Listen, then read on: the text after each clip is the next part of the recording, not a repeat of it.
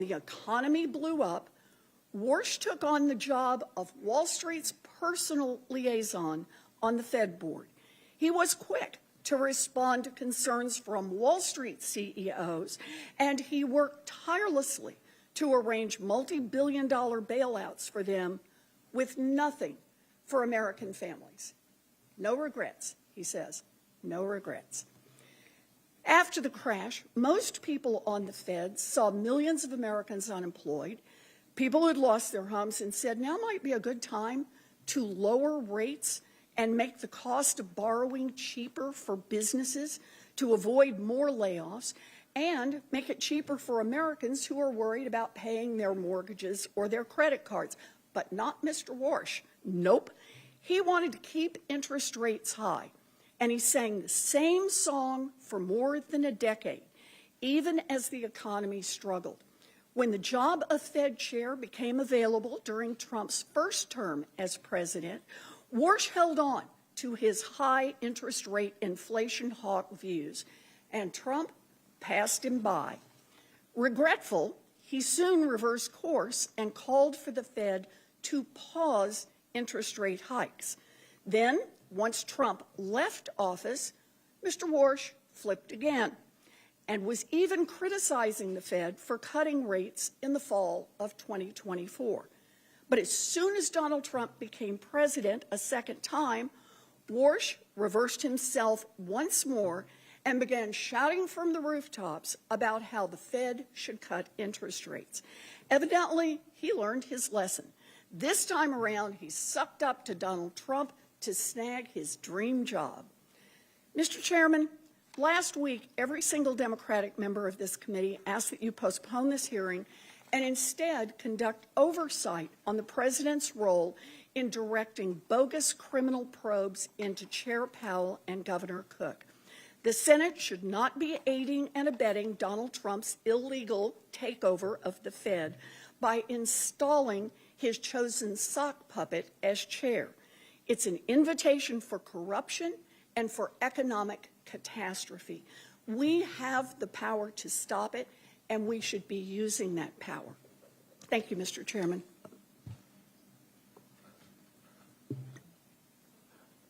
Well, there you have it.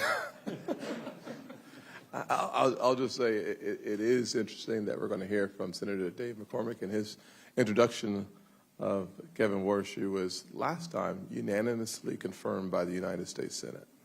Unanimously confirmed by the U.S. Senate. Dave, the floor is yours. Thank you, Mr. Chairman, Ranking Member Warren, distinguished colleagues. It's really a great honor to introduce my friend Kevin Warsh and welcome him and Jane here today. Kevin has been a friend for many years. Winston Churchill observed that for great leaders there comes, and I quote, a special moment where they are figuratively tapped on the shoulder and offered the chance to do a very special thing. What a tragedy, he warned, if that moment finds them unprepared for that which would have been their finest hour. Colleagues, I'm here today to assure you, as someone who knows Kevin and who knows this institution, that Kevin Warsh could not be more prepared for this, his finest hour. There's no one more fitting, no one more qualified to face this consequential moment as the 17th chair of the Federal Reserve. Now, I'm not going to belabor Kevin's academic and professional record. They speak for themselves. Instead, I'd like to tell you about a man who Dina and I worked with decades ago and who has been someone I've called a friend for almost 30 years. President George W. Bush famously appointed Kevin to the Federal Reserve in 2006 when Kevin was just 35. He was the youngest appointed board member in history.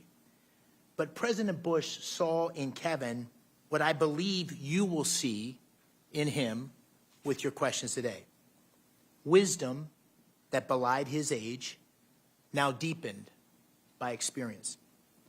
A moral clarity even in the most turbulent of times. a sharp and independent intellect, further strengthened by decades immersed in unforgiving global financial markets, and a deep, honest understanding of how the decisions made in the marble hallways of Washington affect the lives of hardworking Americans. Now, I, unlike many on this committee, have seen these virtues on display across decades of friendship. I first met Kevin in the late 1990s when he and my younger brother were junior associates on Wall Street. And a decade later, we served together in the crucible of the global financial crisis. I as the Undersecretary of Treasury for International Affairs and Kevin on the Fed board. For nearly 2 years, we worked hand in hand to contain the damage and navigate the country through the crisis. And I know that then Chairman Ben Bernanke relied heavily on Kevin during those turbulent times, and I did too. And I've continued to seek his counsel regularly in the years since. Now, Kevin came to Washington all those years ago as an outsider, an idealistic young man determined to serve his country, one who has succeeded beyond all expectations. And he returns today as the ideal candidate to lead the Fed at this most crucial juncture. If confirmed, Kevin will inherit a Federal Reserve in need of repair and confronting serious uncertainty, an overextended balance sheet, a poor record on inflation, and a weak understanding of the profound opportunities offered in today's economy. He is uniquely suited to confront these challenges. He brings a reformer's heart. He will shake up a stagnant institution at a time when change is sorely needed. He possesses a deep understanding of markets and is trusted by leaders across the financial industry.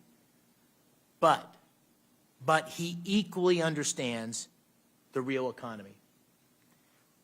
Born and raised in upstate New York, he knows from personal experience how the actions of the Fed can change the lives of working families. It's no small thing.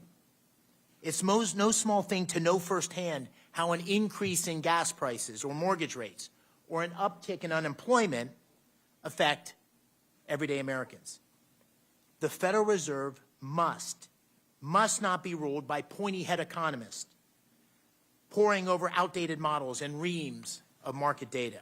It needs a leader. It needs a leader who understands that the Fed's mandate of stable prices and maximum employment serves a higher purpose, the preservation of the American dream. Now, colleagues, Kevin Warsh has lived the American dream. I know in my heart he will always fight to keep that dream alive for all Americans. He is the right man for this pivotal moment, and I urge you not to get caught up in the politics of the moment and support his speedy confirmation. Thank you, Mr. Chairman. Thank you, Senator McCormick. I will now swear in the nominee. Will you please stand and raise your right hand? Do you swear that the testimony that you are about to give is the truth, the whole truth, and nothing but the truth, so help you God? Do you agree to appear and testify before any duly constituted committee of the Senate? I do. You may sit down. Your written statement will be made part of the record in its entirety. Please keep your oral comments to 5 minutes. Mr. Warsh, you are now recognized. Thank you, Mr. Chairman. I appreciate your consideration today. I've known you for quite a while, and I certainly appreciate the many courtesies you've given me, not just since the President's nomination, but long before. It's an honor to be with you, with Ranking Member Warren, and with the entire committee. I'm deeply grateful to President Trump for asking me to take on this public trust, because that's what it is, a public trust. The President believes that real economic growth in the U.S. and real take-home pay will accelerate. I share the President's confidence in our country and its people.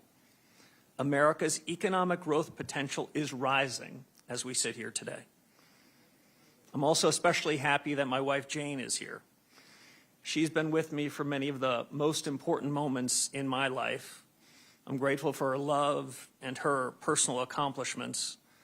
I reciprocate that with somewhat of my own love, though I'm a little more stoic than she. And about every 20 years, I reintroduce her to this committee. She sat behind me 20 years ago, and it was almost 20 years ago to the day, and so let me offer today what I said then. Jane, happy anniversary. I'm also thinking of my late mom and dad. They were paying great attention to this hearing 20 years ago. They're no longer with us, but I was always proud of them and the values they taught me, and I hope they'd be proud of me today. We start today with a note of broad agreement, even though we might have heard different narratives at the outset of this hearing. This is a time of great consequence for the nation's economy. As a former Fed governor and friend or colleague of the last 5 Fed chiefs, from whom I've learned plenty of lessons, I'm particularly alert to the challenges and opportunities confronting the institution that I cherish, the Federal Reserve. To the President, to the Congress, the nation, I owe my best judgment and my most faithful efforts in serving the mission that you and Congress assigned to the Federal Reserve, including full employment and stable prices. The American people are counting on the Fed to deliver on its commitments, perhaps now more than ever. The real highlights of my life are not on my resume, as Senator McCormick said. They include the individuals with whom I worked and from whom I learned. I graduated from high school in upstate New York. I had some exceptional teachers there and some brilliant classmates. I've learned we're lucky in life if we start out with good influences in learning and in character. A public school education gave me both of these, and I'm grateful. I made my way to Stanford and found myself in the company of some of the most highly accomplished economists and policymakers. George Shultz, former Secretary of State and Treasury, was among the great patriots at the Hoover Institution, who I came to know as a teacher, mentor, and friend. He passed away right after COVID at age 100, but I still feel him with me. I could not have imagined a better formative experience than working from and learning from folks like him. I could tell you about all the things I learned, but maybe the most important was to be around people completely devoted to the ideas and ideals of our country. Silicon Valley in the early 90s, another fitting backdrop for all the things we confront today. I found myself in the right place at the right time. The U.S. was at the vanguard of a new era of technological leadership, and I just looked out my door to see it. Now, in the last 15 years, I've gained deep experience in macro and in markets, working with Stan Druckenmiller. He never held a position in government, but is no less a patriot. He never got a PhD in economics, but I don't know a finer economic thinker. Without their guidance and the guidance of Condi Rice, my friend and I should say my boss at the Hoover Institution, I doubt I would be sitting before you today as the President's Fed Chairman nominee. But I'm certain of one thing. Absent their tutelage, absent their example, I would not be as prepared for the urgent, mission-critical task at hand. In between these bookend experiences, I served quite a while ago as a governor at the Federal Reserve. At the onset of the financial crisis. As Senator Warren said, our central bank played an indispensable role, and we benefited enormously from the credibility that our predecessors had built up and passed down to us, governors of the Fed at the time.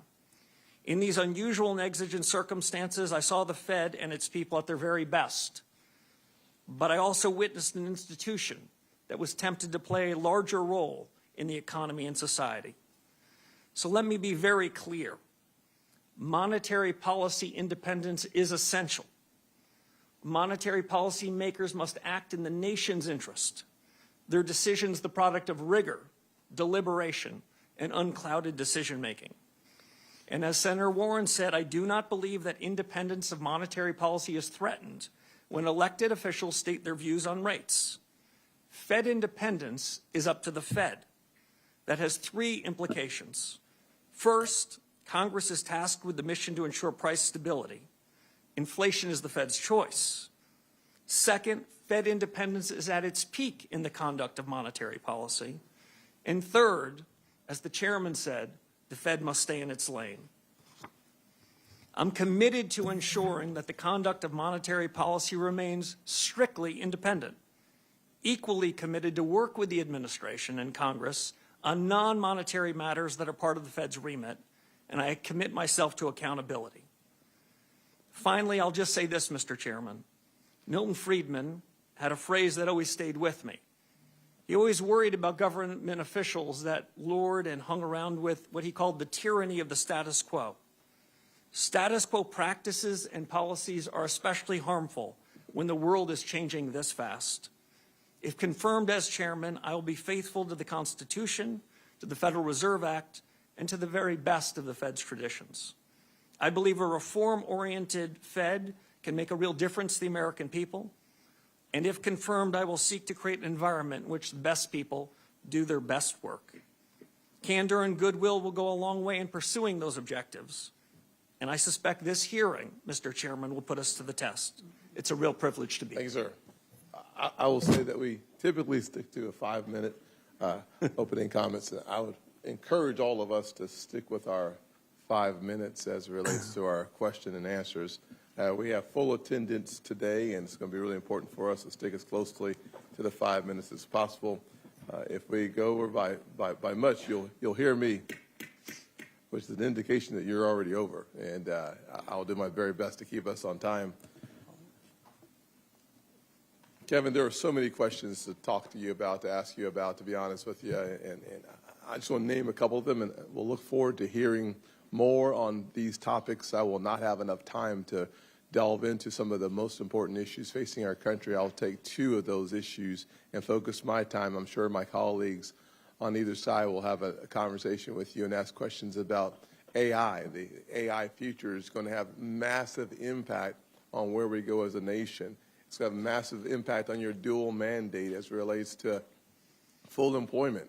Our production may go up while our employment stays flat. So this is a really important question that at some point we should delve into. I also think that someone should spend some time talking about our balance sheet. We have nearly a $7 trillion balance sheet at the Federal Reserve.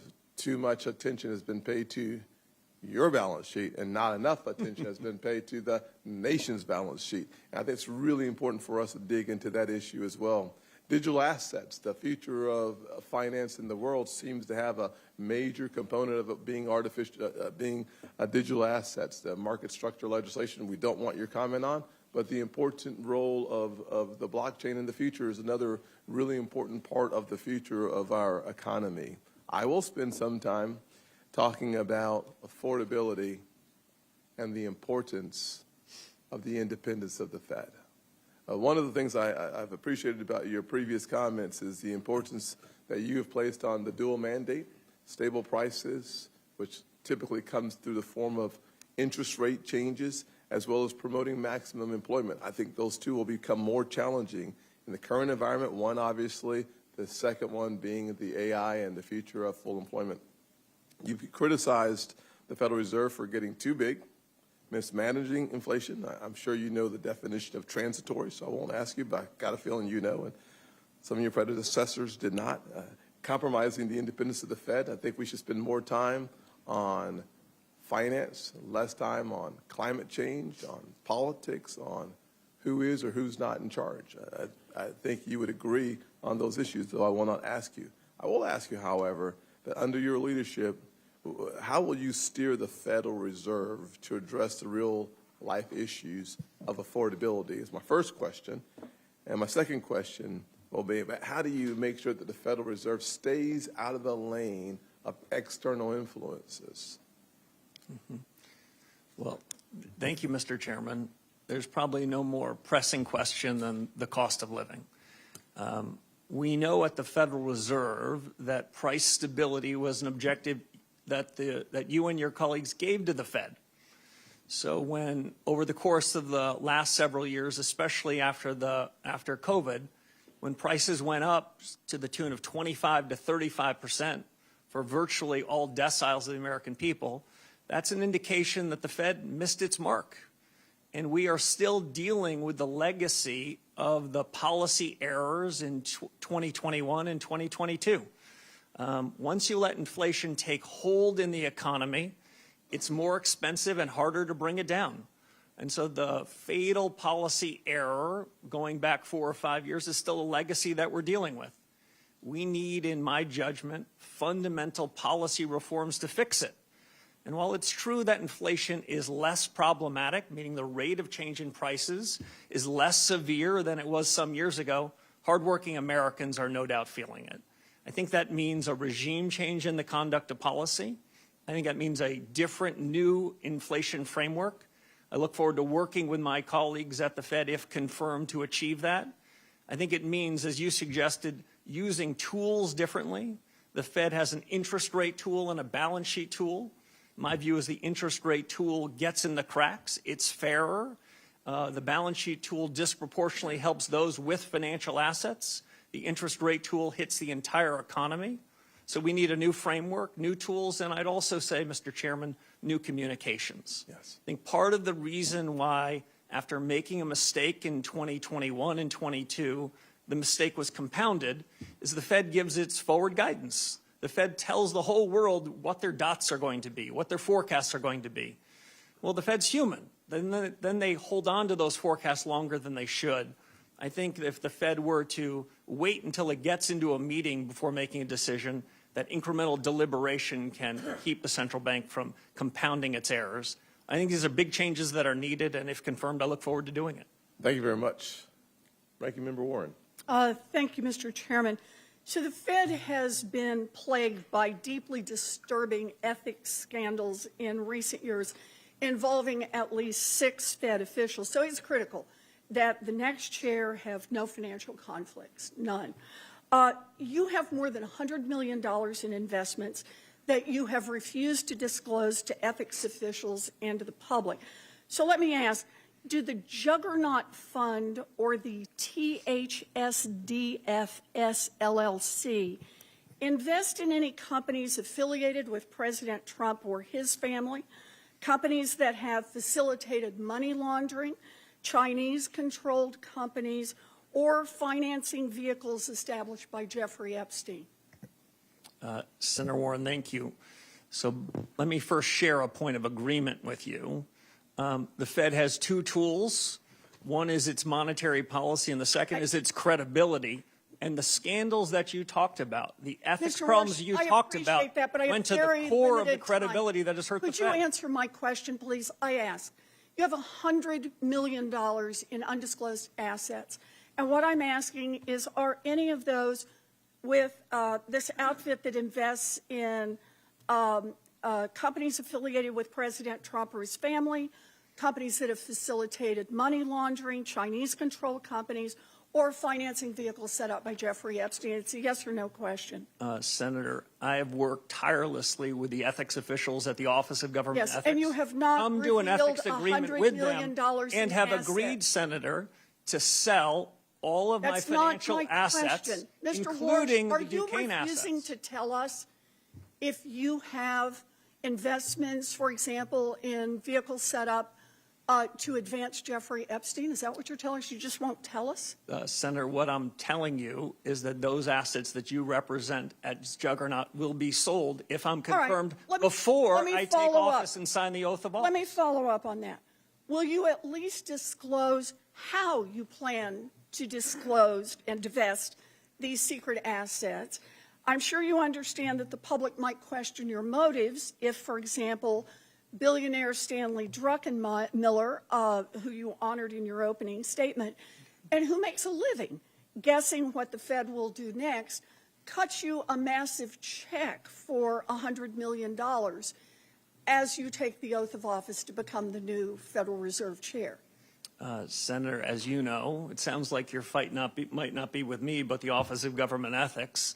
I have come to full agreement with them and have agreed to divest all of those assets, I'm asking you especially a very those that you straightforward referenced question, before Mr. I take Warsh, the oath of office. and that is, will you disclose how you divest those assets, or will you just collect a check for $100 million from someone whose whole business is betting on what the Fed will do?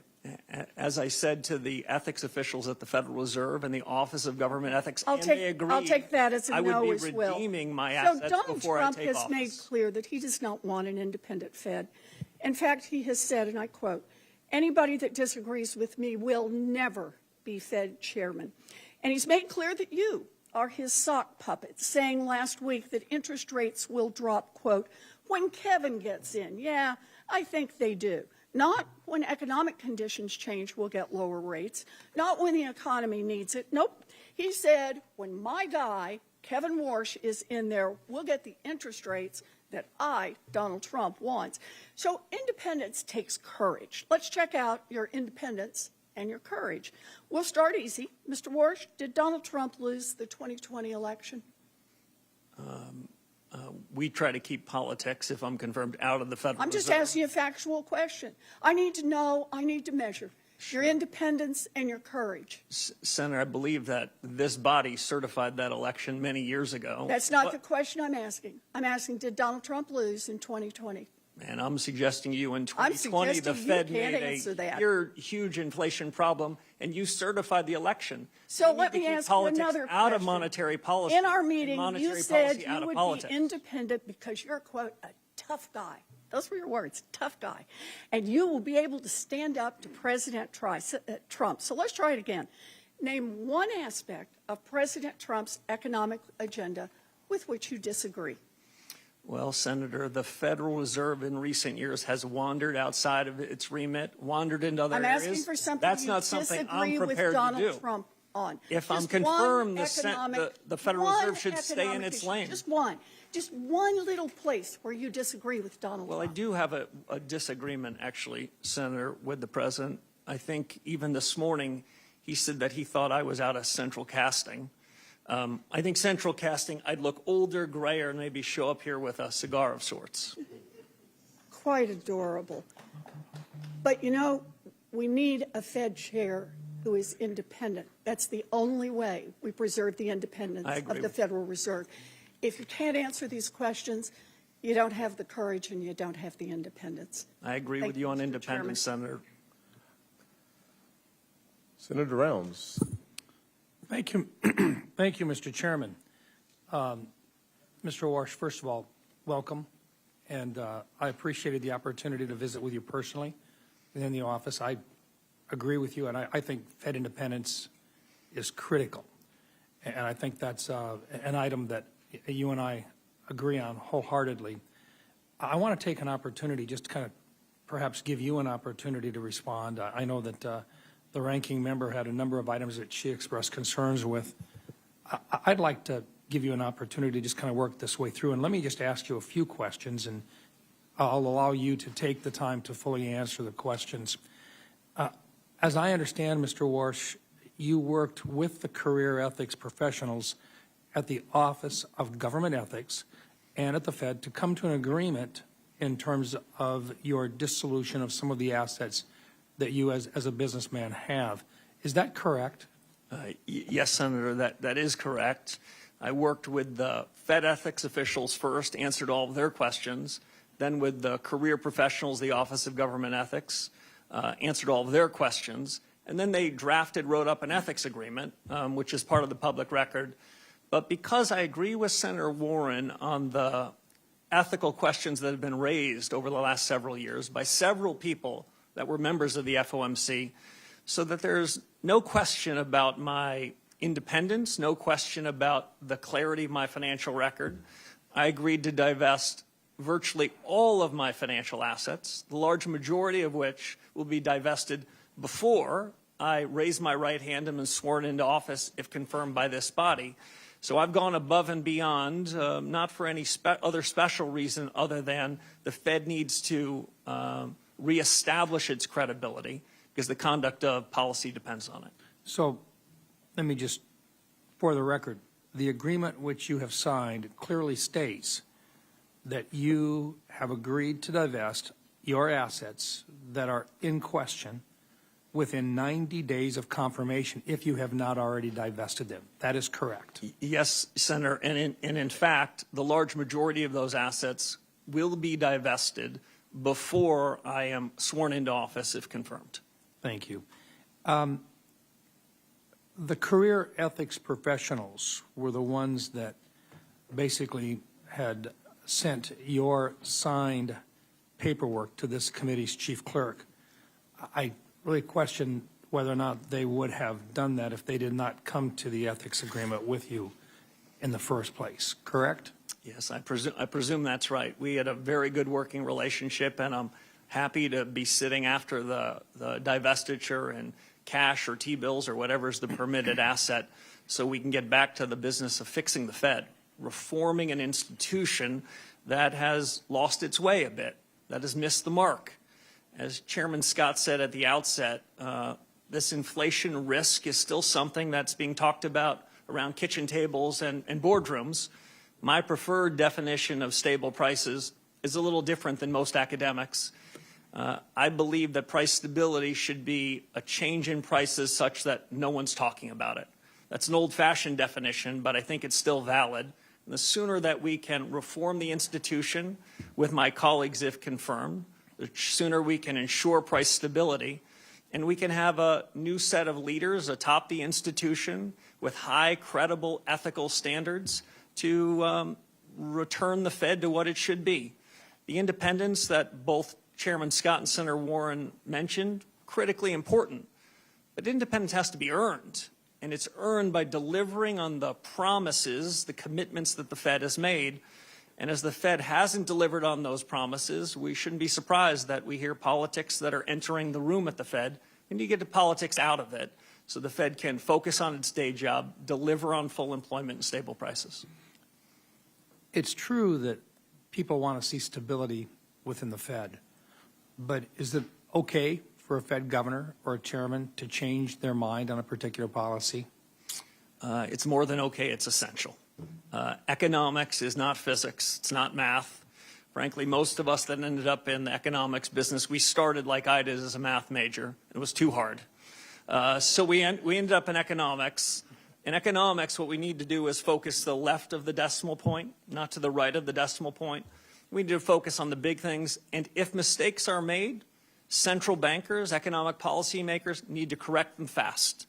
The real mistakes, the mistakes that cause inflation to be persistent, to undermine hardworking Americans' standard of living, and when those mistakes go on. Thank you. Thank you, Mr. Chairman. Yes, sir. Senator Reed.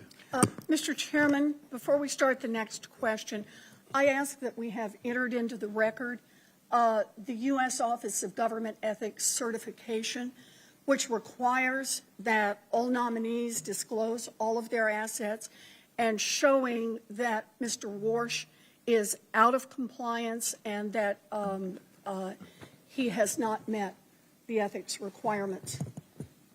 Without objection, I will note, however, that what has been clearly articulated is that he will, according to his agreement with OGE, do what many others have done as well within 90 days, be not only in compliance, but to have divested himself from any assets that are in question. Mr. Chairman, can I ask? I don't think we've had other nominees who are out of compliance and not disclosing at the time they come before the hearing. Not on this committee, that's correct. Not in this committee. Before we, here's what we're not going to do.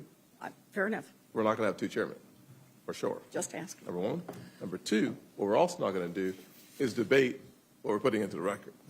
And finally, what we are going to do is have a conversation about America's economy. And frankly, we all deserve the opportunity to ask our questions. We don't get to figure out the answers, but we do get to ask our questions. And I hope that we are able to continue in that direction. As long as we are, we're going to have a very good hearing. And if we're not, then I will find a way to help us to expedite getting back on track. Senator Reed. Thank you very much, Mr. Chairman, Mr. Walsh. Until you dispose of all the assets you've identified to the Office of Government Ethics, you will not be in compliance. Is that correct? That's not my understanding. My understanding is that a signed ethics agreement provides duties and responsibilities on me and duties and responsibilities on the government, and that's what the nature of the ethics agreement is. You have an agreement that within 90 days, you will dispose of all your assets. All your assets. Is that correct? Senator, I have an agreement within 90 days so that there is no appearance of anything inappropriate, that I would divest all of my assets, the majority of which before sworn in. What I've disclosed, Senator, is all the information that is mine to disclose. I've shared all information about assets that I control and that I can share, which I did much to the satisfaction of the Government Ethics Office. Excuse me. What you've said is that you will take the oath, if confirmed as chairman, with assets that have already been identified as presenting potential conflicts of interest. Will you agree to not take the oath until you have fully disposed all the assets that you've been identified? Senator, I'll agree to take the oath pursuant to the terms of the ethics agreement that I struck with the Office of Government Ethics. I don't think anyone could do more than that other than me. I've agreed to divest even more assets, that I will have virtually no financial assets. The divestiture is totally up to you. You can select what assets you're disposing of, what assets you're keeping. Is that correct? And then still be sworn in as chairman. The divestiture is up to the agreement that I struck with the Office of Government Ethics. Who makes the decision as to what assets are divested, you or the Office of Government Ethics? Both of us. That's why it's an agreement. Excuse me. I must commend you on the way you can circularly go around questions and not answer them. It's a skill. Unfortunately, it's not a good skill for the chairman or of the Federal Reserve Board. We typically ask questions and expect to get direct, faithful answers. You haven't given them to the ranking member, and you're not giving them to me. So, again, you feel you will not be, you will be compliant if after 90 days you still have a significant number of assets that have been identified as presenting conflicts of interest. Is that your view? No, Senator. If I were to violate the ethics agreement, I would not be in compliance. If I follow the agreement, I will be. Well, that's your position. I think others would differ. When you sell all your assets, where are you going to place the proceeds of those sales? I believe that Chairman Powell has placed them in sort of funds which are very difficult to individually influence. Do you propose to do that? Yeah, I propose to put them in permissible assets that are as close to cash or treasury bills as I possibly can. I haven't selected anything, but it will be as plain vanilla as possible so that there would be no appearance or reality of having any influence. We'll be sitting in something like cash. Okay. Now, the question of independence is just one that I think will dominate these proceedings. This morning, President Trump was asked on CNBC, will you be disappointed if your new Fed chair doesn't cut rates right away? And President Trump answered, I would. It's very hard to separate President Trump's obsession with rate cuts, his attacks on the Federal Reserve, on Chairman Powell particularly, and your nomination. So this independence thing seems to have evaporated quite quickly between President Trump's statements and your positions. Again, you maintain you'll be independent of President Trump? Yes, Senator, I do. Well, President Trump constantly maintains that nobody's independent of him, that it's his morality that guides the whole United States government, including the Federal Reserve, and that you will be someone who will carry out his wishes. Frankly, do you suspect that he chose you because you indicated to him that you want to cut rates? Senator, I don't know the reason for the president's choice, but I can tell you what I've been writing about for 15 years and what I said to the president, which is you're going to I'll cut rates if you give me the job. No, that's not what I said, Senator. Now, the president, as you might know, much like virtually all presidents I've either known or studied, presidents tend to be for cutting rates. I think the difference is President Trump expresses it quite publicly without surrogates or subterfuge, but presidents want lower rates. But Fed independence is up to the Fed. Fed That's leadership nonsense. has to make a decision about what's the right thing to do. No. In my judge, You're a leader. You're the leader. You establish the moral and ethical standards and economic principles of the Fed. And you just pass it off to, well, you know, it's not my job, it's everybody's job. That means it's nobody's job. Thank you. Senator Tillis, Mr. Chair, before my time starts, can I make a parliamentary inquiry? certainly.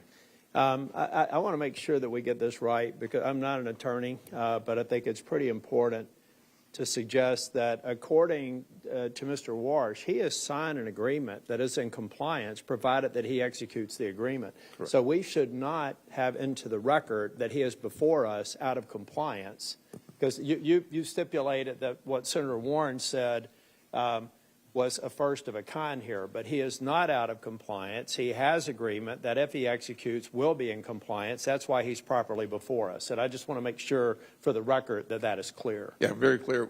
Let me just say it. I'm going to reiterate what you just said, but I was writing it down myself. The Office of Government Ethics has entered into an agreement with Kevin Warsh that he has up until 90 days after confirmed to divest of his assets. So the word, I mean, to non-attorneys here, I heard someone say he's before us out of compliance, and that's why I checked with the staff to be absolutely certain. He is properly before us. He will be in compliance if he executes agreement that addresses the concerns that have been presented by some of my colleagues on the other side of the aisle. I just want to confirm for the record that that is in fact accurate. So if we're doing a matter here of, is this parliamentary inquiry? Is that what this is? I've made a parliamentary inquiry, so I'm not burning my time on something I that I thought understand. felt like a cheap shot to say he's out of compliance when in fact he's not. Then I'd like to ask the other question, and that is, have we seen this agreement? Do we have any way to verify that, in fact, these sales will occur if we have no idea what's in them and no one has told? And let's remember the law for a minute. The Fed, unlike other parts of government, do not have a 90-day you can be out of compliance. Fed law is explicit that you cannot own any portion of a financial interest in a bank. or a Mr. President, financial Mr. Chairman, excuse me for interrupting. This- Senator, Now I'm are going we to let gonna- the attorneys take Are over. we going to all get extra time here? No. I'd like extra 3 minutes, All right. okay? Mr. Chair, I just, for the record, and the only reason I say That was a parliamentary inquiry, so it doesn't count, Yeah. But, okay? Mr. Chair, the reason I mentioned that is because you had stipulated it. I don't think you meant it this way, but you as a chair said that this is the first of a kind of someone being out of compliance. I don't think you meant that. I wanted to make sure it was clear for the record. Well, let me just be very clear again. The career ethics professionals were the ones that sent Mr. Warsh's signed paperwork to this committee's chief clerk. They would not have done so if they did not come to an ethics agreement with Mr. Warsh. Mr. Kennedy, Senator Kennedy does raise a good point. We are going to stick to our timeline, and I appreciate you raising the point of how long an inquiry can go on, and that does not buy you more time unless, of course, we all decide we want more time, and then I would rule on that, and I would rule against it. Thank you, Mr. Chair. Mr. Warsh, congratulations. You can't count this as a date with Jane, particularly this one. I think probably the first hearing was a little less acrimonious. I'm not going to ask you anything. You can take a break and get ready for the bludgeoning on the other side. They're going to beat you till you bleed, and then they're going to beat you for bleeding. I'm going to talk about what's preventing me from being in a position to vote for you until we've spent time together in my office. You have extraordinary credentials. They're impeccable. I think the way you're dealing with the ethics issue is strong. Problem I have is where we are right now. And I start by saying I loved your opening statement. I love your focus on the independence of the Fed. I love the idea of Fed independence with respect to achieving the dual mandate, but Fed transparency on so many other things that the Fed does that, frankly, we're all frustrated with, bank examination, supervision being some among them that I think we should have more insight into. Mr. Chair, I'd like to submit for the record 2 executive orders under President Trump, one in 2020 and one in 2025, talking about making federal architecture beautiful again and focusing on trying to preserve the integrity of old buildings. Without objection. Thank you. And, Mr. Chair, I will be submitting an analysis, but if we can go to slide 2 and turn it up right. Much has been made about the building project that has Chair Powell under investigation. I'm not going to get into the details except to say that I used to work for a firm that did audit and compliance, so I'm naturally wired to go back from the ground up and figure out what the deal is. Here's what I know. The Martin building has been conflated into this project to make it a $4 billion building. Even if you put the Martin building in, it's a $3 billion building.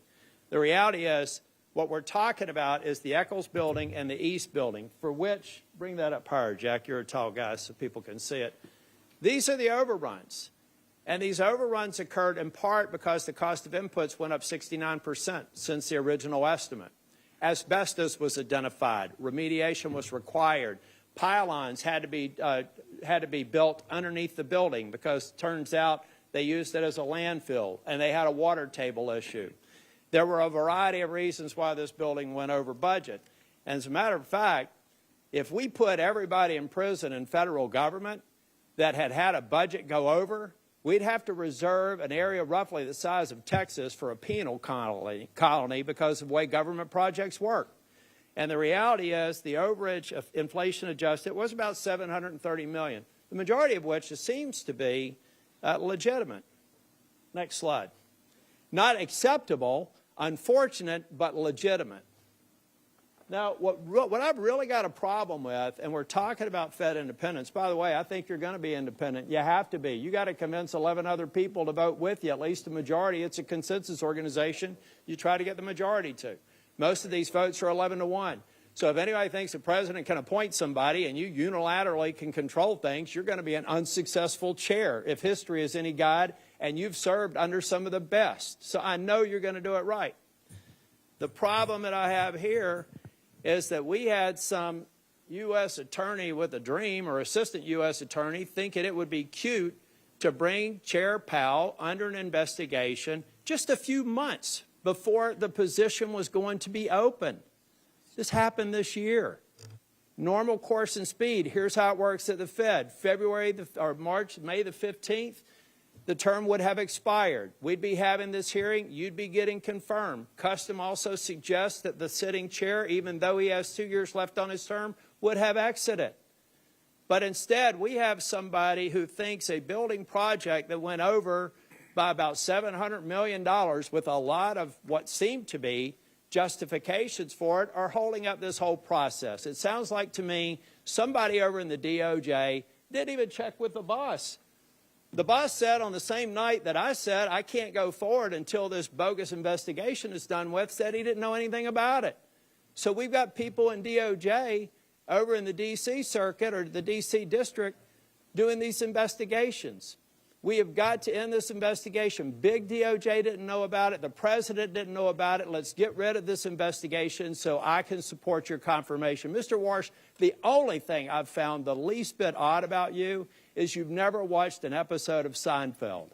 You've spent so much time at being a rock-solid economist that you're not even taking time away for a little laugh like that. I look forward to supporting your nomination, and I look forward to this investigation being taken down. If the chair wants to have all of our subcommittees start looking at capital expenditure projects for the agencies that we're overseeing, I think that's a great idea. And I'd like to be on a committee specifically drilling down on this analysis. If somebody can prove me wrong, I'd be happy to make a criminal referral. But I don't have the D.C. Circuit tell me a crime was committed when 7 members on this committee said it wasn't, including the chair. Thank you, Mr. Chair. You're welcome. Only one question. What is Seinfeld? Senator Van Hollen. Mr. Chairman, thank you. Mr. Warsh, good to see you. Reviewing your record, I am concerned that your position on interest rates seems to shift with what's politically convenient rather than based on sound economic judgment. In the aftermath of the 2008 financial crisis, the worst recession since the Great Depression, with some of the worst unemployment in our lifetimes, you were a hawkish voice, expressing concern that the Fed might wait too long to raise rates.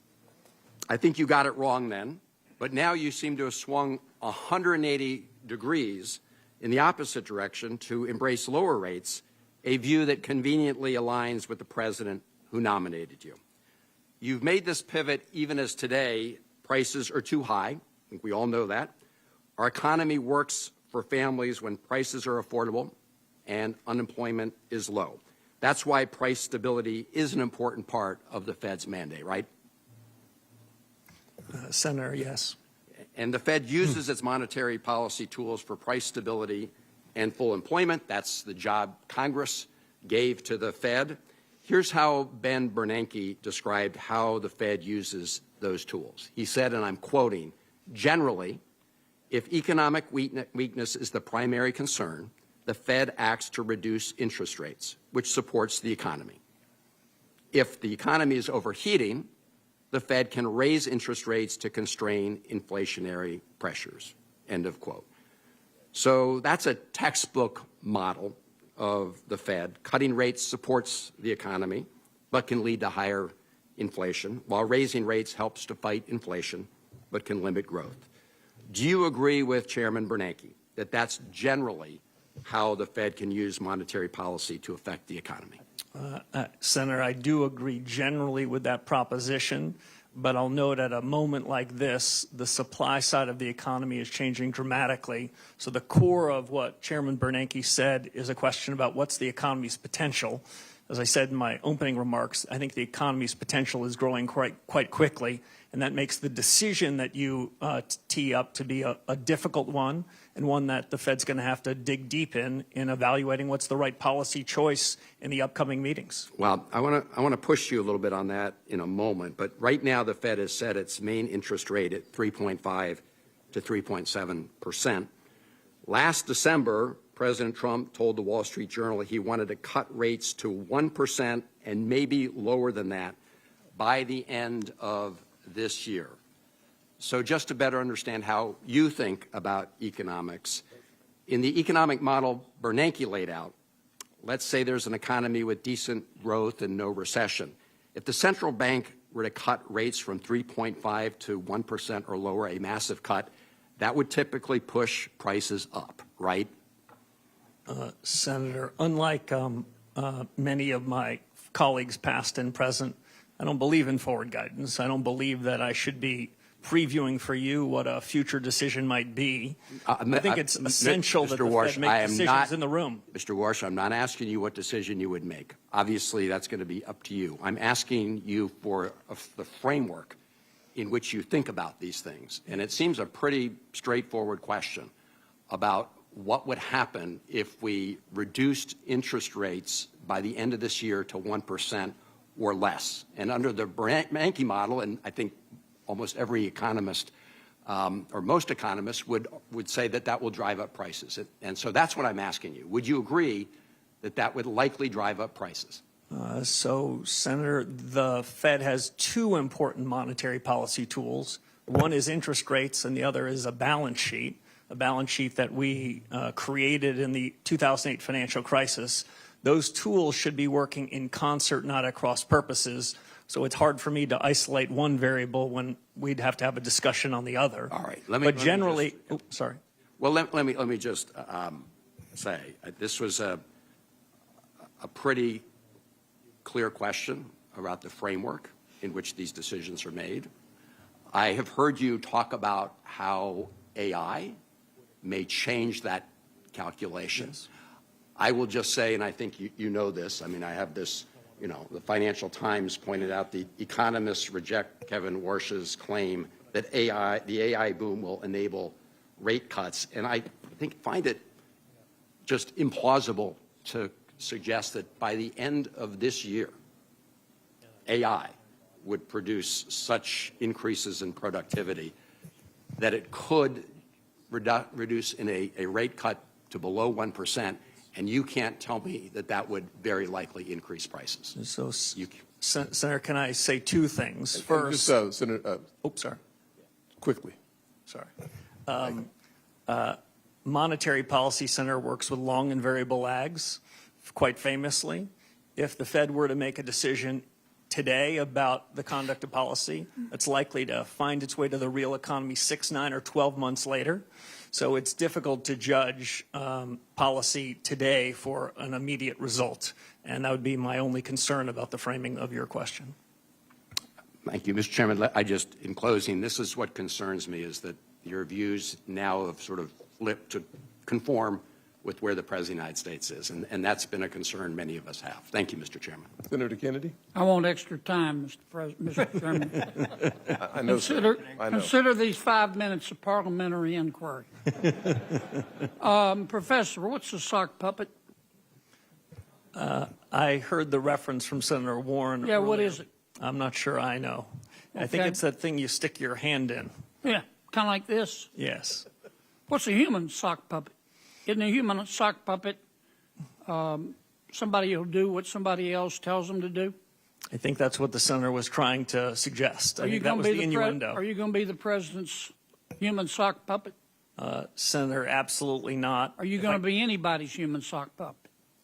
No, I'm honored the president nominated me for the position, and I'll be an independent actor if confirmed as chairman of the Federal Reserve. My friend Senator Warren, and she, as my friend, suggested that, I wrote it down, you will use your power, you might use your power to bail out your friends if they get in trouble, kind of like President Biden did with Silicon Valley Bank and Signature Bank. She didn't say the last part, I just did.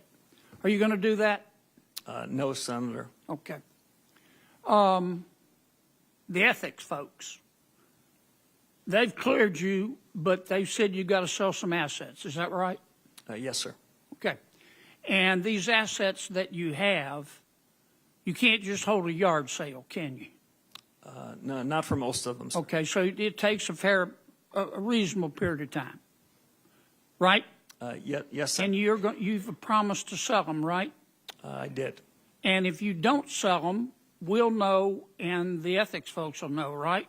Yes, I'd be in violation of the ethics agreement if I refuse to sell them. But you're going to sell them, right? Yes, Senator, I will. Okay. Can we agree that politicians have the right to offer you advice about what to do with interest rates?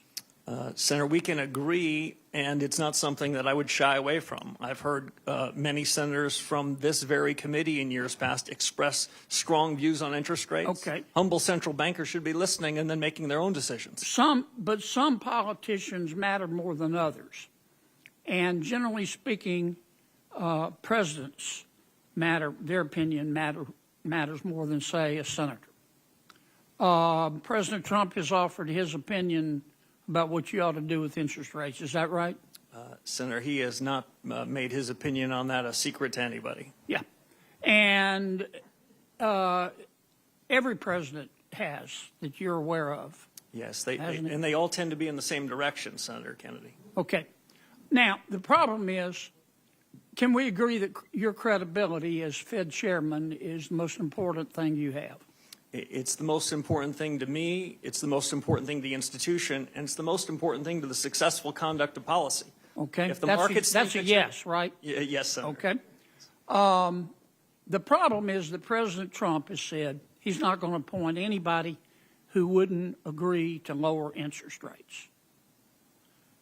Have you agreed with the president that you're going to lower interest rates?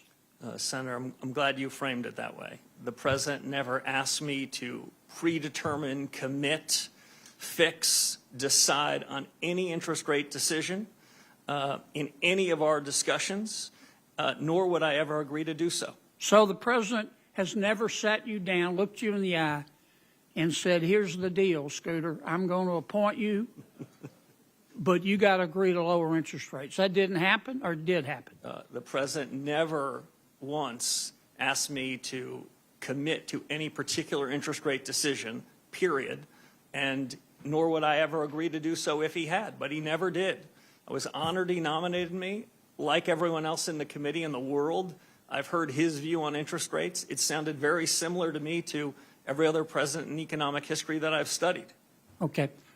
I've got one more question because I'm about to run out of my parliamentary inquiry time. I've heard your argument the last few months about artificial intelligence has made us so productive, labor so productive that companies don't have to raise prices. Therefore, inflation isn't a problem. Therefore, rates can be cut. Do you really believe that right now?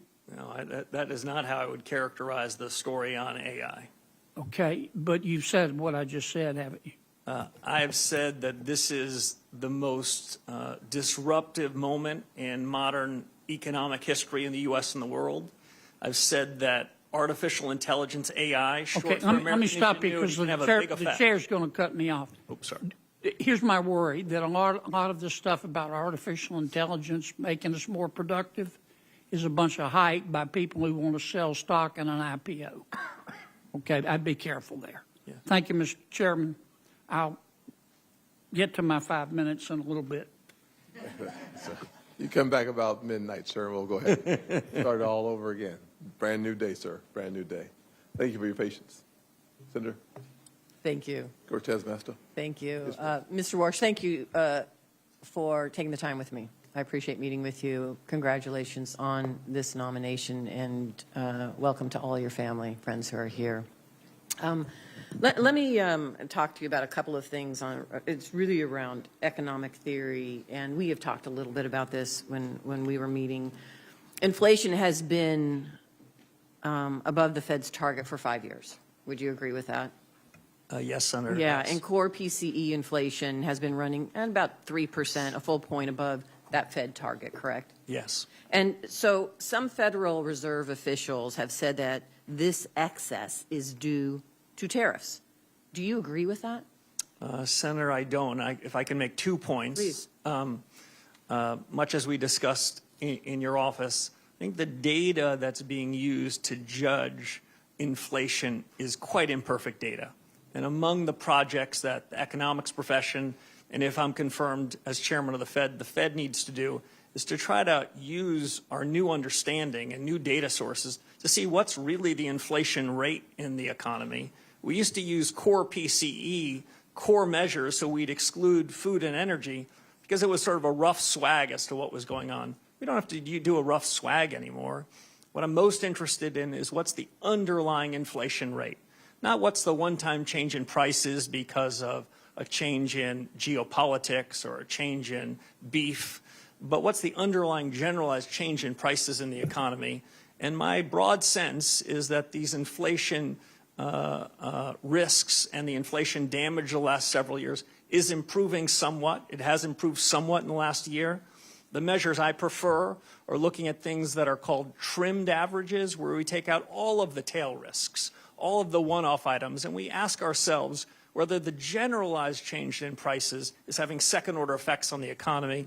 Again, they're not where they should be, but I think that the trend is quite favorable. And these trend averages and the data that you're looking at now, it's not traditionally the norm that economists would use in this position. Is that correct?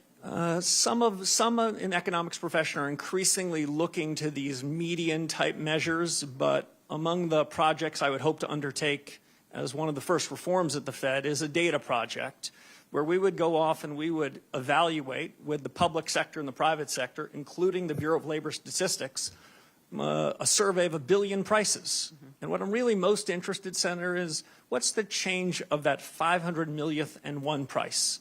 Because that's inflation. That's a change in the generalized level. In a market economy, prices change all the time, and I don't want to be confused by that. I want to know what inflation really is, and I still think there's some work to do.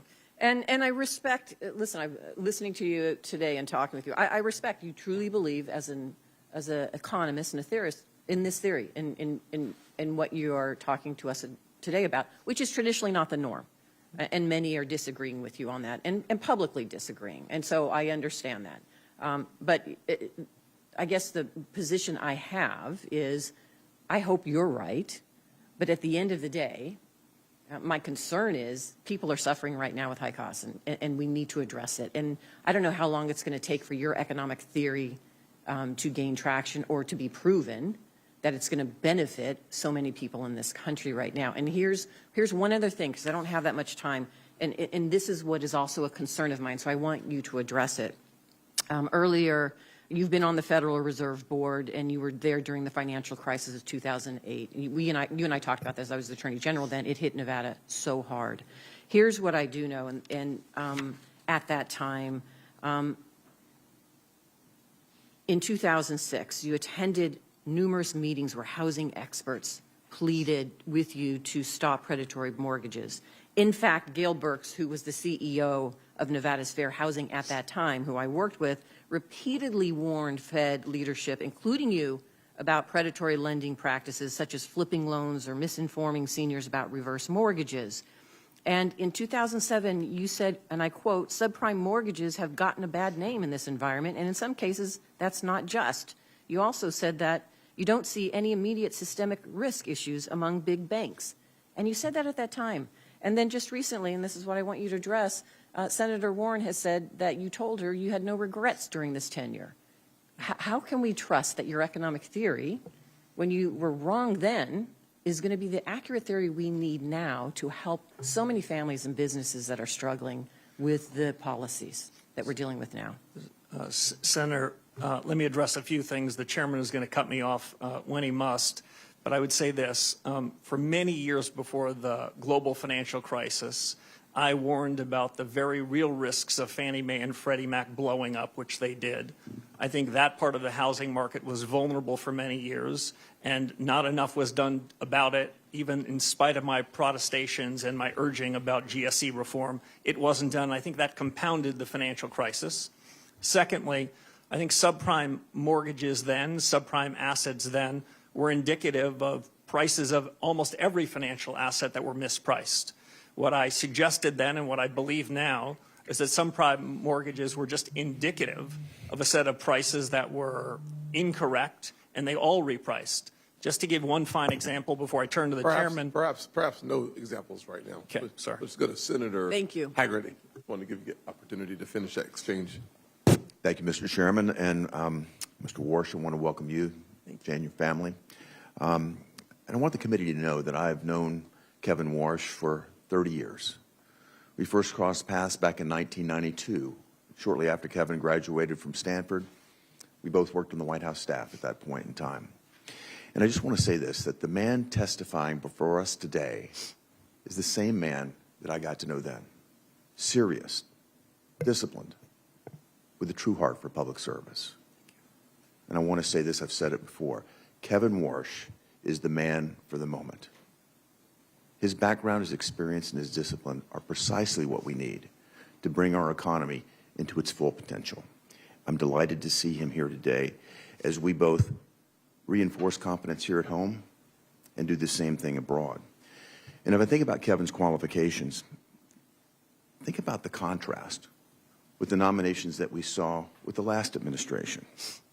I think this committee will recall that President Biden nominated a prospective federal bank regulator, frankly, a graduate of Moscow State University in Russia, who advocated for replacing private bank deposits with retail accounts held at the central bank. Those who might criticize Kevin for his private sector success miss the point.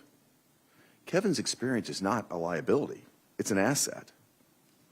It brings a practical understanding in terms of how markets function to bear, how capital is allocated, and how policy decisions shape the real economy.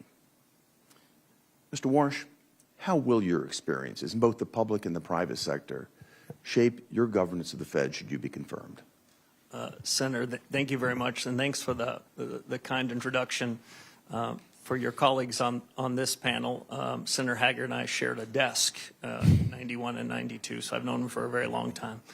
I think my prior experience at the Fed, which some of your colleagues made reference to, are going to allow me to hit the ground running. This is as consequential a moment for the U.S. economy and, frankly, for the institution as any point since the late 1970s.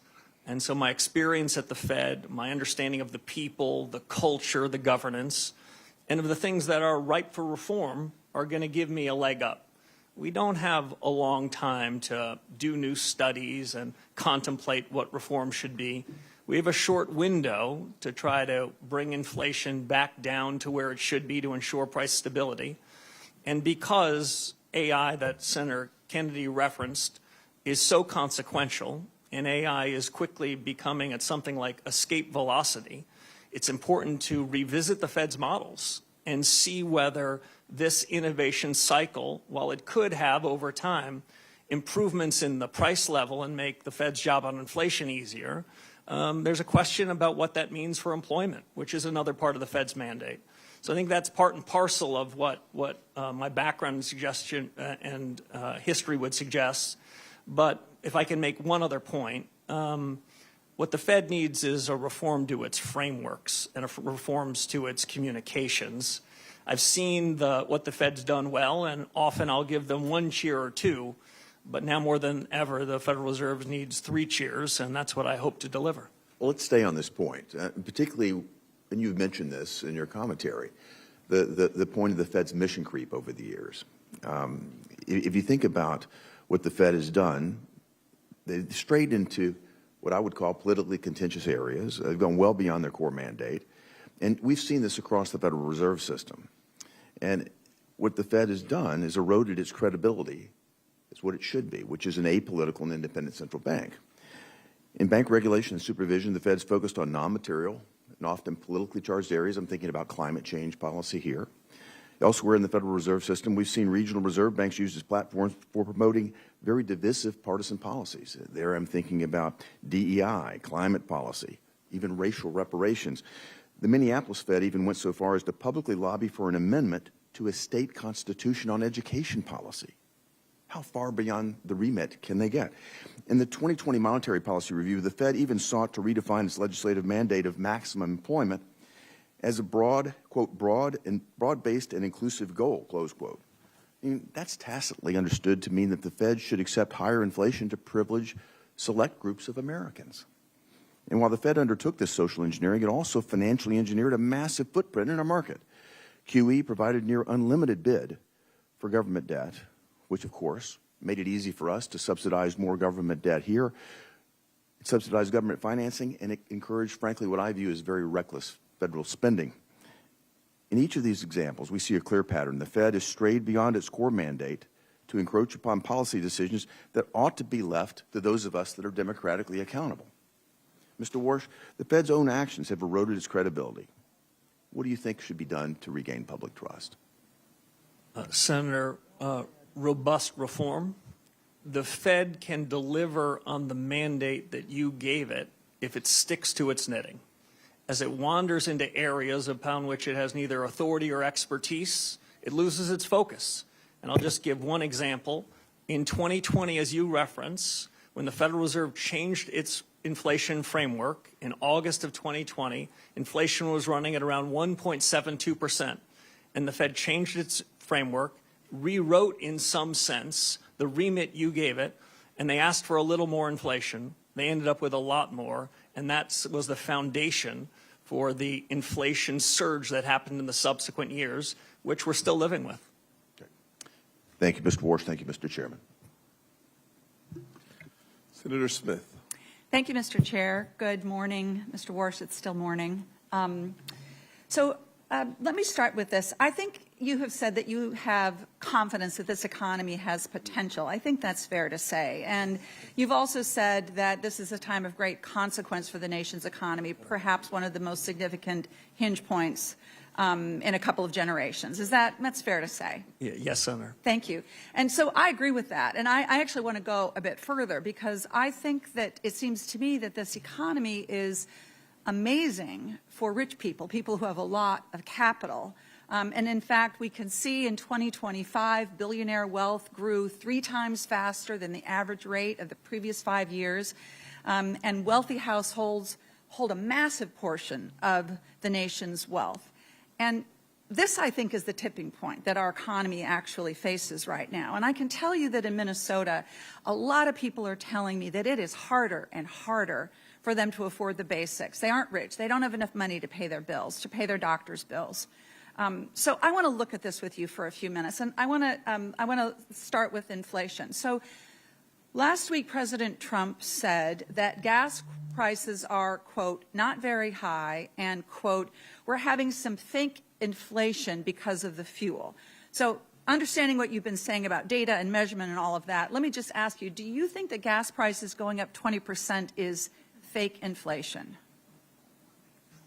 Senator, the gas prices like beef prices, eggs, milk, and the rest, they move, and when they move in the wrong direction, American people are hurting by it. There's no question about it. That's right. American people feel it. It's not fake to them. It's money that they don't have in their pocket because gas is up 20%.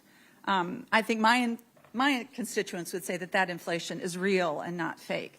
Okay, so let's look at unemployment. At the State of the Union, the president said, quote, the roaring economy, excuse me, this is the quote, the roaring economy is roaring like never before. So do you agree with that statement? Is that how you see the economy, that is roaring like never roaring before? So Senator, if I can clarify two things. One, there's a difference between the change in prices and inflation. The change in prices happen in a market economy. When inflation moves up, that's because the Fed had something to do with it. Now, on the state of the economy, I would say that the broad contours of the economy are improving. The potential of the economy, the real results of the economy are improving, but I think it can improve more, and I think in the years ahead, I think the economy's potential is strengthening. So, you know, the reality is that the economic data, understanding what you're saying about economic data being not imperfect, that there was almost zero job growth in 2025. And so that looks to me like not a roaring economy. It looks like a weak economy, which is what my constituents are telling me back in Minnesota. Let me go to one last look at this. Around the country, the average cost of home insurance rose 12% last year. Now, in my home state of Minnesota, not a coastal state, premiums rose 34% in 2025. This is, of course, caused by extreme weather events, hail, floods, tornadoes, hurricanes, climate change. So is that inflationary in your perspective? Is that increase in home insurance, property and casualty insurance, isn't that inflation? So, Senator, if I can answer two questions that I think I heard, and we talked about both of these in your office. When we look at the payroll numbers every month and we ask ourselves whether it's good or bad, the job you gave to the Federal Reserve is to ensure we're at maximum sustainable employment. I think broadly speaking, the economy is running about close to full employment, though we never know what the right number is. So if Americans that want a job can find a job, then by the Fed's metric, we're at full employment. On the question of insurance premiums and the rest, when I look broadly across the economy, I would say when we look at health care, when we look at education, we look at housing, those prices have tended to go up more. In the less regulated parts of the economy, we've seen a downward structure, a downward change in prices, and we try to aggregate them the best we can. But I'm not exactly sure what your point is there, but I would just say that my point here is that rising home insurance rates caused by increasing extreme weather events, climate change, is another inflationary pressure that people in my state are dealing with. And this, of course, the reason I'm focusing on this is because I'm worried that because of the pressure that you are going to be under from the president to lower interest rates, that this inflationary pressure that my constituents are feeling is going to get worse and not better. And so I don't have time to ask my last question, but it is literally this. The president has said that he demands that the next Fed chair will lower interest rates. And I take him at his word at that, and that is what causes me such grave concern here. Thank you, Mr. Chair. Yes, ma'am. Senator Lomas. Thank you, Mr. Chairman. Welcome, Mr. Warsh, and congratulations on your nomination. And thanks for appearing before this committee, and taking both the positive questions and some of the hostility. I apologize for my colleague's behavior when it strays outside of decorum. My first question is about the balance sheet of the Fed. What is your view about the size of the balance sheet currently? Thank you, Senator. As we talked about in your office, the Fed balance sheet has played a particularly, I think, unhelpful role in helping the Fed achieve its dual mandate. The senator had just mentioned what she described as the increase for financial assets relative to real assets. Well, part of that is the Federal Reserve. The Fed is not blameless in that as it's grown the Fed's balance sheet, grown its imprimatur on the economy, those with financial assets have benefited from it. The reason why I prefer monetary policy to use interest rates as the dominant force is interest rates affect a far broader cross-section of the economy. Interest rates get in the cracks. If we were to cut rates, then broader number of people will benefit from it versus quantitative easing, which tends to move through financial assets first. Half of our fellow Americans don't own any financial assets, so they're wondering what's in it for them. Broadly speaking, Senator, on the balance sheet, I was involved in 2008 and 9 in response to the global financial crisis that Senator Warren referenced, and we used extraordinary measures and created a bigger balance sheet. But we agreed to do that only in the times of emergencies, only when interest rates were pinned to zero. The big balance sheet has become an ordinary recurring force, and I think has been quite unhelpful, and is part of the reason why the Fed is in the business of politics. Slowly and deliberatively, I believe we need a smaller central bank balance sheet. It took us 18 years to create this big balance sheet that's done quite a bit of harm, it strikes me, to the Fed's credibility. Working with the Treasury Secretary, we're going to have to find out a way in which we can take the balance sheet and make it smaller, because a large balance sheet where the Fed owns more outstanding debt than many parts of the financial markets, that's fiscal policy in disguise.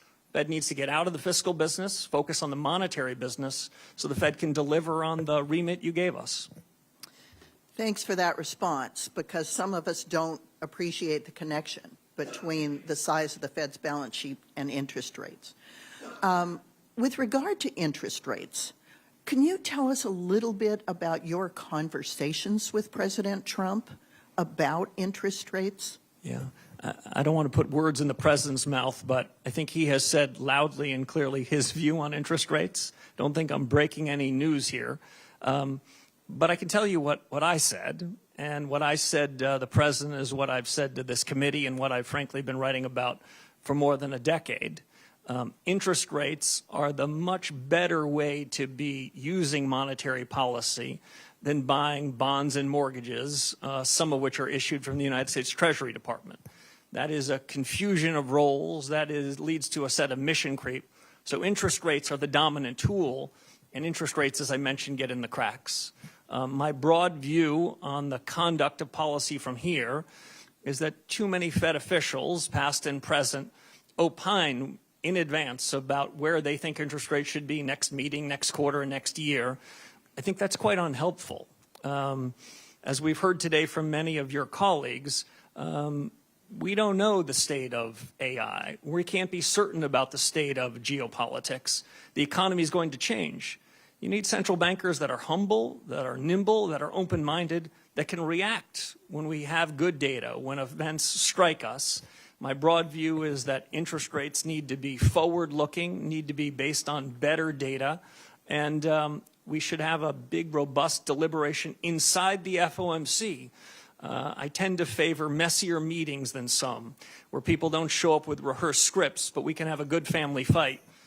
If the central bank has that good family fight, I think that they're going to make better decisions. And if they happen to make mistakes, they'll correct them sooner. So I'm not one for pre-deciding what interest rates should be. I never said to the president where I think rates should be. I never committed any such thing, and I wouldn't have even thought about doing so. Quick yes or no, do you believe that digital assets should be incorporated into our financial industry so Americans have new investment opportunities and consumer protections? Senator, digital assets are already part of the fabric of our financial services industry in the United States, yes. Thanks, Mr. Walsh. Senator Warnock. Thank you, Brother Chair. Mr. Warsh, congratulations on your nomination, and I appreciated our time together in my office a few weeks ago. If confirmed, you will serve as chair of one of the most powerful economic institutions in the world. Decisions you make would move markets, affect Americans' retirement savings and ability to buy homes. It would influence the global economy. You currently serve as a lecturer at Stanford University. If you were to assign, if Professor Walsh were to assign a letter grade to the American economy today for the average working family, what grade would you assign? Senator, it was good to meet with you in your office. You know, in modern academic institutions, they give everybody A's, so it's not a fair comparison. Especially at elite universities, I know everyone gets perfect grades. Well, what grade would you give the economy? Well, if I gave a student anything other than an A, the dean would summon me to his office because I would have hurt his self-image. Well, the Americans that I talk to, particularly in the state of Georgia, who haven't had the benefit of attending some of these elite institutions, are trying to make their lives work. They're sitting around their kitchen tables trying to figure out how to put their kids through school. And regardless of how the markets are doing, consumer confidence is at a record low. So that's their grade on the economy. Working families are struggling, and things are getting worse. The inflation rate has remained elevated above the Fed's 2% target rate throughout President Trump's term, despite his promise to lower inflation. The president's war in Iran has spiked energy prices by 11%, and Americans are paying on average nearly $4 a gallon for gas because of the war. We've lost nearly 90,000 manufacturing jobs since President Trump took office. He promised us a manufacturing boom. We've lost 90,000 manufacturing jobs. And Americans already dealing with high prices paid $1,000 more per household in 2025 as a direct result of President Trump's illegal tariffs, which he remains committed to in spite of the Supreme Court decision. He does even better than this practice of, these institutions. When asked what grade he would give the economy, he said an A, and then he thought about it and said, no, actually A+++. And as I thought about his answer, I was wondering who was he talking about? Who is it an A+ for? Certainly not the ordinary working class Georgians that I'm fighting for every single day. Maybe the people closest to him. But I'm hard-pressed to think that folks across the state of Georgia who are looking at their grocery bill, looking at their gas bill, looking at the $1,000 that they've had to pay would give the economy an A++. What are your thoughts? Senator, thank you. If the Fed were to execute on a series of policy reforms, then I believe the economy can be stronger. I believe inflation can be lower, and I believe real take-home pay can be higher. I think the Fed is not blameless for the divergence you described between those that have financial assets and those that don't. Had the balance sheet not been brought from the $800 billion level when I showed up at the Fed in 2006 to an order of magnitude higher, if the Fed had kept a smaller balance sheet, the way the Senator I just talked about a few moments ago, I think interest rates could be lower, inflation could be better, and the economy could be stronger. Yeah, you discussed your theory of the case with me in that regard. But I think you would agree that the recognition, I think implicit in your testimony is the recognition that this is not a A++ economy. In your economy, in your testimony, you note the importance of price stability and correctly note that inflation means people lose purchasing power, particularly harming low-income folks. But I also noticed your testimony did not really discuss the Fed's other mandate, and that's to maximize employment. Inflation is critically important, but if you don't have a job, you're in trouble. Do you view the Fed's mandate for maximizing employment as equally important to its price stability mandate, and are you concerned about weak job growth numbers? Before the nominee answers the question, the senator from the elite university, Morehouse, is out of time. So I appreciate the question, but we will have the answer submitted for the record. I know you wanted to attend Morehouse College. I'm sorry. Everybody wants to attend Morehouse, by the way, but I am a Charleston Southern Buck. I appreciate. Very happy about that. He couldn't get into Charleston Southern, but it's good you got in somewhere. This is good. If you can't get into Morehouse, go to Stanford. Everybody's got jokes up here, so we'll go to Senator Britt. Thank you, Mr. Chairman.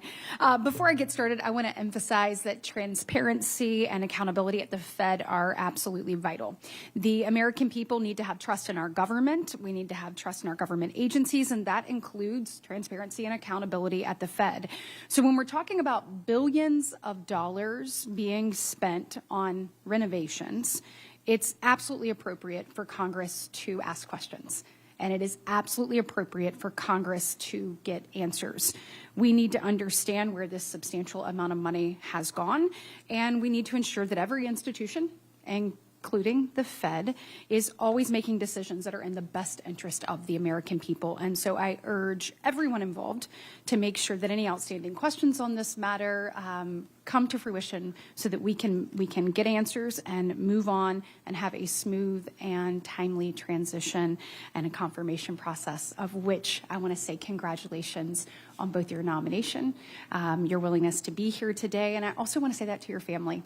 I think a lot of people miss the fact that when any of us step up to serve, that it's not just you, your family that goes through so much.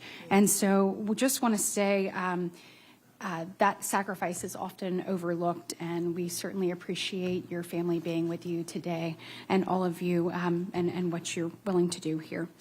I had a chance to get to know you over the years, and as many of my Republican colleagues have and other colleagues, and I think we would all say you are absolutely the right man for the job at the right time in our country's history, and I am excited about your leadership at the Fed. We have had an opportunity to talk about a number of issues, but I know that your integrity and that your commitment to the American people are going to help restore confidence at the Fed, and it will also ultimately serve our country incredibly well. So it's not going to be any easy task to return that confidence. We have spoken about needed reforms at the Fed on the monetary policy side and also the operational and internal standpoint as well. And of course, your calls for reform aren't baseless. You served at the Fed during one of the most challenging times. You just referenced it in your previous answer to a question from my colleague across the aisle. I believe you said there was a balance sheet, $800 billion, when you showed up in 2006. So talk to me a little bit, speak to me about that, about what you have seen during your time and tenure at the Fed already, and then what other life experiences you have that you will bring as you tackle this role.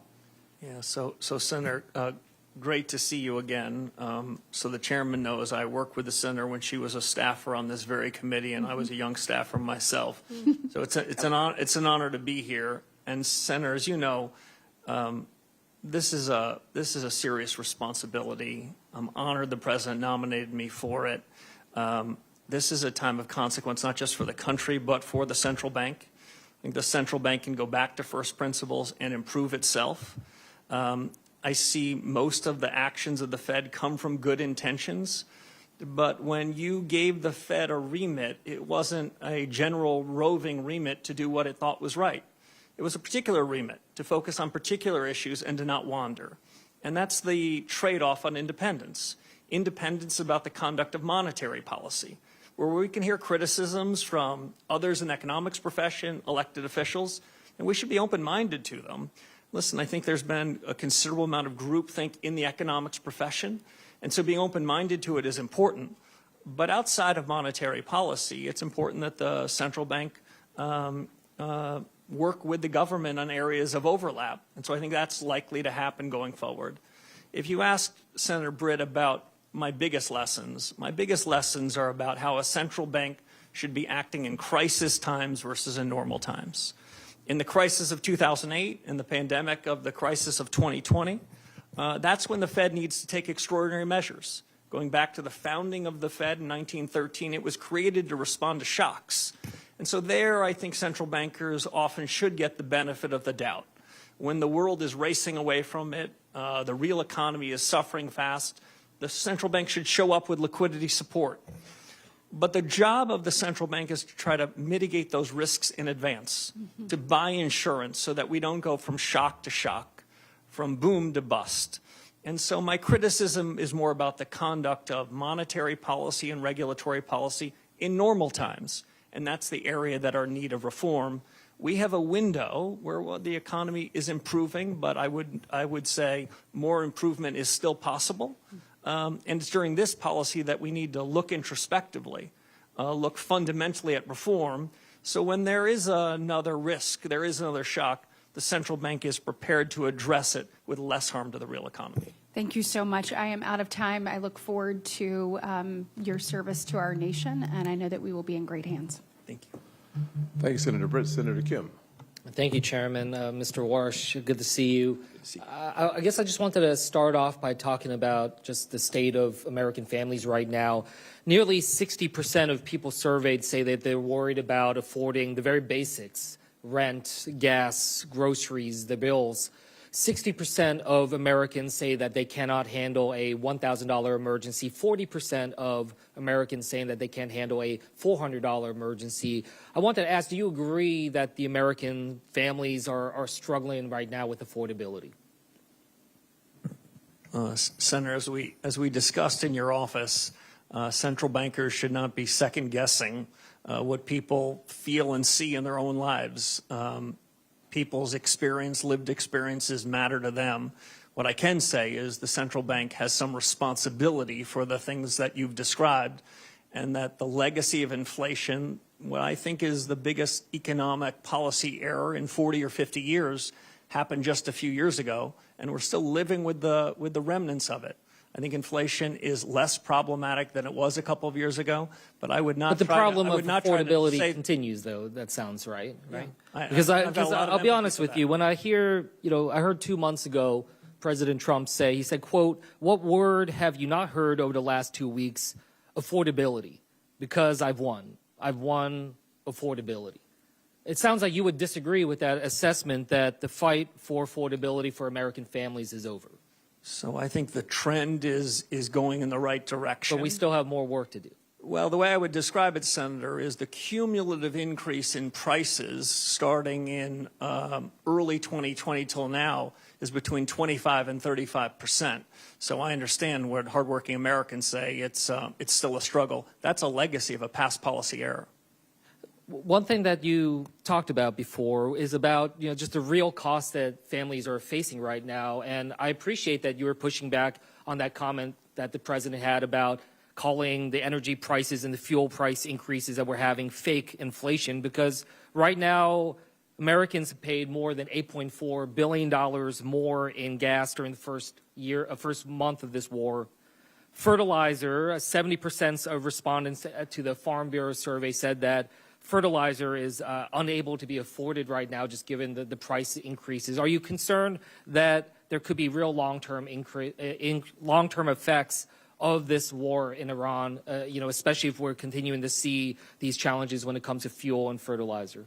Senator, if my reform agenda, if confirmed, stands for anything, it's for the central bank, especially the Fed chairman, to stay in its lane. I know that, but you so also I wouldn't have want to to wander outside of it. I'm happy. But you're also charged with forecasting in terms of understanding where our economy is going. So does an impact of that magnitude rise to something that the Fed should keep an eye on and be concerned about? The Fed should have an open mind towards all sorts of data, but the things that central banks can affect are things that are not one-off in nature, but are persistent and find their way into the generalized price level. And that's that something would be I my wanted to ask you about that, because you talked about a fundamental policy change when it comes to the Fed, and I guess I wanted to just get a little bit more clarity on that. You know, Senator Lummis mentioned about the balance sheet and the concern you have about that. What level do you think the balance should be at? You know, if it's $6.7 trillion now, where do you think the goal is in your mind? So I haven't fixed a particular number, but any changes, Senator, in the balance sheet would be part of a public discussion, debated rigorously. And if and when the central bank comes to a judgment about a new balance sheet policy, which I hope the central bank would, it would be described well in advance. As I mentioned, it took 18 years to create this balance sheet problem, and we won't be able to fix it in 18 minutes. And so that's why I think deliberation here is important. But it suffices to say it should be smaller, and at least as important, it should not be holding long-term Treasury assets as if it's the fiscal authority. That's when it gets into politics. I appreciate you saying that it's important to be able to have that public discussion. I mean, one thing that's come up as I've been engaged with different experts is concern about rapid reduction. If you are moving in that speed, that it could generate a number of concerns, including upward pressure on long-term interest rates. So I guess I just wanted to check, do you share that concern? You know, as you are thinking about how to reduce it, do you also understand, though, that there are concerns about rapid reduction in the speed with which you're trying to go down? Yes, Senator, and that kind of regime change would have to be deliberate, well orchestrated, well choreographed, and well described so that unnecessary upset are not done to financial markets as we go to a policy regime change much more focused on interest rates. With that, I'll yield back. Thank you, sir. Senator Ricketts. Thank you, Mr. Chairman. Thank you, Mr. Warsh. It was great to see you in my office. Thanks for coming by. I want to continue to talk about inflation because it is something that is incredibly important. I think you share the view that inflation is a silent tax on American households. Is that accurate? Senator, it's accurate. It's the most regressive tax that anyone in Washington could come up with. If you were trying to do the most harm to the least well-off among us, inflation would be the way to do it. Yeah, and my colleagues on the other side of the aisle have been talking about that. And I note, at least I don't recall, that they ever talked about that during the Biden administration. Because it was during the Biden administration that we saw this record inflation, this 40-year-old high inflation. And yet my Democrat colleagues were silent about it back then. Now they want to talk about it. But of course, American households were hurting back then as well. Inflation was caused by President Biden's reckless policies and reckless spending. Let's look at ARPA, a partisan bill that was passed by the Democrats, which cost taxpayers $1.9 trillion. When ARPA was passed in March of 2021, inflation was at 2.6%. Inflation quickly accelerated. It was over 5% by May, June, and July, and by the end of the year, December, it was 7%. Does federal government spending have anything to do with inflation, Mr. Warsh? Senator, as we talked about in your office, my view of inflation is a bit different from some. I don't think inflation comes about when the economy grows too much or hardworking Americans get an increase in their wages. I think inflation comes about when the government prints too much, by which I mean the central bank, and broadly speaking, the government spends too much. And so we're spending too much money, and now we've been cleaning up their mess ever since. I will also note the Republicans have been taking efforts to reduce the deficit. I think year to date it's down about 10.6% from where it was last year. And this is why it's so important we get our spending under control. I think you also talked about the balance sheet. And one of the things about the balance sheet is that I think if I hear you're saying it's too big, and it benefits people who have financial assets. But if you don't have financial assets, you haven't seen the benefit of a large balance sheet at the Fed. Is that accurate? Senator, it's broadly accurate. When the large balance sheet was created in the 2008 financial crisis, the agreement between my colleagues and I was that we would only use this in an emergency scenario, because the transmission mechanism for a large balance sheet goes two ways, through signaling effects and through asset prices. Now, at the time of the financial crisis, financial asset prices were down 60 or 70%, and so it was understandable. Interest rates were at zero. But in the ordinary course, the central bank, an independent body, should not be adopting a set of policies that have that kind of distributional consequence. That's why interest rates are a better way to be setting monetary policy. So if I don't want to put words in your mouth, but just what I hear you saying is let's reduce the size of the balance sheet because that benefits maybe half the American population. And then let's focus on interest rates and inflation so we can benefit all Americans. That if we take interest rates down, that benefits all Americans. You said it gets into the nooks and crannies. That if we get inflation under control, that is how we benefit all Americans. And the size of the balance sheet has only benefited some Americans. So what you're really about is trying to change a policy at the Fed that has really benefited under the last administration people who have lots of money, actually not just the last administration, the previous administrations, but you also want to make sure we get off of the inflation. I mean, during the Biden administration, we saw 4 years in a row of declining real wages for American households. And what you want to do is get that inflation under control so that all American households benefit. Is that fair? That is fair. I'm going to paraphrase former Chairman Paul Volcker, where he said something along the following lines. You would need to have a PhD from an elite institution to believe that inflation doesn't have something to do with money. Okay, great. Real briefly, I've only got a few seconds left here, but I'm going to switch topics on you real briefly. Chairman Powell and Secretary Bessent met with leaders of our largest banks recently to talk about advanced AI models like Mythos from Anthropic to identify banking vulnerabilities. It's apparently very good at finding those vulnerabilities. When confirmed, what will you do to modernize the Federal Reserve's internal risk assessments, tabletop or scenario planning exercises to ensure that we can anticipate and defend against the type of emerging risks that potentially models like Mythos could present if used in the wrong hands? I have about 20 seconds to answer that. 20 seconds. Senator, a lot is the short answer. The 15-second answer beyond that is the pace of change in these technologies is accelerating.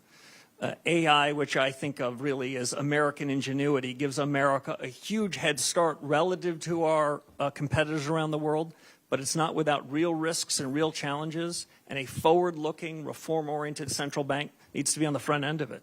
Great. Thank you very much. I look forward to your leadership. Senator Gallego. Thank you, Mr. Chair. How are you?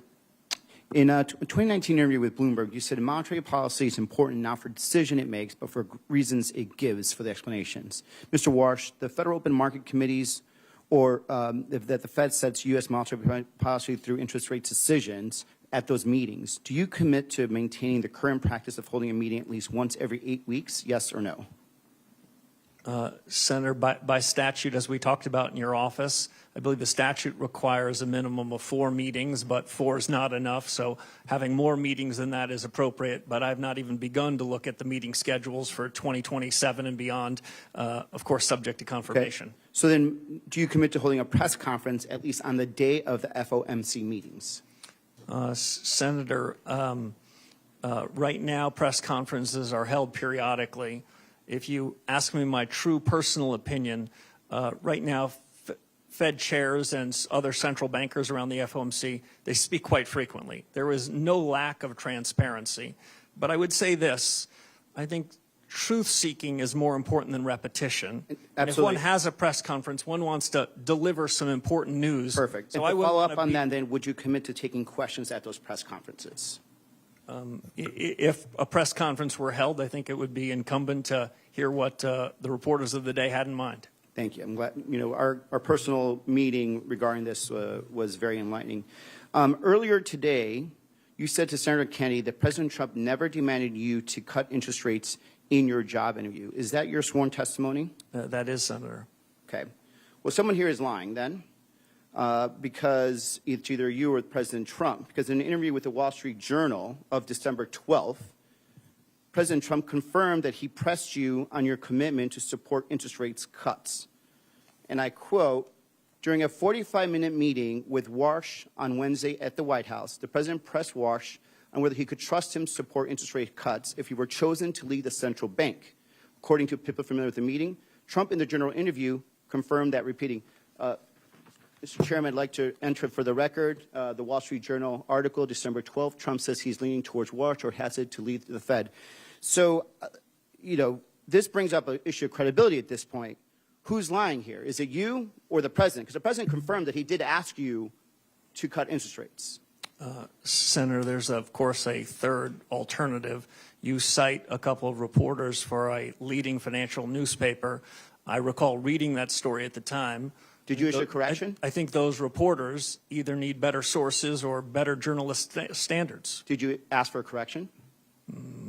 There are things in the newspaper, Senator, I see all the time that don't strike my ear as correct. So is, in your opinion, that the president then is lying when he said he did not ask you? I can only repeat to you, Senator, what I said to several of your colleagues. So you did not. You right now, under sworn testimony, are saying just to right now that the president of the United States in that job interview did not ask you to cut interest rates. The president never asked me to commit to interest rate cuts at any particular meeting over the period of my tenure at the Fed. He didn't ask for it. He didn't demand it. He didn't require it, and nor would I have ever done so. So if these reporters come back and decide to do another follow-up on this and they confirm what they heard, what will your response be? Well, my response would be what I suggested to you a few moments ago. As I read that story in real time, I remember thinking they either need better journalistic standards or better sources. So, here's my problem, Mr. Chair and colleagues. And Mr. Warsh, I think you're incredibly qualified. But a lot of us are actually worried about the integrity of the Federal Reserve. We're worried about what this means for the economic markets, and we're worried about what this means for inflation. We're worried about your independence, and now we're hearing direct contradictions whether or not you were directly asked by the president to cut interest rates, and you're saying no, and he's saying yes. And I think for a lot of us, there's a question now of credibility. And I think there's a real reason why many of us are not voting no. As a matter of fact, until you verbally spoke to Mr. Kennedy and answered his question that he did not the president did not ask you to cut interest rates, this was not even going to be brought up. So there's definitely right now a true question about who is lying here. It's either you or it's the president. I yield back. Senator, if I might respond? Certainly. Thank you. I take my responsibility to be an independent leader of the Federal Reserve very seriously, if confirmed by this body.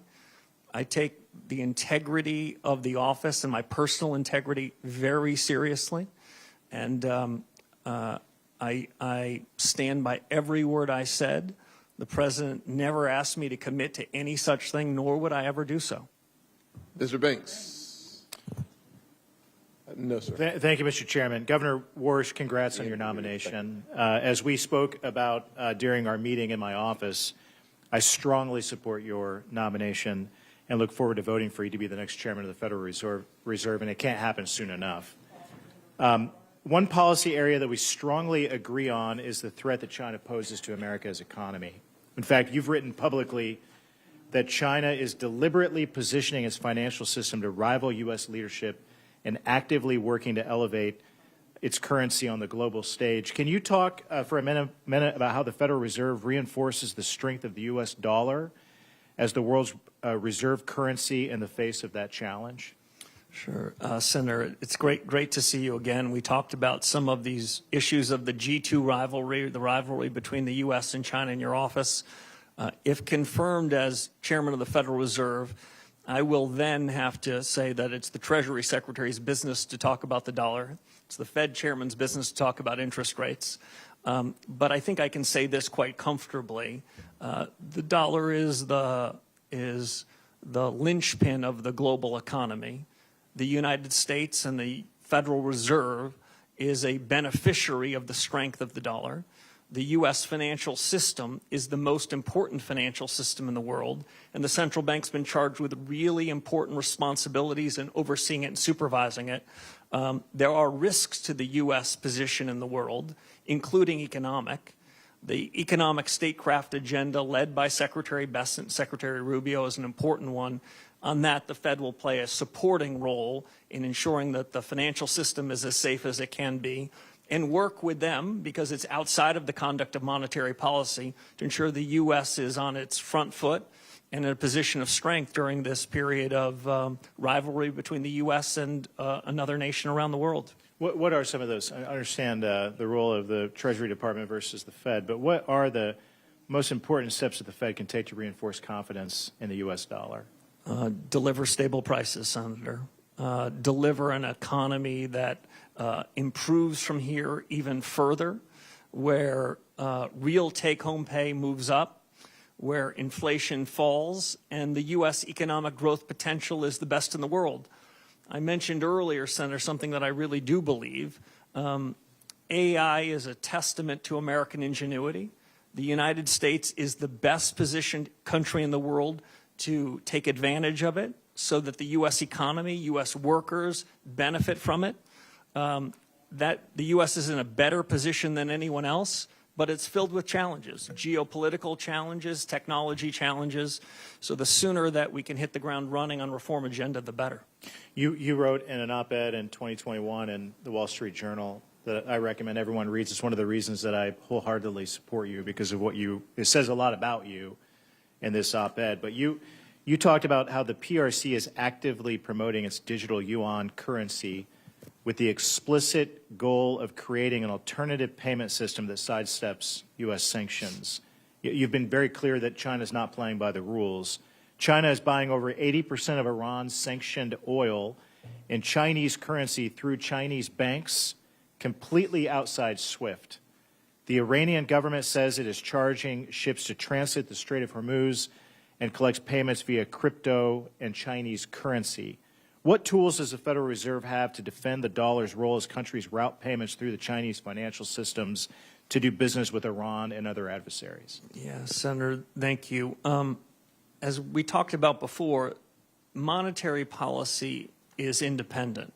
But outside of monetary policy, the Federal Reserve can be working hand in hand with the rest of the government. The Federal Reserve is independent inside of government, not independent of government.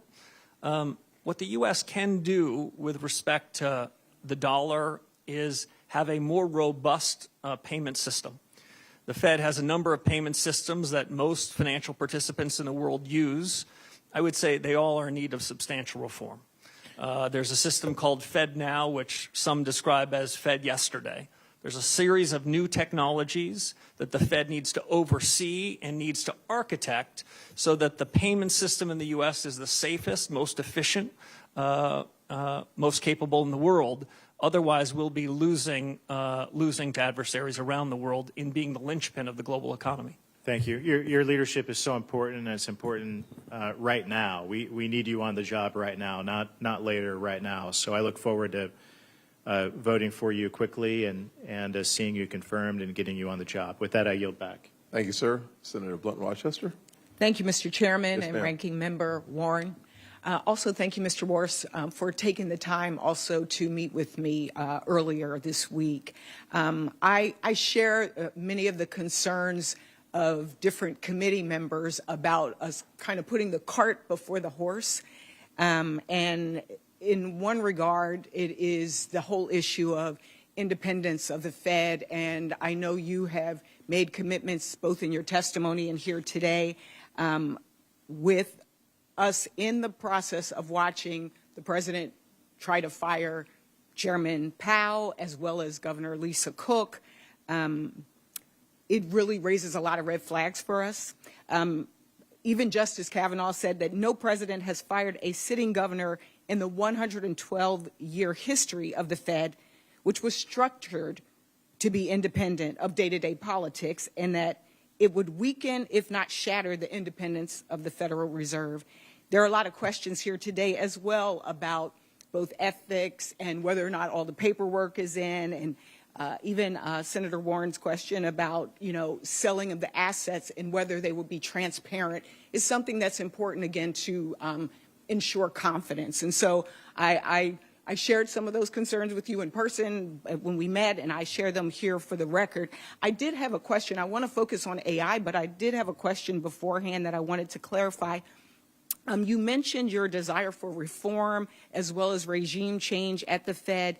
Could you just clarify, you didn't mean removing the regional bank presidents whose 5-year terms were just restated and re-upped in December? Senator, I meant policy regime change. Got it. So for the record, we're not looking at regime change for those 12 board presidents. I want to jump to AI because it's probably one of the #1 issues that I hear about in my state. I'm former Secretary of Labor in Delaware. This is something that I asked Chair Powell when he was here as well about. A lot has happened in a year. And one of the things you have characterized this as the most productivity enhancing wave of our lifetimes, past, present, and future. You have described it as structurally disinflationary, and that central bankers must make a bet. I'm in the camp with Senator Kennedy. I'm concerned about us making a bet on something that we know. You've said it, Chairman Powell said it. We don't have the data to even understand yet. And so my first question is, what happens for policy if that surge doesn't materialize as expected? Yeah. So, Senator, I enjoyed our discussion. I think the essential elements of a new policy for the Federal Reserve is to get access to better data and to dig deeper into the productivity possibilities that can come out of this new investment wave. Today we call it artificial intelligence. 2 years from now we're going to call it business CapEx, and 3 years from now we're going to call it just ordinary business. I think it has two important effects on the conduct of policy. I don't claim to have perfect knowledge of how any of these are going to go, but I do have an intuition the pace of change is accelerating. I'm sorry, Senator, go ahead. I was just going to ask, how much of your view on interest rates depends on those productivity gains showing up quickly? Yeah, so I think it has two elements. One is the increase in capital expenditures to build data centers and the rest. That will have an effect on demand. That will increase demand. My guess is a few tenths of 1%. But on the supply side of the economy, to increase the potential output of the economy, that could be considerably bigger. We don't know that. We can't bank on that. But considerable work needs to be done by the Federal Reserve in evaluating this productivity wave. As I said before, monetary policy works with long and variable lags. So you have to make some informed judgments. And unlike other people in office, if the judgments are wrong, you've got to call the flag on yourself and correct them. Well, I think there's been a lot of conversation here about concerns that in your record, in your history, you have been hawkish on inflation rates and keeping them low. And now we're looking at AI. What I don't want to see is us use AI as an excuse. Yes. For making good policy. Too much depends on it. Too many families' lives depend on it. And in our conversation, I also talked about the fact that I know Wall Street is going to be okay, but who we're concerned about as well is Main Street. Yeah. Thank you. I yield back. Thank you, Senator. Senator Kramer, you are recognized. Thank you, Mr. Chairman. Thank you, Mr. Warsh, for being here. Thanks for stepping in the gap. Thank you. In fact, I'm a little bit curious as to why you even want to do this. I'm thinking, I don't know. I don't know. Anyway, congratulations on the choice. By the way, with regard to independence, real quickly, I find it curious. In fact, I've often found curious that people expect somebody who's appointed by an elected official has to be confirmed by 100 other elected officials would somehow not have a philosophy. That's what I hear sometimes. Like, why don't we, speaking of AI, we should just have an AI Fed chairman. That way it'd be completely neutral, right? Other than the people that put all the information in the algorithms. Anyway, that said, I think we should not forget that it would be common for a president who believes that interest rates should be lower to want to nominate somebody who has expressed that maybe interest rates could be a little lower, as opposed to the quid pro quo that's being accused of today. So I'm just grateful you're willing to do it. By the way, the other thing about independence that strikes me with regard to the Fed, do you have any idea how often an interest rate decision by the Fed is a 12-0 or a 10-0 vote? Do you have a sense of it? I do, Senator.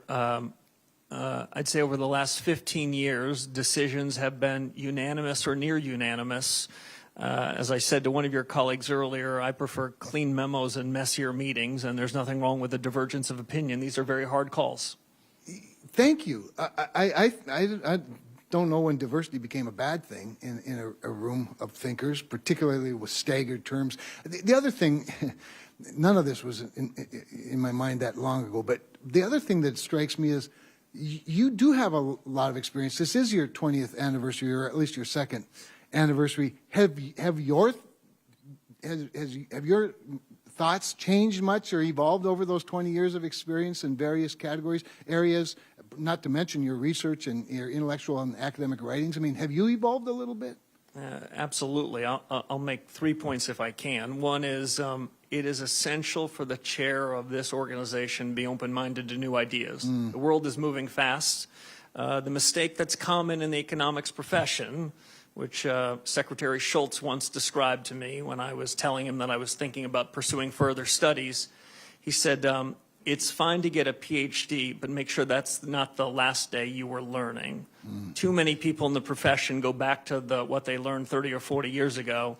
We've got to be open-minded. The world's changing and the facts are changing. To the characterization I heard from some of your colleagues about did my opinions change, my opinions change when the facts change.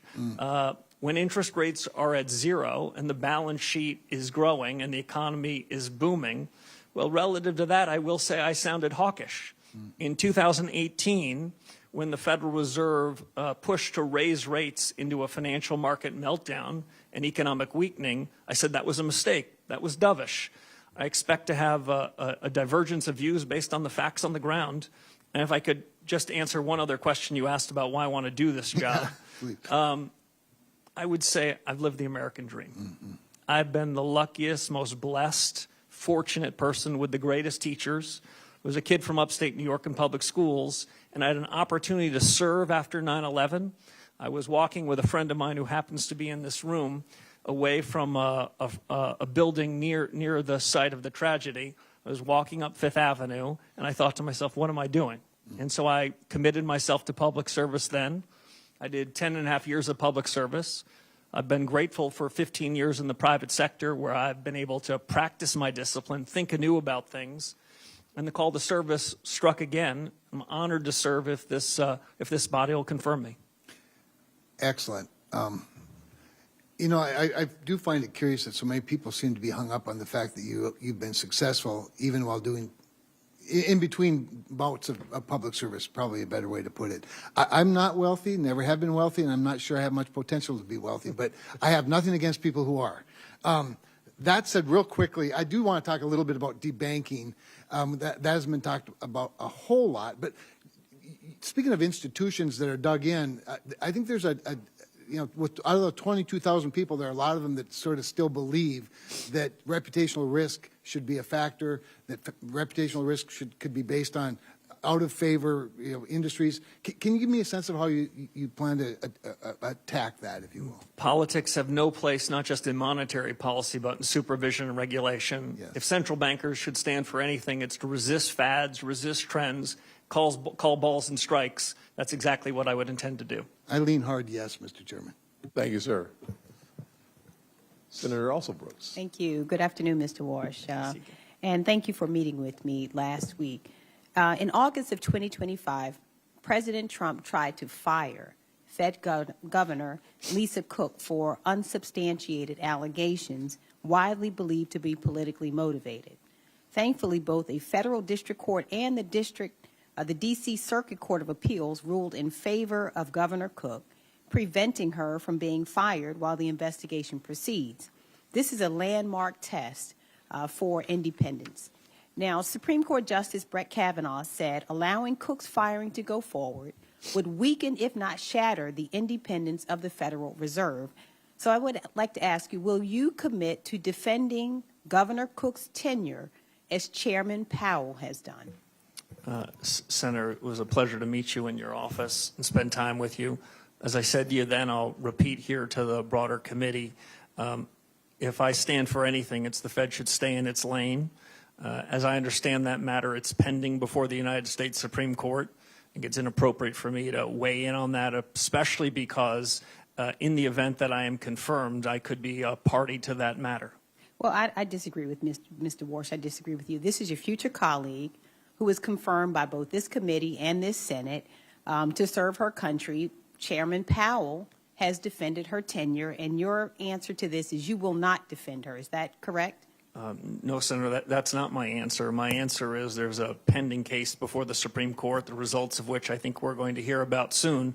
If confirmed by this body, I will follow the Constitution, the Supreme Court law, and the best of the Fed's tradition. Well, let me ask you this then. Do you agree or disagree with Justice Kavanaugh on the Supreme Court, who said that her firing would weaken, if not shatter, the Fed's independence? Do you agree with Justice Kavanaugh? So I took a constitutional law class, but I wouldn't say I'm worthy of being a Supreme Court justice.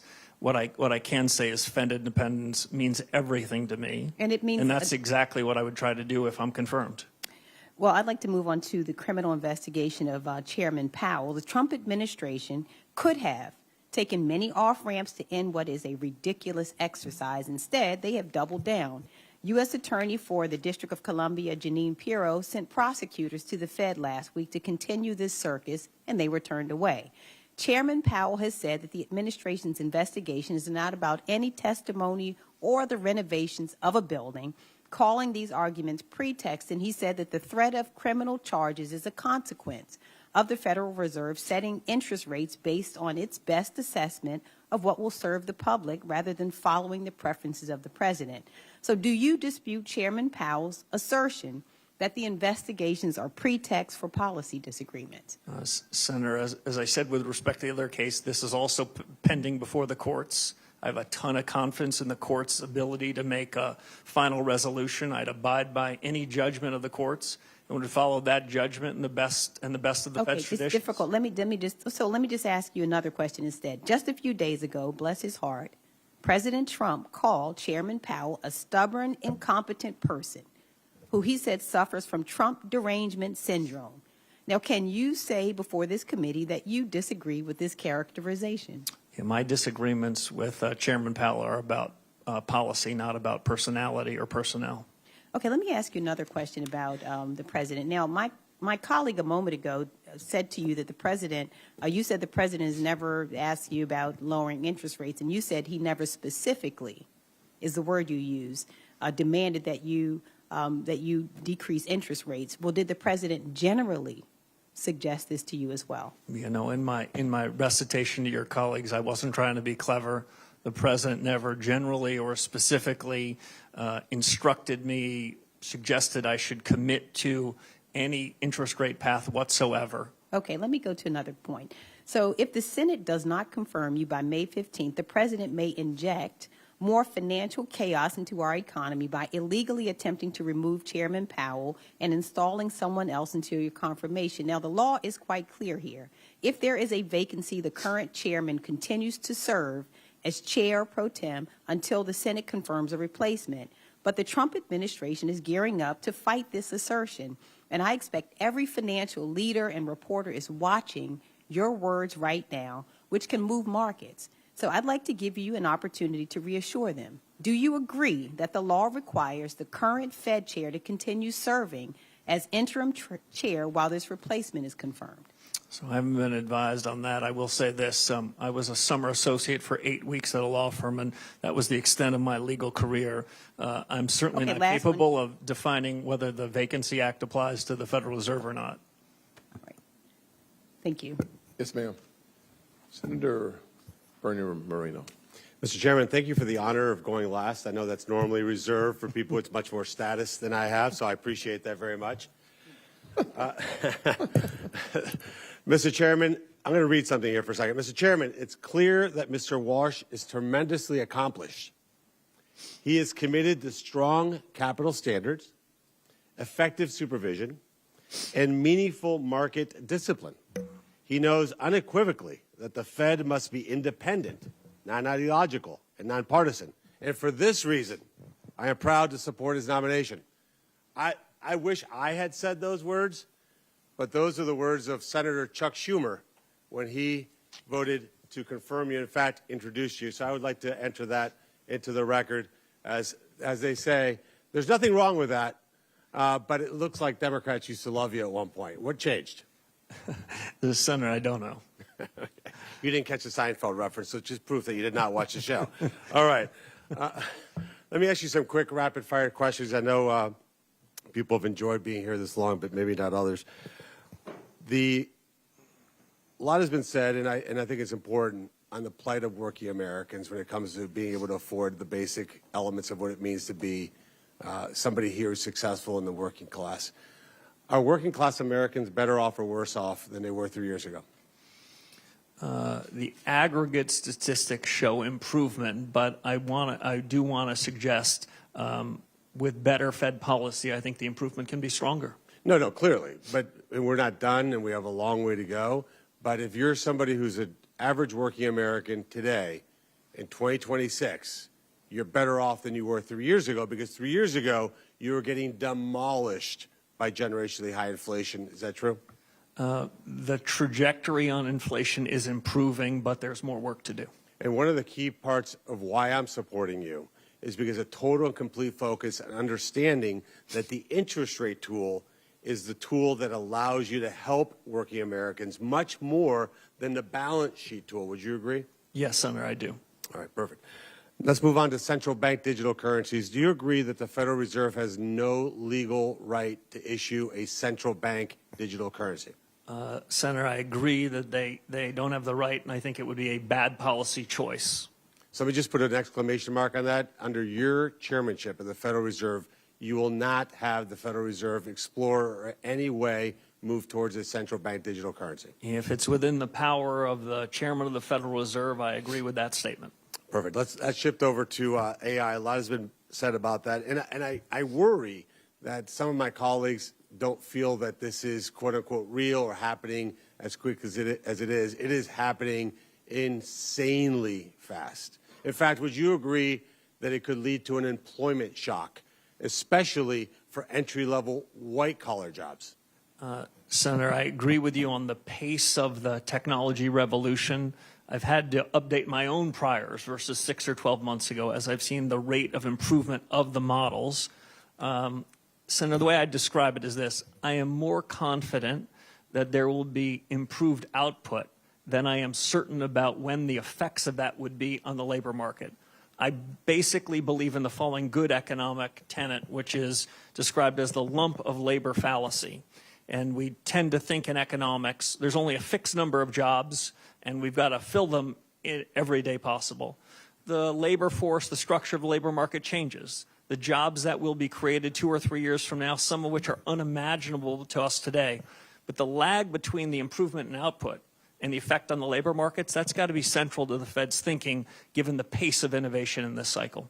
And this concept of price stability plus maximum employment, that maximum employment piece is problematic when policymakers open our borders and let tens of millions of people come into this country illegally. Is that not correct? I'm gonna let you guys handle immigration policy. I'm going to have plenty on my plate if confirmed. Adding 10 to 20, 30 million people into the country when you're trying to make certain that everybody here has a job is problematic, correct? The central bank takes the labor market is as it is, and that's a function of policies you and the administration put in place. It's not our place to be opining on that. Okay. And let me just add one last thing and more to your wife. How did you get so lucky to have a guy that's so romantic that on Valentine's Day of 2006, he brings you to a Senate hearing? I mean, you set a high bar for all of us. Look, I'm going to ruin the suspense for everybody. You're going to be confirmed. You're going to be the Federal Reserve Chairman. And most importantly, you're going to do an incredible job. And I'm honored to be able to have been part of that process, and will vote for you resoundingly. Thank you, Senator. Well, that concludes the question and answer portion of today's hearing. I'd like to thank our nominee for testifying before the committee today, and thank you for your willingness to serve our country. For senators, all follow-on questions for the record must be submitted by tomorrow, April 22nd at noon. And for you, the witness, please respond by Thursday, April 23rd, 1 p.m., to the written questions you receive in order to facilitate this committee promptly processing this nomination when it comes. With that, this hearing is adjourned. Thank you. Yes, ma'am.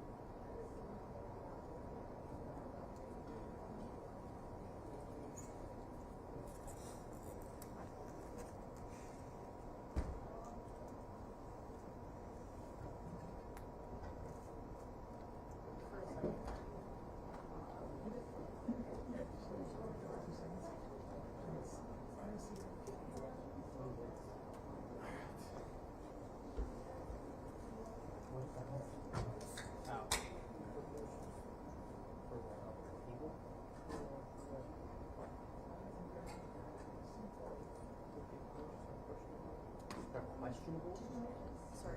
Did you guys get the nameplates back? Oh, they put another conference on to make it. We took Durbin and Reed. They really told about the rest of it. It's crazy.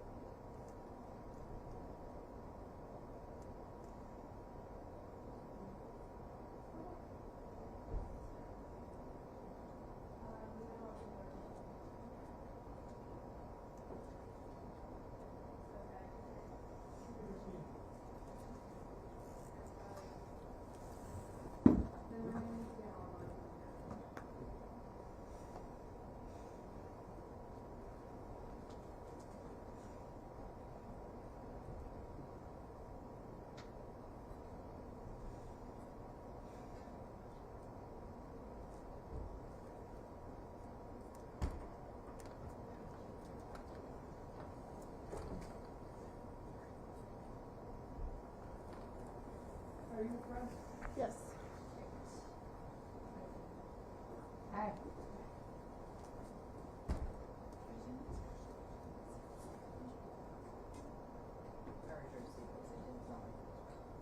Because I called him earlier.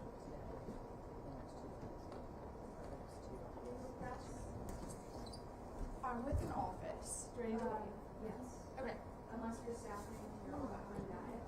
We'll just wait outside there. Thanks for sussing out. I will suss out the water. What is now? Well, they were told that they're bringing all these people in now, so they didn't have to change the route. At 210, yeah. Yo, now they're sending 215. He's on his way here right now. So these people either need to come in this room, or I need to push them down the hallway. But I need to know what to do. We'll just push them down the hallway if they don't get in here. Yeah.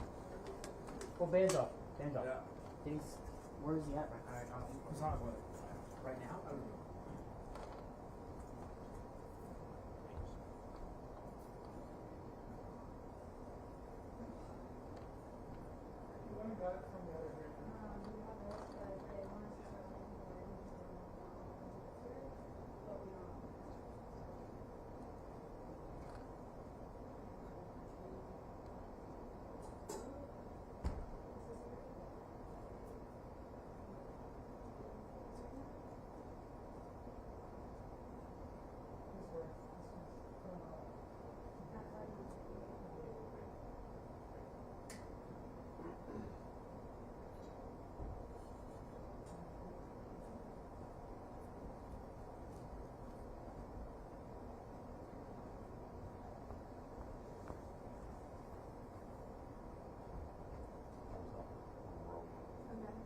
Do you think it's fine to just start letting people in, and if we hit capacity early, we hit capacity early? Or 5 minutes. Yeah.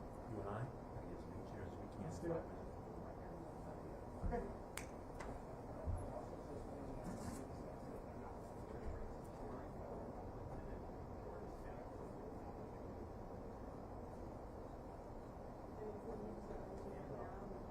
He's calling Brown.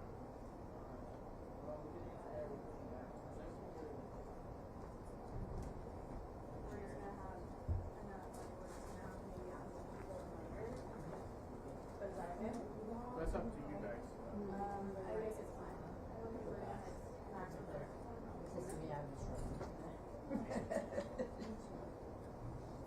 I'm really sorry right now. Oh. I know that it sounds like you have a nice long line. Yeah, I'm just my mom. Well, I'm sure your kids are, your kids too. Yeah, I mean,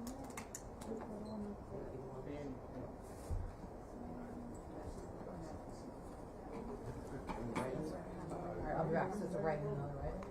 yeah. Oh, you wash all my stuff. You won't give it away. It's gonna. Okay, then that sounds like.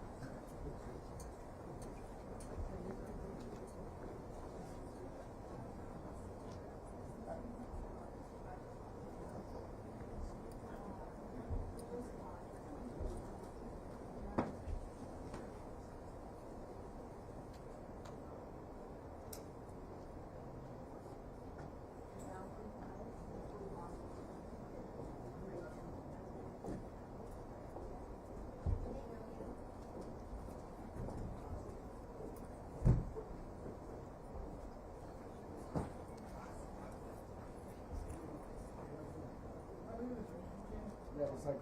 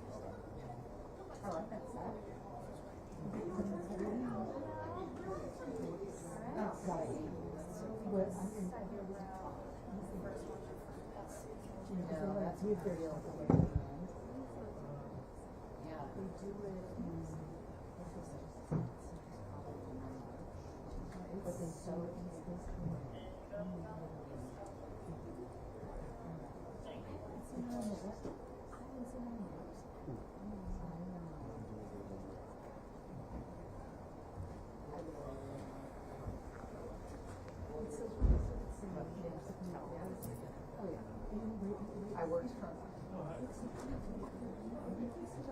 Oh yeah, I got a monogram.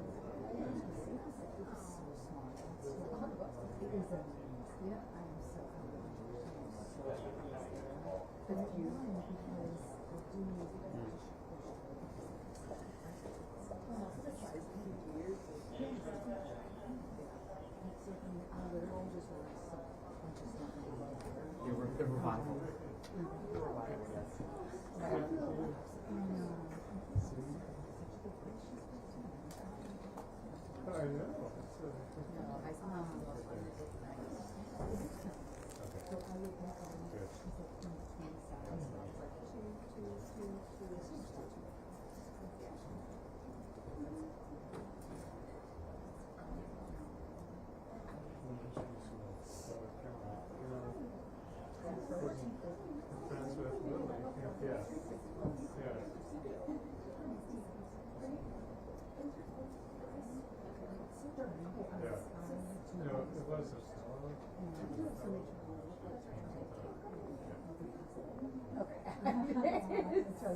I'm so confused. That's good to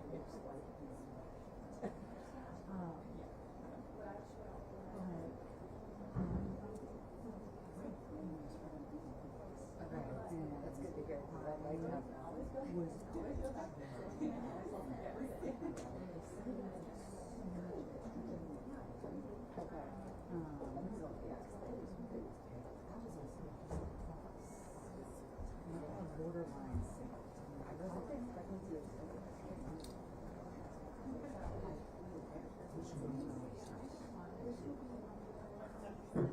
I couldn't eat anything. Now.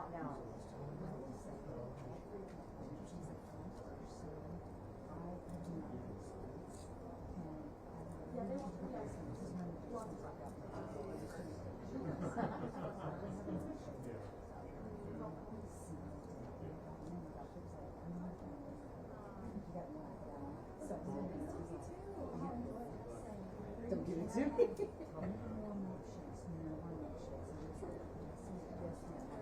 4 hours later, I came down and was like, just came out to the nurse and was like,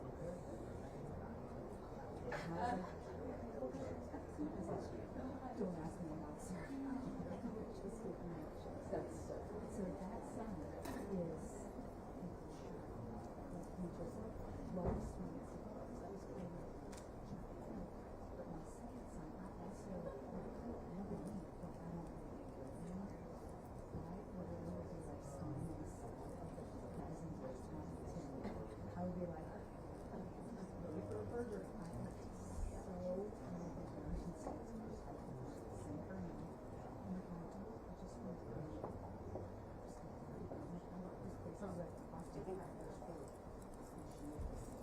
that's so fun.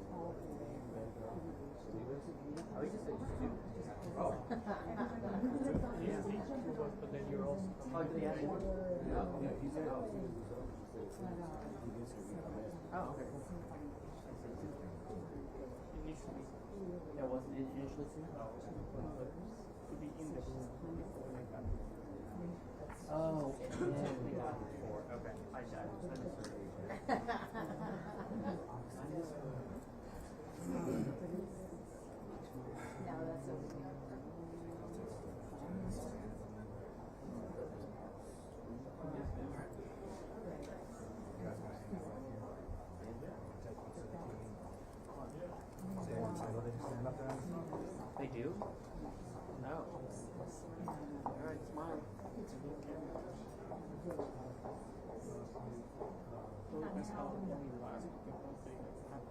Yeah, I mean, we're all gonna be in here sadly, but. I know.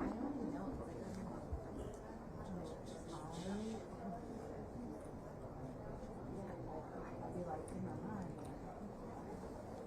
So the really hard about that is the same thing.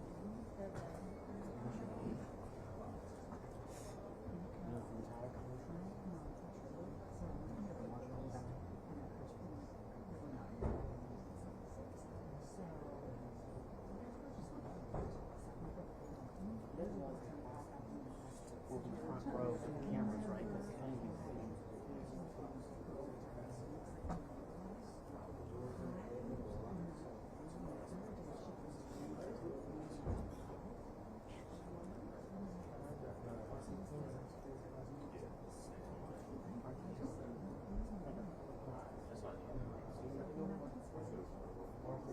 Because unless you want to do it. Oh, yeah, I don't know.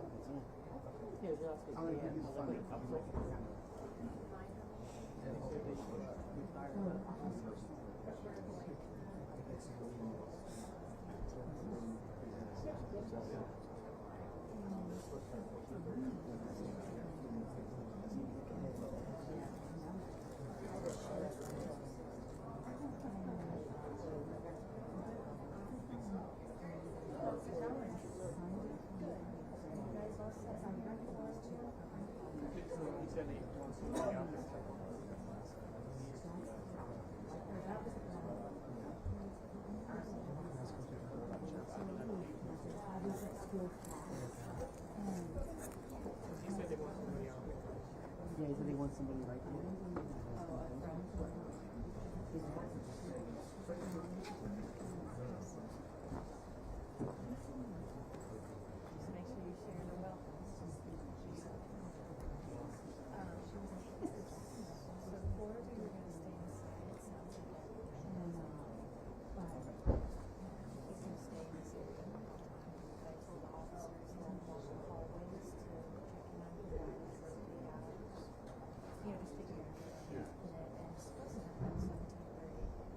Deep blue eyes for fisheries.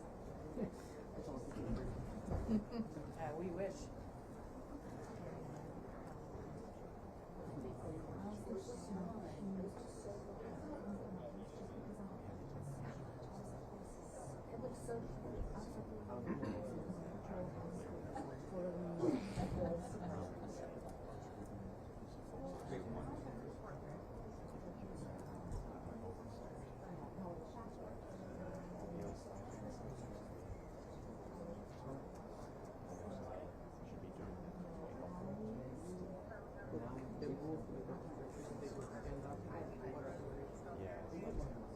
Rules were established outside.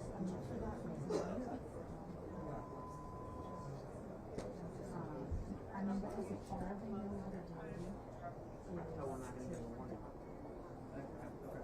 See, there'll be policy is still in the morning and then they stop there, good to go.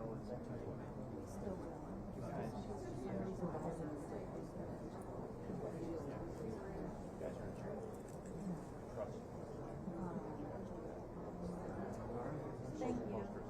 Okay.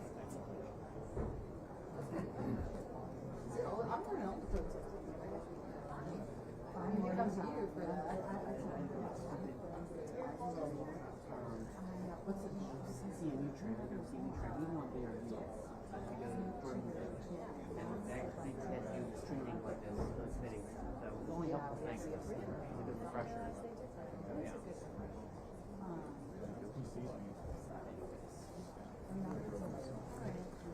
And I'll be in the area too. You guys should all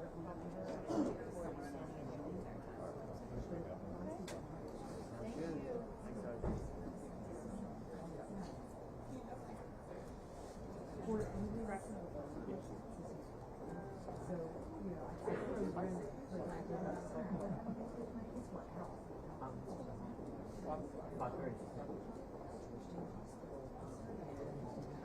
American Red Cross.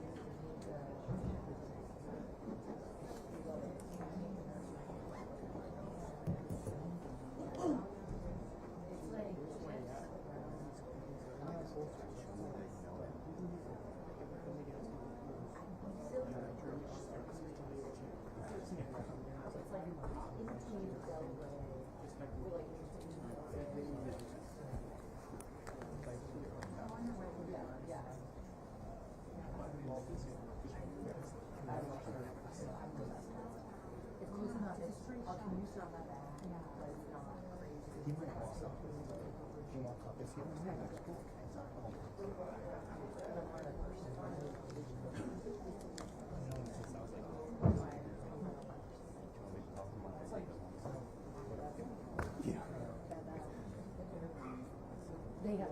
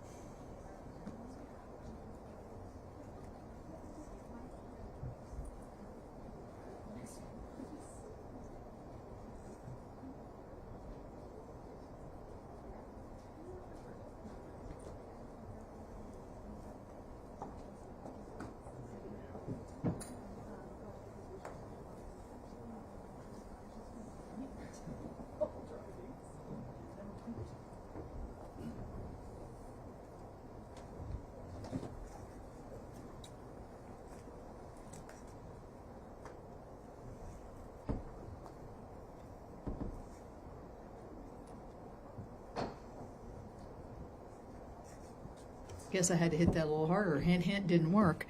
Welcome, Mr. Secretary, and good morning. This is our first Labor HHS Subcommittee hearing. I'm happy to be here with Vice Chair Baldwin and I.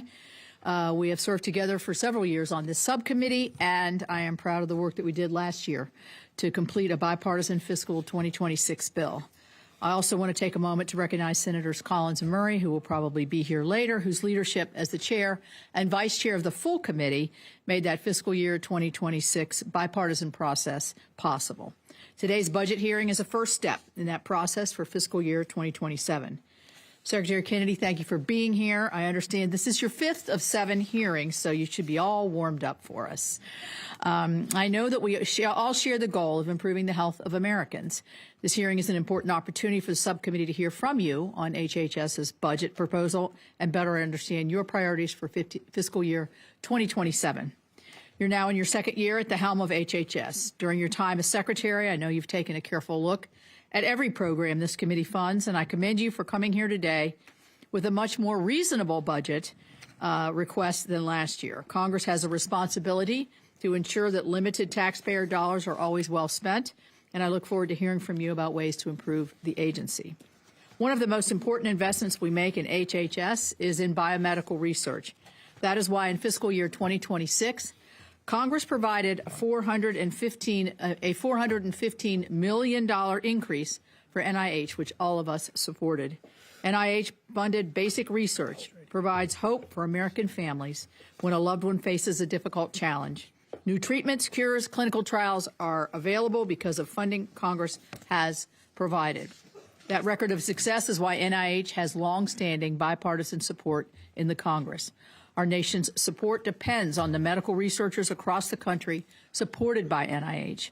America has long been the world leader in biomedical research, and I look forward to hearing your proposals of how America can maintain our role as the world leader in biomedical research. It is promising news that overdose deaths across the country are trending downward, but sadly, substance abuse challenges continue to be a problem, facing certainly my state of West Virginia and the nation. I appreciate the administration's focus on combating addiction and supporting recovery, and I'm grateful for your swift action to reverse the very questionable SAMHSA grant cancellations that occurred earlier this year, so thank you for that. SAMHSA funding has played an important role in West Virginia, and I would like to understand how the budget proposal to reorganize substance use prevention and treatment programs into the proposed Administration for a Healthy America would continue to help fight the scourge of addiction across the nation. As you know, Congress continues to prioritize programs that support health care access in rural communities. CDC data shows that diabetes is more prevalent in rural communities than in urban areas, and rural Americans are much more likely to die from cancer, heart disease, and stroke than urban Americans. We experience these realities acutely in my home state, which leads the nation in rates of diabetes and heart disease. Therefore, I appreciate your focus on combating this chronic disease crisis in the U.S. To help improve physical and mental health outcomes for rural Americas, we must continue investing in our health workforce and other rural health initiatives that build capacity and strengthen our community institutions. HRSA has been a trusted federal leader on these types of rural health activities for decades. You have also proposed moving HRSA to the new AHA, and I would like to learn more about how your budget proposal would invest in rural America. As always, the appropriations process this year will be challenging, but it is my hope that we will once again come together to produce a bipartisan bill that uses our limited resources in the most efficient and effective way to support the health and well-being of all Americans. Finally, I want to note that it took almost 9 months to receive responses to this subcommittee's questions for the record on the fiscal year 26 request from last year. These responses arrived just last month, far after the statutory requirement of 45 business days, and more than a month after the FY 2026 bill was signed into law. I would urge you to respond in a more timely manner following this year's hearing. Secretary Kennedy, I look forward to hearing from you throughout that process, and thank you again for being here. And now I turn to the Vice Chair for her opening remarks. Thank you, Chair Capito, and good afternoon. I want to start quickly by putting the HHS budget in a larger context, because this is the President's budget request, and it makes the administration's priorities clear. More money for war, less money for programs helping Americans here at home. It includes a $450 billion or 42% increase in defense spending. And it doesn't even include an expected supplemental funding request for the war in Iran. At the same time, it slashes funding for the Department of Health and Human Services for programs within the jurisdiction of this subcommittee by $17 billion, or about 14% of the overall HHS budget. It cuts funding for biomedical research, combating the opioid epidemic, lowering the cost of heating and cooling bills for Americans, and so much more. Instead of fighting wars of choice abroad, we should be fighting wars against addiction, against cancer, against Alzheimer's disease. And this budget request proposes the opposite. I expect Congress to reject this budget request, just like we did last year. But what I'm more concerned with right now is how the administration is sabotaging important health and human services programs sort of outside of the appropriations and budget process. That's because where this budget proposes cutting and eliminating programs, the administration is currently actively working to cripple them. These are programs that families rely on today and support the discovery of new cures and treatments for devastating diseases in the future.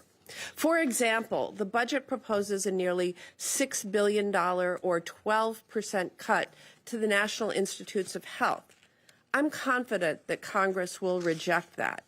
But the issue is what the Trump administration is already doing to decimate America's biomedical research. It's delaying billions of dollars of NIH funding while slashing the number of research grant awards. Last year, NIH awarded 2,235, or 22% fewer new research grants than it did the year before. This included 260, or 21% fewer new cancer research grants and 411, or 45% fewer new grants funded by the National Institute on Aging, the primary funder of Alzheimer's disease research. The NIH funding has been delayed again this year, first by the White House and now by HHS. In the last 15 months, the White House and Health and Human Services has slashed the number of NIH funding opportunities for new grants from the 700 to 800 issued in a typical year to just 85. This administration has tried out all sorts of excuses for why it's cutting funding for life-saving research, or tried to say it's just not true. But the numbers don't lie, and we need to be clear. That's exactly what's happening, and it's an active choice to do it. This administration is making a choice to cut off funding for research and, in turn, cut off hope for millions of Americans with life-threatening diseases. HHS is issuing fewer grants and delaying funding for research on cancer, Alzheimer's disease, ALS, diabetes, mental health, and other chronic diseases. And I have fought to stop the long-term damage that this administration is inflicting at NIH, and I'm disappointed that we haven't been able to do more. The budget request also proposes to cut funding for CDC programs by a third. This administration says it wants to eliminate chronic diseases, yet proposes a budget that slashes the Chronic Disease Center at CDC by nearly $1 billion, or more than 68%.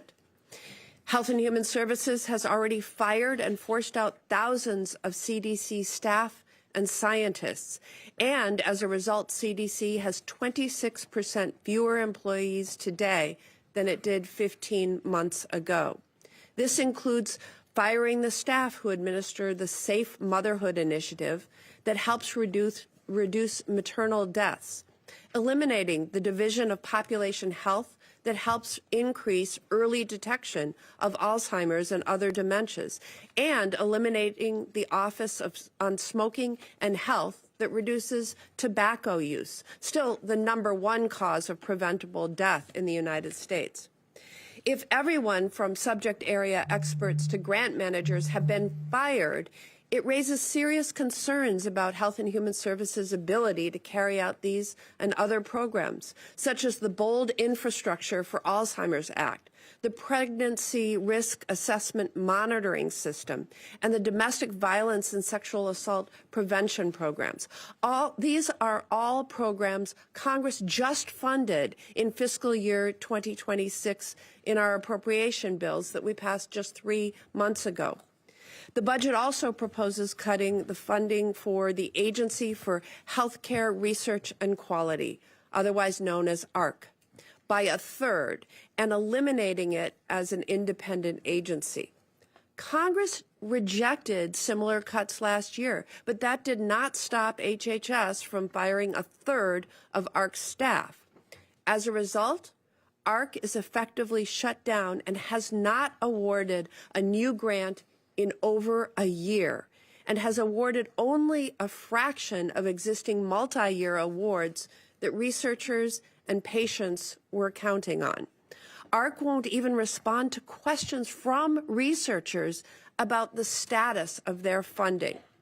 As one small but important example of what this means and the absurdity of what is happening, right now, Health and Human Services is highlighting on its website the work of a group of researchers, including one from the University of Wisconsin, studying how to use data, AI, and family engagement to improve the outcomes for children who are hospitalized. The researcher in Wisconsin, Dr. Michelle Kelly, has a grant from AHRQ, but while HHS is touting and promoting her work, she hasn't received the second-year funding for her grant, which should have been awarded last August. As a result, she's had to put her trial on pause and stop working with the families of hospitalized children. And AHRQ won't tell her anything about what's going on, derailing promising research and leaving families without answers, all because Health and Human Services has effectively shut AHRQ down, despite the Congress just funding it. The impact of delaying research like this won't be immediately apparent because it isn't easily measured or quantified, but we will be paying the price for it for decades to come. In this case, it means missed opportunities to improve outcomes for hospitalized children. And this pattern is being repeated thousands of times over across Health and Human Services. The budget request also proposes cutting funding for substance use and mental health programs by over $500 million and eliminating SAMHSA as an independent agency. This proposal comes even as President Trump issued the, quote, Great America Recovery Initiative in January, which is an executive order to ostensibly better address substance use disorders nationwide. Just as the president announced that initiative, Health and Human Services tried to abruptly terminate, without any notice or explanation, $2 billion in funding for 2,800 SAMHSA grants across the country. For no reason, HHS tried to rip funding away from local communities working to help individual families suffering from substance use disorder or in need of mental health care. This raises deep concerns about this administration's judgment and is yet another example of how its rhetoric is wildly inconsistent with its actions. This is part of a pattern, and in no way do I believe that that was a simple mistake. The budget request also proposes to eliminate Title X family planning programs, and at the same time, Health and Human Services is taking steps administratively to restrict women's access to reproductive health care, including contraception. These are only a few examples of how this administration is crippling the important work that Health and Human Services does. And that is on top of what the president's own health secretary is doing to undermine trust in vaccines, including making changes to vaccine recommendations that go against decades of scientific consensus. The changes this administration is trying to implement when it comes to vaccines are putting kids at risk of debilitating, fatal, and completely preventable diseases. Congress should reject this budget request, but that's not enough. This administration continues to act with impunity, putting the health and well-being of families across the country at risk, and Congress must stop it. Well, thank you, Senator Baldwin. And our witness today, as I mentioned, is Robert F. Kennedy Jr., the Secretary of the Department of Health and Human Services. Secretary Kennedy, as I said earlier, thank you for joining us. You have 5 minutes for your opening remarks, and you can begin. Thank you. Thank you, Chairman Capito and Ranking Member Baldwin and members of the committee. Thank you for the opportunity to appear before you today to discuss the President's fiscal year 2027 budget request. We stand at a generational turning point. Our children are the sickest generation in modern history, and decades of failed policies, captured agencies, and profit-driven systems caused it. Parents across the country demanded change, and we are delivering it. We're ending the era of federal policies that fueled this chronic disease epidemic and replacing them with policies that put the health of the American people first. President Trump and I are challenging the status quo and the institutions that defend it as we work to make America healthy again. In just 15 months, HHS has delivered historic wins. We negotiated most favored nation drug prices with 16 of the largest pharmaceutical companies, so Americans no longer pay more than any other wealthy country in the world for the exact same product made in the same factories. We're bringing real transparency to healthcare pricing so patients know the cost before they receive it. I use the convening power of the federal government to bring together insurance CEOs to the table to reform prior authorization. We're cutting red tape, speeding decisions, and demanding transparency. We're also cracking down on waste, fraud, and abuse. This year, HHS and USDA issued new dietary guidelines that put real whole food at the center of the American plate. We flipped the food pyramid upside down and sent a clear message to the American people: eat real food. HHS has also opened the door to partnerships with industry, trade associations, nonprofits, and advocacy groups. More than 50 medical schools have committed to expand nutrition education from an average of just 2 hours to 40 hours. Food manufacturers are stepping up too. More than 40% of the food industry is committed to phase out petroleum-based dyes by year-end, and many have already eliminated them. I convened the 400 largest tech companies in our country to agree to stop information blocking so that by the end of next year, and it's already happening, people's health records, which they own, will be available to every American on their cell phone. In conjunction with these efforts, FDA has also approved 6 natural food colorings derived from fruits and vegetables. Through President Trump's Great American Recovery Initiative, HHS is matching compassion with action to help Americans break the cycle of addiction. At HHS, we are prioritizing patients with ultra-rare diseases and their families, driving faster access to life-saving treatments. We're restoring gold standard science and integrity across the agency. We're protecting children from sex-rejecting procedures that expose them to irreversible harm. We're eliminating outdated and misleading warning labels on hormone therapies that treat women during menopause. We're strengthening oversight of organ procurement. We're implementing Operation Stork Speed to ensure the safety and quality of infant formula. We're regulating television advertising by pharmaceutical companies for the first time since the 1970s. We're applying that same focus and urgency to rural America. The Rural Health Transformation Fund delivers the largest investment in rural health in our nation's history, $50 billion over 5 years, to strengthen rural hospitals and ensure Americans can access the care they need no matter where they live.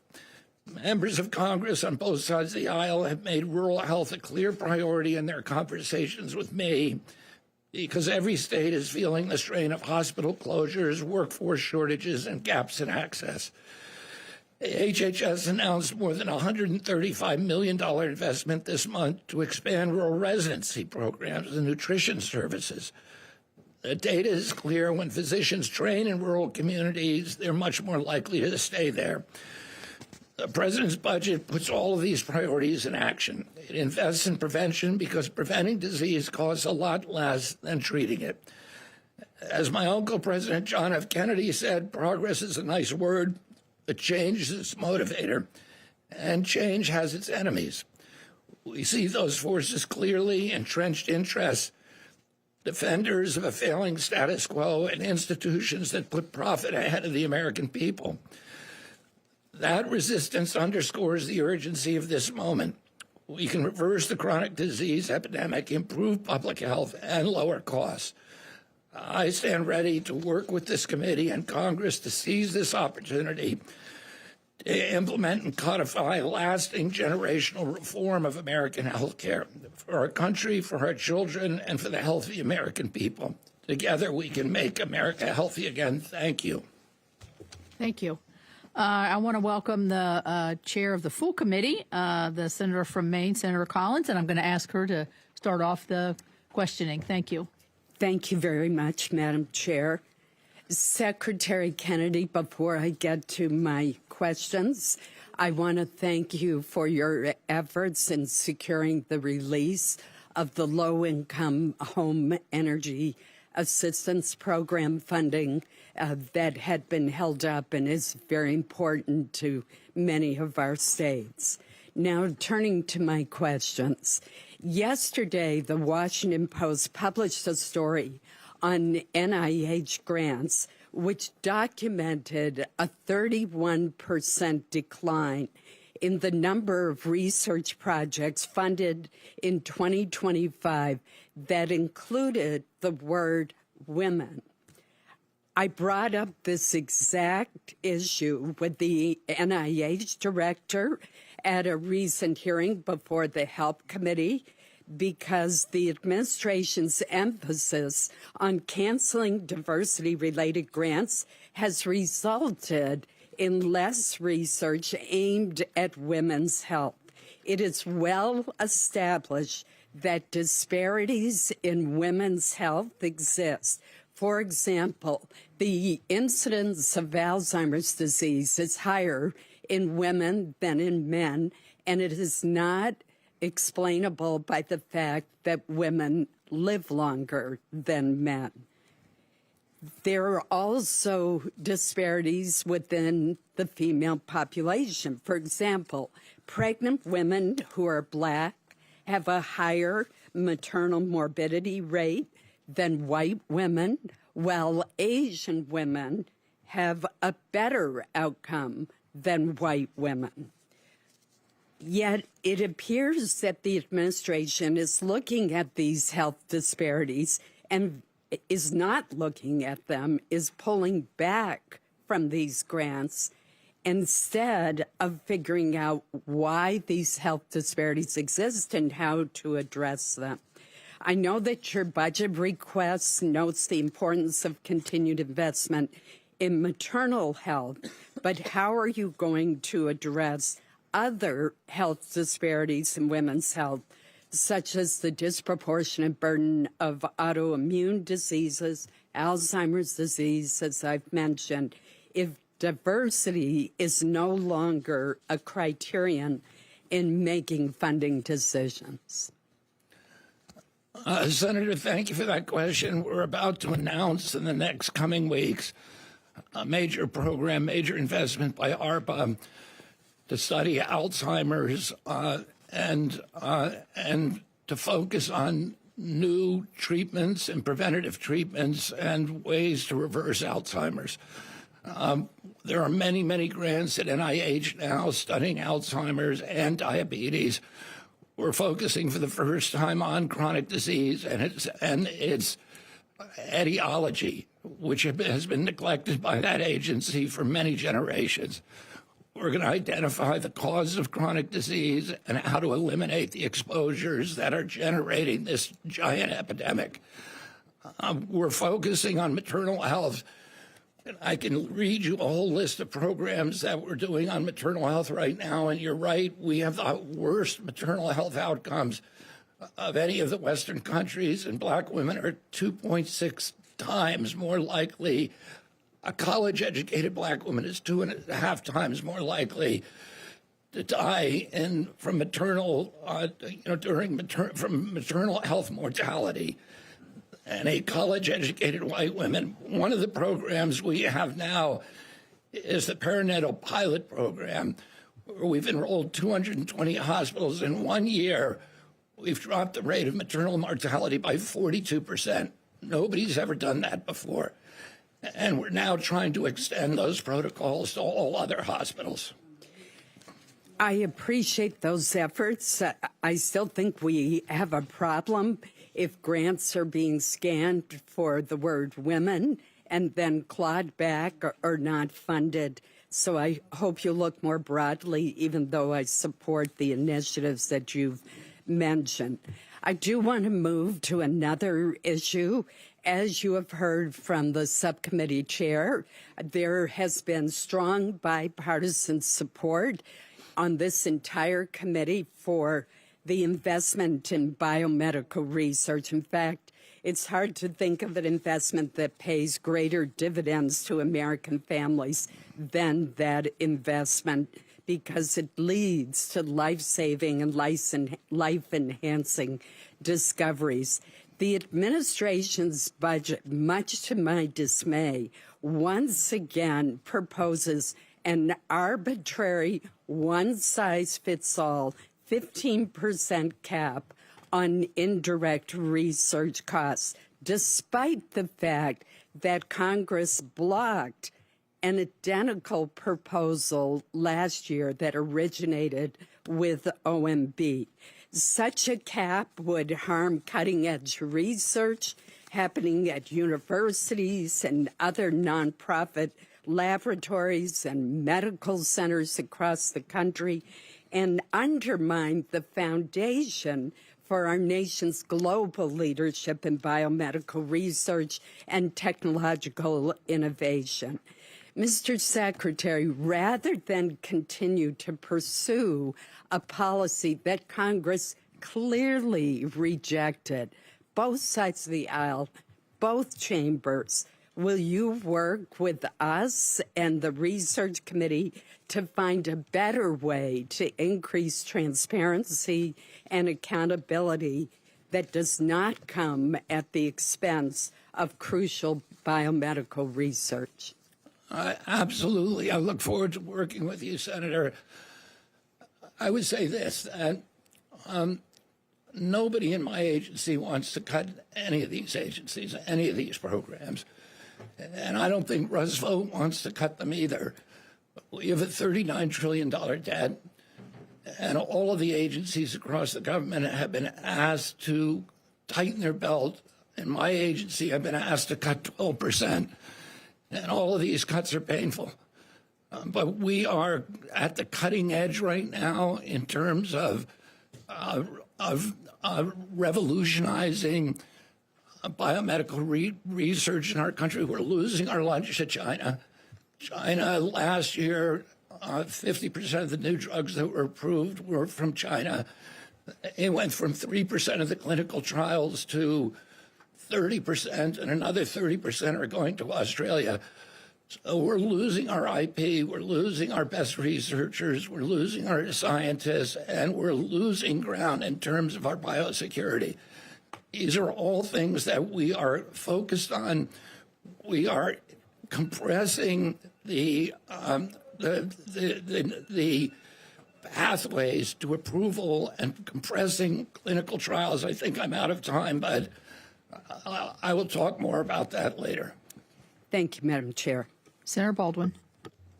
Thank you, Madam Chair. I believe I heard you say just now that all departments were being asked to tighten their belts and make cuts. The Department of Defense is being, the President's proposal increases that budget by, I think it was $450 billion. So I just want to correct the record here. Secretary Kennedy, I do appreciate our recent phone calls to discuss the fiscal year 2026 labor HHS bill and its legal requirement for HHS to restore the Press 3 option on the 988 suicide and crisis lifeline, specifically focused on LGBTQ youth. Secretary Kennedy, do you commit to restoring the Press 3 option as required under that law? I do, Senator, and I want to say that President Trump has a philosophy that we shouldn't be dividing people, that we should be being inclusive. But I did hear you just say yes. Yes, You do commit we are working on getting it up now. All right. I will continue to be vigilant until I hear that it has been restored. Switching topics, Mr. Secretary, is it this administration's goal to reduce the number of women using birth control in this country? Not that I know of. Okay. Nearly all women in the United States will use contraception at some point in their lifetime, and they deserve to have facts. And I'm deeply concerned by the extreme steps that I've been hearing about this administration taking, including the continued crusade for a national abortion ban. It's been widely reported that EPA is considering testing wastewater for mifepristone, the drug widely used for medication abortions. Have you spoken with Administrator Zeldin about this effort? I have not spoken to him specifically about mifepristone, but I have spoken to him about the program and urged him to do to conduct a program to look for pharmaceutical drug artifacts in our water. A lot of that water gets into drinking water. There's hormones in it. There's antidepressants. There's all kinds of drugs in it. And we have no idea how much or what. So you have spoken with Administrator Zeldin about that general topic. CDC also has a wastewater monitoring program that also can be used to track the presence and spread of dangerous infectious diseases at a very localized level. Will you use the CDC's wastewater monitoring program to track the use of mifepristone? I have no plans to do that at the moment, Senator. I care deeply about women's health, safety, and choices, and this administration has tried, as I mentioned in my opening comments, to cut off funding for family planning clinics, has tried to make it harder for women to access birth control, and has reportedly been exploring efforts to monitor the water supply to track women's use of abortion medications. Turning to another issue, the Trump administration's continued undermining of By the way, I've never heard of that program, Senator, but that's reassuring. There's been reporting, and so I'm sharing that with you. Secretary Kennedy, do you think that NIH should fund less cancer research? No, I think they should fund more, and the budget proposal, one of the few agencies that's gotten a raise in the budget proposal is NCI. And that increase is less than $1 million for an institute with a $7 billion budget. That is a 0.01% increase. It would not even cover the cost of one additional grant. But, Mr. Secretary, NIH's own budget documents show that last year the National Cancer Institute funded 260 fewer new cancer research grants. Secretary Kennedy, do you think NIH should fund fewer Alzheimer's disease research grants? I think they should be funding more. Well, NIH's own budget documents show that last year the NIH Institute on Aging, which administers the bulk of NIH's Alzheimer's disease research, funded 411 or 45% fewer new grants. and this is true for every disease in NIH's research portfolio. I have run out of time. I hope we might get another round, but I will stop at this point. Thank you. Secretary Kennedy, by your, I'm looking at the number of employees. Just as a quick question, I hope. At the end, by January 2025, there were 93,153 employees at HHS. There are now 74,313. So that's a big difference. Do you feel that there has been any abatement of service or quality of service delivery under these conditions? I do not. You know, during COVID, my agency grew by 38%, and we are now right-sizing it. We're in the process now of hiring about 12,000 more personnel to make sure that we have people to do every job. But the agency was not functioning well when I got there. It had presided over the largest increase in chronic disease in human history. So the agency that's supposed to be protecting us from chronic disease had failed abysmally. Yeah, at pre-COVID levels, it was 82,000, so it went up 11,000 during COVID. Let me ask you about NIOSH, because you know and I know that this is a very important to the coal miners and firefighters of West Virginia. The investment for NIOSH, it's for respiratory illnesses, particularly on the job. The mission is specially trained NIOSH employees is not duplicative of any government program. If they don't do it, it doesn't get done, and the benefits don't come towards those who are suffering from black lung. So we were able to work together to get 400 of our NIOSH employees back in Morgantown. How would HHS continue to support this important work with the significantly reduced funding levels? And also, I think it's going to be folded into other things with CDC. I just don't want to lose the core mission here. This is really important. And I want to thank you for your leadership, Senator, in making sure that we got those jobs restored. And as you know, it's an important issue to me. I've spent a lot of time in the gold fields. And I've spent a lot of time with people who sort of suffer from black lung my entire life, but also my professional career. I represented them in litigation, so I'm deeply committed to making sure that we're doing the right thing for them. Thank you. Thank you. That's important to me as well, and thank you. I mentioned in my opening statement rural health programs. The budget proposes to cut $1.3 billion from current HRSA, including $102 million from rural health programs, and consolidates what's left into the Administration for Healthy America, the AHA initiative. It also cuts state offices of rural health, rural hospital stabilization program, rural hospital flexibility grants, rural hospital provider. You mentioned the rural health transformation in your opening statement. It seems to go counter to this. What would you say, and how is AHA going to be able to, how does that fit into that, and what kind of future do you see for your rural health programs?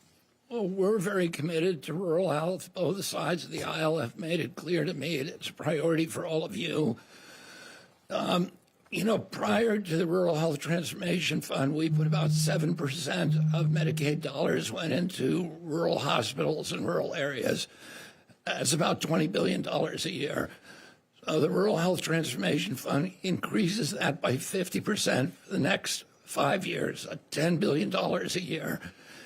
And that is to go to renovate infrastructure, rural hospitals, to retain frontline personnel, to integrate telehealth and AI into their systems to revolutionize them. In addition to that, I'm always on the lookout for new ways of assisting rural health care. Last week, I went to Arizona and announced a $135 million program to community development health centers, which serve 32 million people, mainly in rural areas, to provide nutrition, but also to provide nutrition infrastructure like kitchens and home gardens, et cetera, but also to for rural residency, because we know that when doctors train in rural areas, 30% of them end up staying there, and that's one of the big problems with rural health. It is. It's a different delivery system, and it is hard to attract. I mean, telehealth's great, and we've done a lot together, all of us, to try to increase telehealth, but there's still a lot of hurdles. So I will go to Senator Durbin. Thank you very much, Madam Chairman. Mr. Secretary, thank you for being here. In preparing for this hearing, I came to realize we have something in common. Both of us lost our fathers when we were 14 years old. I remember your loss. I was a second-year law student at Georgetown. It broke America's heart for you and your family. Well, thank you, Senator. My loss was similar in that my father, who was 53 years old, died of lung cancer. 2 packs of Campbell's a day. And it changed my life, as I'm sure your father's loss changed yours. And so I've taken tobacco pretty seriously as a member of Congress now for 44 years. And the one thing I did seemed small at the time, but maybe has impact behind, and that was to ban smoking on airplanes. Once we raised the question of the danger of secondhand smoke on an airplane, Americans asked the obvious question, well, how about a train, or a bus, or an office building, or a hospital, or a restaurant? And we've seen dramatic reductions in tobacco addiction.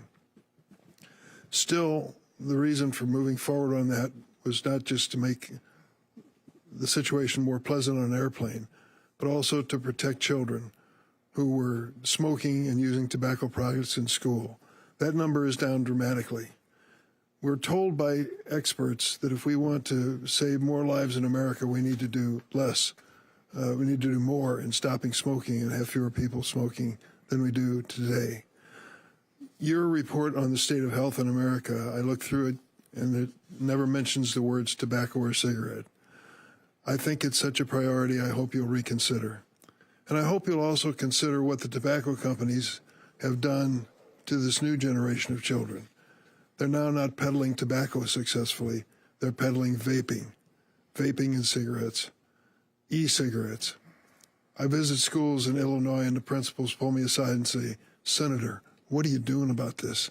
These kids are doing too much in vaping. Instead, however, your FDA just approved the e-cigarette responsible for igniting this youth vaping epidemic, Juul, and announced plans to permit Big Tobacco to sell more kid-friendly flavors. This FY27 budget request would also eliminate the CDC's Office of Smoking and Health. This $246 million program helps adults to quit smoking and make sure that kids have fewer chances of ever doing it themselves. You tell us they're the sickest generation of children we've had. How can vaping make them any healthier? Well, first of all, I agree with you, Senator, and I want to thank you for the work that you did on airplanes and restaurants. And, I was on a lot of those airplanes as a kid, and it made no sense to me that if you moved, that you could smoke in the back, but you couldn't smoke in the front because the smoke was everywhere. Oh, that was extraordinary leadership, and I want to thank you, and I want to thank David Kessler, who was the FDA He was my partner. who did an extraordinary job. FDA, and I talked to you about this on the phone, that there was an FDA career staff, career scientists, have made certain decisions about vaping. There is controversy in my agency because the approval included approval of certain the request included a request for certain flavors that, in my view, were directed at children, bubble gum and cotton candy. The career reviewers have to make a determination because the threshold for tobacco is much higher than it is for drugs. They have to make sure not that that drug is safe and effective for a particular individual, that it's better for society as a whole. And I think I don't know about the deliberations there, but I know that they had to make a decision based upon the science that vaping was going to reduce combustible tobacco use. That was the scientific finding they had to make. I don't know. I don't know the details. I've never read the studies. But that is the process that they had to go through. If I could say this, I want smokers to quit too. If there was something that could have saved my father's life, I would have supported it. But I learned a long time ago you can't trust big tobacco's promises. In the meantime, we can't risk a new wave of children addicted to this poison. The law is crystal clear. The Tobacco Control Act requires an e-cigarette manufacturer first prove to the FDA that its product is, quote, appropriate for the protection of public health before it can go on the market. You're an attorney. This is a condition precedent. The law has no special treatment for American vapes or Chinese vapes. If we're serious about protecting kids, I hope you'll reconsider any decision which allows the expansion of e-smoking. Thank you, Senator. Senator Kennedy. Thank you, Madam Chair. Mr. Secretary, one of the more beneficial things that I think your agency has done under your leadership, in my judgment, is to educate the American people about ultra-processed foods. But it's still too complicated. How can your department go about uncomplicating it? I mean, the American people are busy. They're busy earning a living. And they don't have time to sit down and research the definition of an ultra-processed food. Rather than listing all the ultra-processed foods, which of course would invite litigation and consternation and gnashing of the teeth, how can you come up with a list of things that people should look for on the label to know if it's ultra-processed? For example, sodium. If it's got more than this amount of sodium, it's ultra-processed. Does that make sense? You understand my question? I think it's not only a question of I understand, but it's a question that my agency's put a lot of thought into. There has been no workable definition of ultra-processed food before we came in here. That's regulatory malpractice. We now there have... has or hasn't? There has not, never. Well, why don't you do it, with respect? Why don't you do it? We already did it. So our regulations are now, we've developed the definition within our agency. It's now, before the rule gets finalized, it's in the interagency process. There are other agencies that have equities like USDA, Department of Commerce, OMB.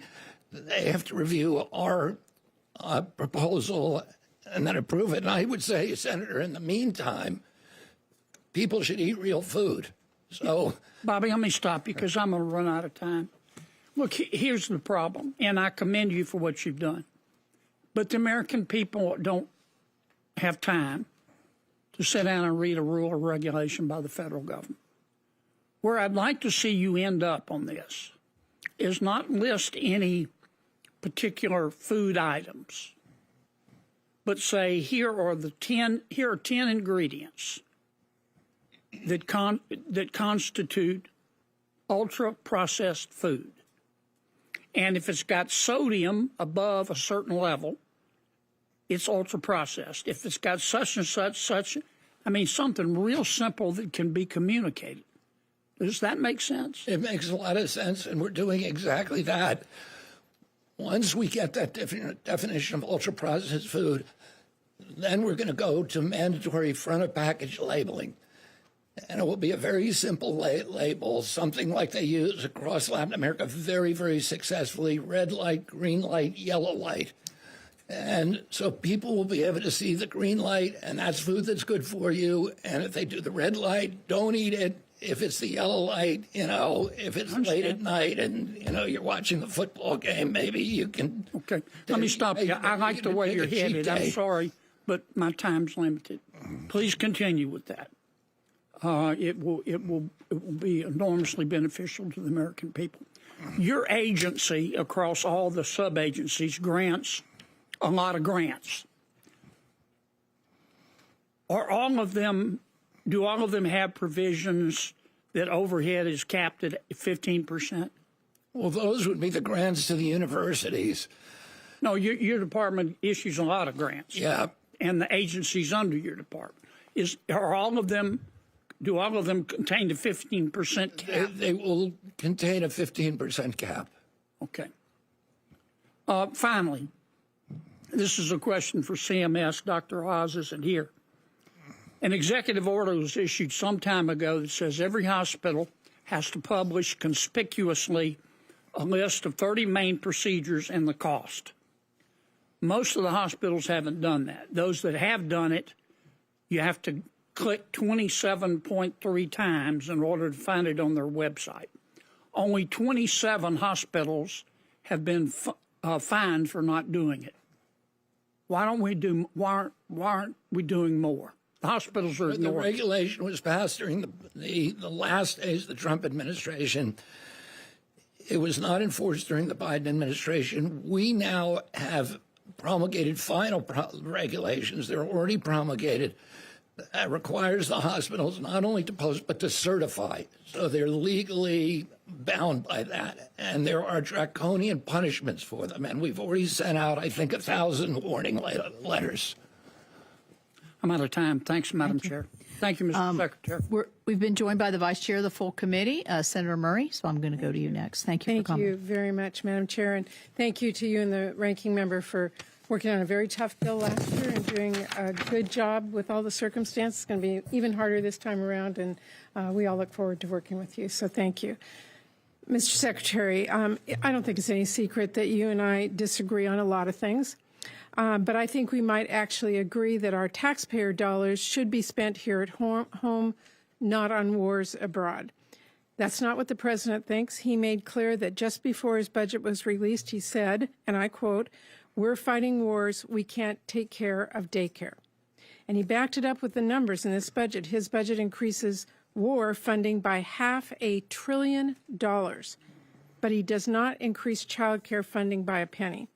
And it actually slashes funding for preschool programs by $315 million.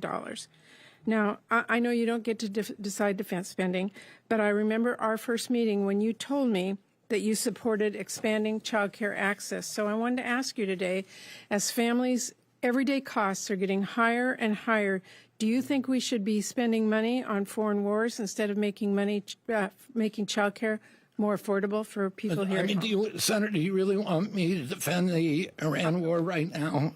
Is that what you want me to spend my time doing?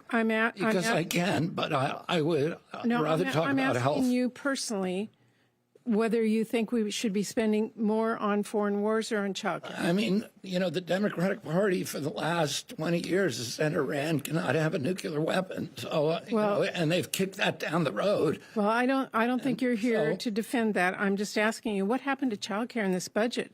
Okay, let's talk about child care then instead of the war. Well, what's happened, Mr. Secretary, just so it's clear, the reason this budget is going to be, and appropriations is going to be so hard to write is that the president is requesting $1.5 trillion in new funding for defense, which cuts our non-defense incredibly.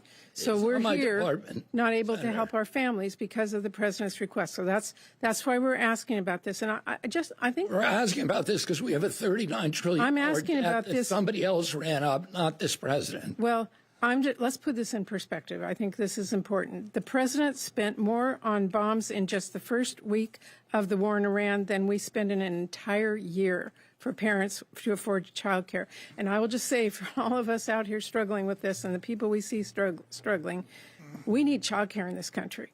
And we have to make choices when we make our budget. And the budget that is presented to us makes the choice of a war rather than helping our families here at home. And I think that's important for us to understand from the president. Now, meanwhile, while this budget bankrolls Trump's war agenda, it is also cutting crucial life-saving health investments. It slashes NIH funding by more than $5 billion, which would mean delayed cures. It means canceled studies. It means no hope for patients who are fighting for their lives. The president seems to be comfortable increasing his war budget by 100 times that amount. So I just want to ask you, did you push back on the NIH cuts to the president on the NIH cuts, did you push back to the president and the White House about cutting that? As I said long before the war, we were told we need to tighten our belt at this agency. I said before, nobody in the agency wants to cut these programs. If you end up funding the programs, I'll spend the money. It's Congress's choice about whether to do it or not. It's not my choice. We gave you a proposed budget that does what the president wants, which is to have broad cuts across the agency. My question to you actually was, did you push back on the president when he said he wanted to cut NIH? Did you push back in any meeting? Do you want me to tell you why I think those cuts are justified at NIH? I'd like to hear your rationale.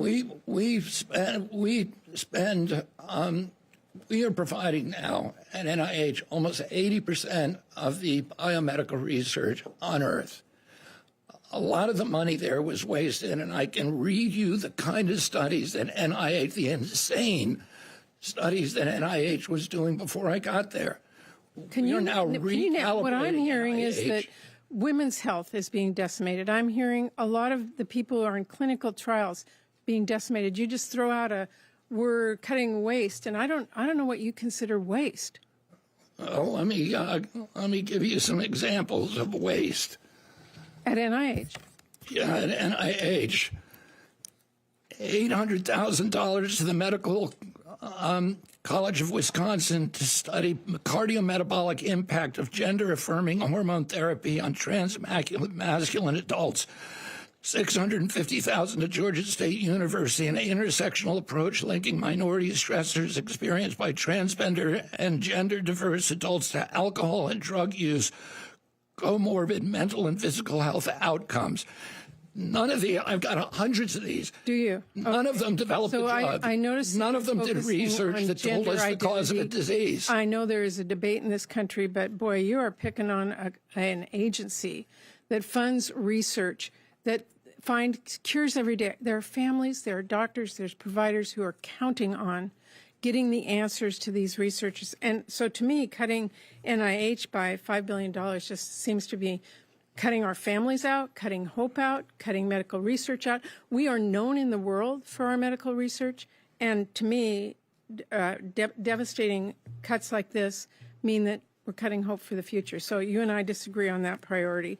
And my time's about up, and I just have to say, we have a measles and we have a whooping cough ripping through our communities. We've got trusted vaccines that have been undermined. We have cancer and disease trials that are being upended. We have patients being left without options, researchers having to pay expenses out of their own pockets. I hear this from them directly. We have grants being frozen, turned on and off.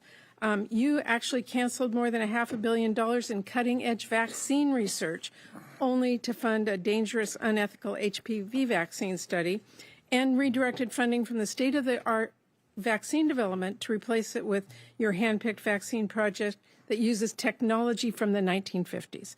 So the workforce has been gutted. We are seeing canceling of billions of dollars in substance use, mental health.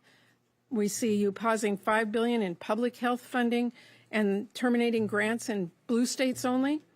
So I just have to say here loud and clear, this is hurting public health. It is hurting our families. It's hurting our research. It's hurting the future of the country. And you and I disagree on this priority. Thank you. Senator Hyde-Smith. Thank you, Madam Chairman, and certainly thank you for holding this hearing. And I appreciate everything you are doing, and thank you for making necessary cuts where we agree that they are definitely needed.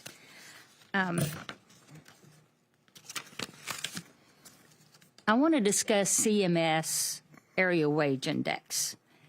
I've had so many people come into my office to discuss this. I had 2 different groups today. It is destabilizing hospitals and rural health care. AWI disadvantages rural hospitals because they're locking them into a system that suppresses reimbursement and limits their ability to recruit and retain medical staff and specialists. And as you know, during Trump's first administration, policy was implemented that helped raise Medicare payments for hospitals in that lower quartile. This policy was huge. for rural health care, but the court-ordered demise of that policy has led to financial distress and recruitment challenges when they're trying to recruit doctors to Mississippi, and they can get so much more for the exact same procedure in other states. This is not a one-time gap. It compounds every year. Hospitals like Forest General, a Level 2 trauma center in Hattiesburg, Mississippi, are expected to deliver complex, specialist-driven care, but they're reimbursed as if costs are low, absorbing an $8 million annual loss due to this disparity. And obviously that gap is just unsustainable. If this continues, it won't just affect one hospital. It will weaken the entire 19-county rural network, roughly serving 700,000 Mississippians. Without immediate changes to AWI methodology to create a more level playing field, rural hospitals will face an unsustainable future, and obviously it's the patients that are going to suffer. Mr. Secretary, would it be fair to say that the current area wage index creates a compounding disadvantage for hospitals in persistently low wages states like Mississippi? And how willing is the administration to work with Congress to provide the necessary direction and funding to appropriately evaluate near-term adjustments in order to provide this much-needed relief to states that are persistently low AWIs? Senator, before I answer that very good question, do you mind if I spend a minute just addressing one of the points that was made by Senator Baldwin? Sure. I have authorized funding for $500 million in cancer vaccines and almost another $500 million in a universal flu vaccine. So I'm not anti-vaccine. The $500 million that we canceled were for vaccines that don't work. And if they did work, these were for COVID vaccines, and mRNA, we now know, does not work for respiratory illnesses. These were for vaccines that the industry made almost $100 billion on. Why are we financing it? If anybody thought it worked, the industry would pile in and make it work. Now, on the way, and so it's a waste of government money to pay something that the industry won't pay. The wage area index is destroying rural areas in this country, and we know it's a problem. As you know, under the Social Security Act, any changes we make in it have to be budget neutral. So if you give more to one area, you have to take from another, and the political blowback, even if we could do it, the political blowback is very loud. Let me say this. The change has to come from Congress, and we want to work with you to make changes that we think make sense, which means getting more money to rural areas. Thank you, and I think that we just wanted to verify because it will have to come from Congress, but thank you for your willingness and your commitment to work with us to get there. The second question is, I have a few minutes left.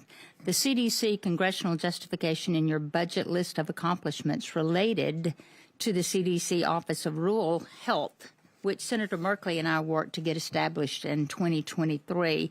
But despite this work to benefit the health of rural Americans, the future of the Office of Rural Health is unclear given proposed HHS reorganization plans in the President's FY27 budget request. And this is concerning to a lot of people, including me, and for stakeholders like National Rural Health Associations. So what assurances can you give me and others that the Office of Rural Health will remain within the CDC and that its mission to improve rural health outcomes will remain a priority to you in this administration? I mean, our reorganization tries to return CDC to its core mission, which is infectious disease. And a lot of the programs in CDC we are moving out under the proposal, the Agency for Healthy America, the AHA agency. This is a proposal for Congress. We're not doing anything unilaterally. We've offered it to Congress. We expect congressional feedback on it. We expect a dialogue, and there's some things that we may do. There's some things that we won't do. All we know is that CDC has not done a good job on chronic diseases, which disproportionately impact rural communities in this country. The highest diabetes rates, cardiovascular, cancer rates are in rural areas. And CDC just is not equipped to handle those and has done a miserable job at doing it. And that's why we have the highest chronic disease burden of any nation in the world, with CDC presiding over that decline. Thank you very much for that answer. And I'm out of town. I do have another question that I will submit on the nursing shortages that are very concerning to me. Thank you very much. Thank you. Senator Shaheen. Thank you, Chair Capito and Ranking Member Baldwin, for holding this hearing today, and thank you, Secretary Kennedy, for being here. I'd like to ask you about GAVI, Secretary Kennedy. About? GAVI, G-A-V-I, which I know you know is a vaccine alliance. It's a public-private partnership that's helped reduce child mortality by half in lower-income countries since 2000, and it's done that by immunizing an entire generation. In addition to helping vaccinate 1.2 billion, with a B, children, it's the world's leading purchaser of U.S.-produced vaccines. So GAVI supports American manufacturing jobs, it helps prevent outbreaks from reaching the United States shores, and it strengthens global health security. I think it's one of the clear examples of a win-win investment for the American taxpayer. And yet, despite a congressional appropriation of $300 million in FY25 and 26, GAVI has not received its funding. Funding for GAVI comes from the State Department, which I have a chance to oversee as the ranking member on the Senate Foreign Relations Committee. But yet, I'm asking you about GAVI because I understand from those people who have worked on this in the past that it is your department and you personally who's holding up funding for GAVI. I had a chance to meet with some of the representatives from GAVI last week, and what I understood from that meeting is that if this funding is not released, millions of children will die. In fact, GAVI estimates that loss of funding could result in 75 million children not receiving routine vaccinations over the next 5 years, and that will lead to the deaths of more than 1.2 million children. So, Secretary Kennedy, I ask you, are you willing to release this funding that helps vaccinate millions of children? We're in discussions with GAVI in the State Department. GAVI has been intransigent, and I'll tell you three of our concerns. One is that the money that we give to GAVI is fungible. GAVI has a tremendous amount of money. In fact, GAVI is giving hundreds of millions of dollars to the WHO, which we got out of because it was doing such a miserable job. I asked them, is our money going to use so that you can funnel it to WHO? They refused to answer that. That is not, I appreciate that you have that concern. Yeah, that is not concerns too. The conversation that I had with them. Well, so I'm sure it was not. I believe that. There were two other concerns. And their biggest vaccine is now a DTP vaccine, a version of it, an old version.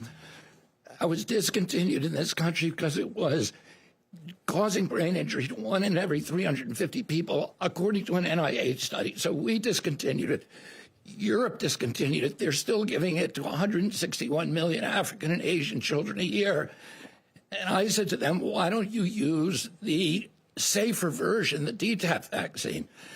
And they said they didn't want to do that. Well, Secretary Kennedy, perhaps you could appoint somebody from your office who'd be willing to work with my office and representatives from GAVI and see if we can settle this problem.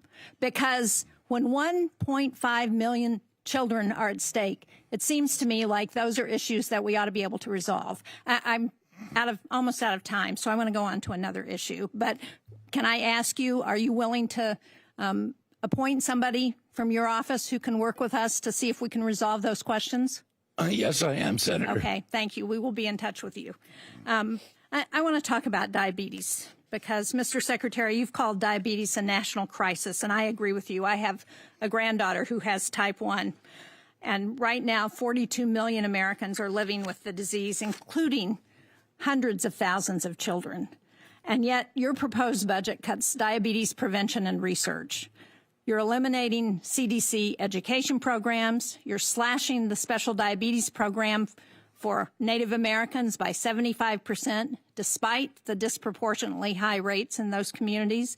You've terminated a major study on diabetes and dementia, not because of the science, but because of a dispute with Columbia University. You talk about diet and lifestyle, and I agree with you. That's important. But that does nothing for the millions of Americans who are living with type 1.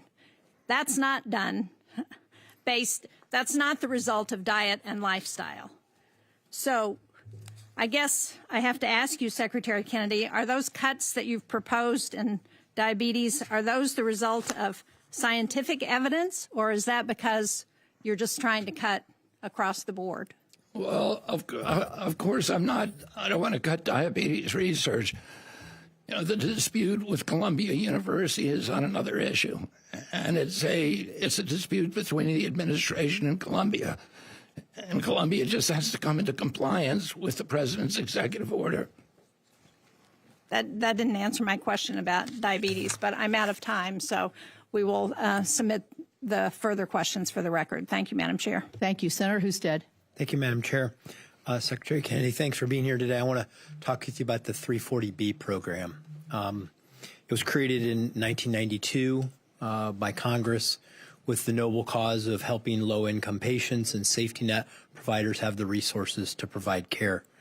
CBO and GAO said HRSA does not collect the data on how hospitals spend the money, and it's not uncommon for a hospital system to receive $100 million to $500 million out of the program annually, and it does not, in those cases, provide auditable data to know how those dollars are being spent. And so I just have been concerned, as we've talked about affordability and healthcare access, is frankly, is the money going to really help the people that the program was designed to assist? And CBO has also found that the program encourages behaviors that cost the taxpayers, the federal government, increase funding. So I'm interested in the issue of program integrity and auditable metrics. And the president's budget includes a provision to move the oversight of the 340B program from HRSA to CMS. And so I think it's important that we understand what's happening with it. Well, how's the money being spent? Is it going to help the people and the institutions it was designed to help? And I'm interested to know what you think you can do to help make sure that the drugs purchased through the program match the eligible patient encounter rather than the current system, which largely relies on self-reporting. Yeah, Senator, there's all kinds of problems with the program. There's all kinds of benefits, and there's a lot of hospitals and safety net regions that absolutely rely on that funding source. Originally, it was just for safety net hospitals and for poor patients to lower drug costs for them. Originally, there were only 90 entities that were receiving 340B. Today, because of the potential for abuse, there's 12,000 and 50,000 outpatient offices. And I'll give you an example of the abuse. We found a Virginia hospital in a low-income area that was charging patients, that was getting 90% off the list price of the drug, charging patients the list price of the drug, and then using their profit margins to build a hospital in a wealthy community. In another case, in New Mexico, a hospital got a cancer drug for a patient. The cancer drug cost $22,700. The cost to them at the discount, the 340B discount, was $2,000. They charged the patient $22,000, kept the margin, and then sued the patient when he couldn't pay. So those are the kind of really horrible abuses we see in the system, but we also see a lot of really good uses by some. Well, there are, like the FQHCs and there are many people who are doing great work under the program, but then right. it appears, as you listed, that there's a lot of abuse under the program.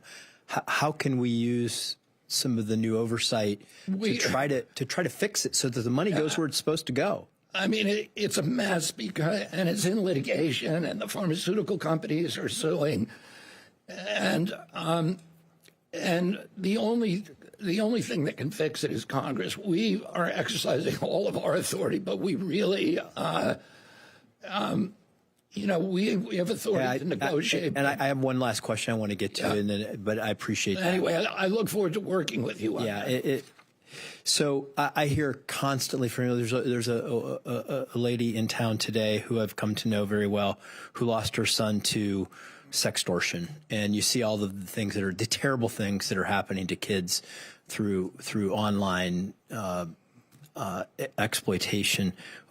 Just quickly, what can you do? What are you going to do at Health and Human Services to try to address this new phenomenon that is clearly an epidemic of physical health and mental health challenges for kids?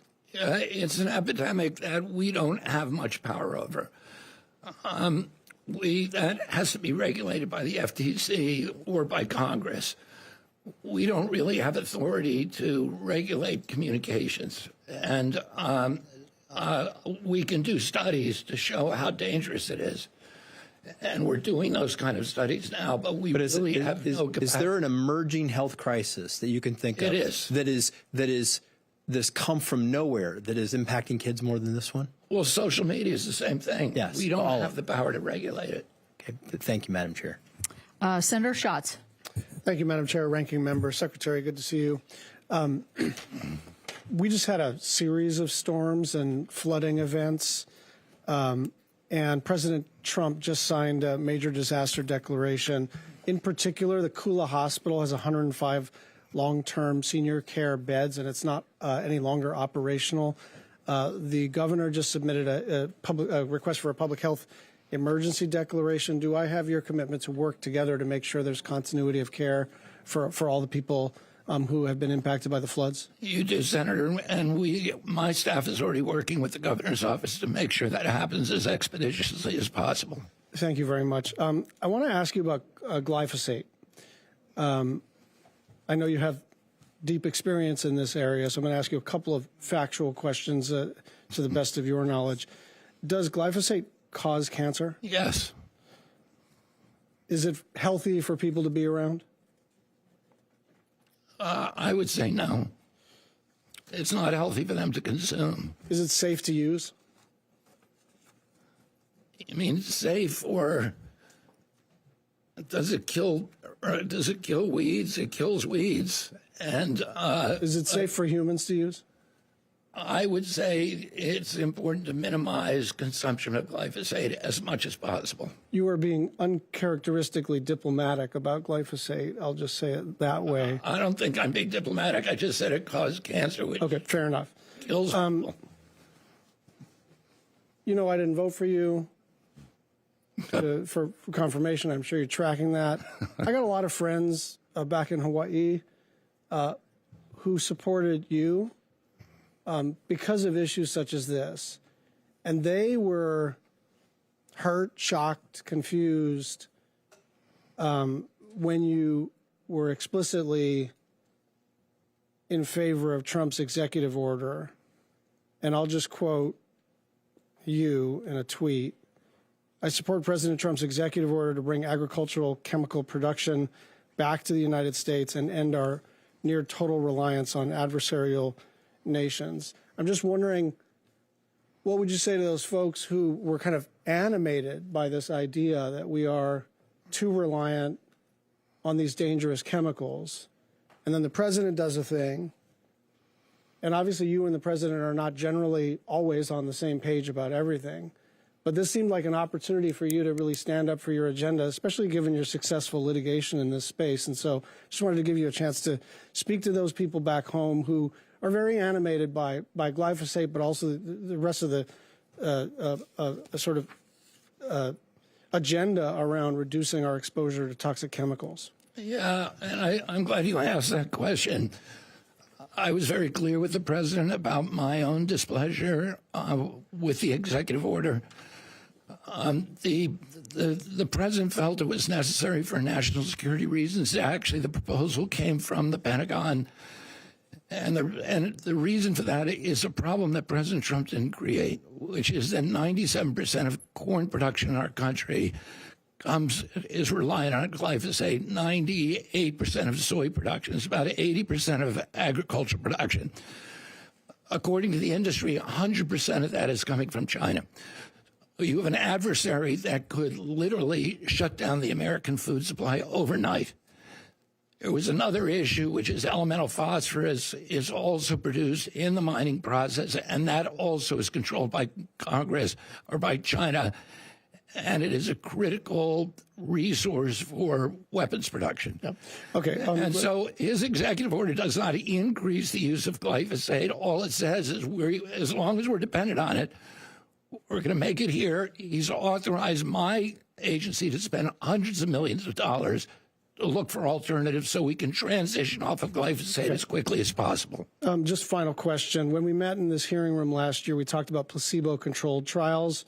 I said, and I'll quote myself, the placebo-controlled trials are in the existing vaccine approval process. Are you suggesting something different from that? And you said, I do not think it is ethical to go back and test approved vaccines against a placebo, but in December of last year, CDC posted a notice in the Federal Register awarding $1.6 million to, quote, study the optimal timing and delivery of monovalent hepatitis B vaccinations in newborns in Guinea-Bissau, activities that will include conducting a randomized control trial. So there's a contradiction here. I know it was removed from the Federal Register. What happened? There's no contradiction. And we hope to go forward with that trial. The hepatitis B vaccine was tested for 4 days. We're giving to hundreds of millions of kids. It was no placebo in that, so we have no idea what the risk factors are. In Guinea-Bissau, they don't give the birth dose. They're going to start giving it in 2028. We asked the government of Guinea-Bissau, can we go there with the proper INDs, all the ethical guidances, and give it to 14,000 kids a year early. And not give some, and have a placebo group. It's not our job to give it to the whole country. We can give it to 14,000 kids early, which helps them. And then we have a placebo group. For the first time in history, we can actually look at the placebo group that doesn't get the medicine. This is the thing we talked about before, and I thought we were on the same page, and I thought the entire medical establishment was on the same page. We may disagree about the efficacy of certain vaccines, but we have all agreed, all of us, that you do not withhold medicine, especially from children. We're not withholding it. We're giving it to people who otherwise wouldn't receive it. And then there's a control group that doesn't get the medicine. Well, they weren't going to get it anyway. Yeah. Okay. Nobody in the country was going to get it. Well, thank you. Okay, I'm going to go to Senator Murphy. We're running up against a 5-minute break at 4 o'clock, and then we have a vote at 4:05. So, Senator Murphy. Thank you, Madam Chair. We have an epidemic of low-quality care in our nursing homes today, increasingly because we have a lot of for-profit operators, a lot of private equity-owned nursing homes today. It's a real issue. I hear about it all the time in Connecticut. In 2023, President Biden issues this rule to require minimum staffing in nursing homes. At the beginning of the Trump administration, the administration defends that rule because the industry brought a case against it in court. And then in the summer of 2025, the industry starts pumping a lot of money into the president's political operation, almost $4 million. They have a meeting with him, and then a couple months later, the Trump administration stops defending the rule. I understand you're going to tell us that there's no connection between the donations and the decision to withdraw defense of the rule.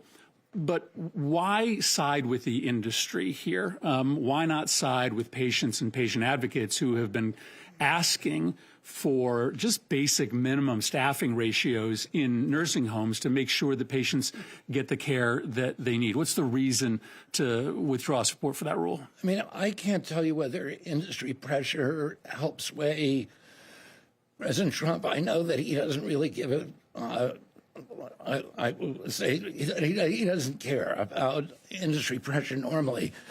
the real pressure was coming from congressmen and from senators who are in rural areas. And I traveled across rural areas, and I saw the damage that that rule was going to cause to rural areas. A lot of these rural areas, they cannot get people, and they'd have to close the nursing home. And then the elderly parents would be shipped to a city that is hours away and not be near their families.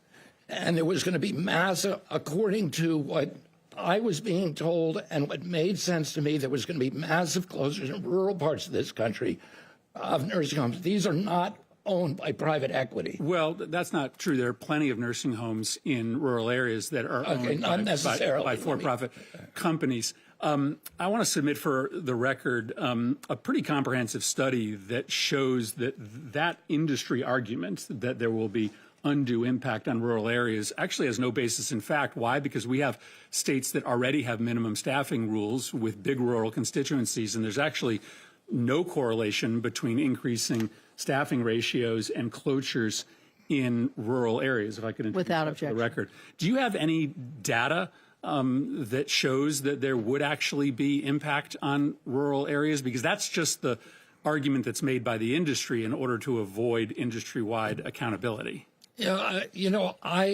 I'm happy to provide you with what we have. Okay. I don't think the data is there, but I'm happy to take that for the record. Second line of inquiry, Mr. Secretary, this MAHA PAC thing just seems like a moral and ethical mess. This is a PAC run by acquaintances and allies of yours. Your face is plastered all over its literature. They advertise that they are in existence to try to influence you.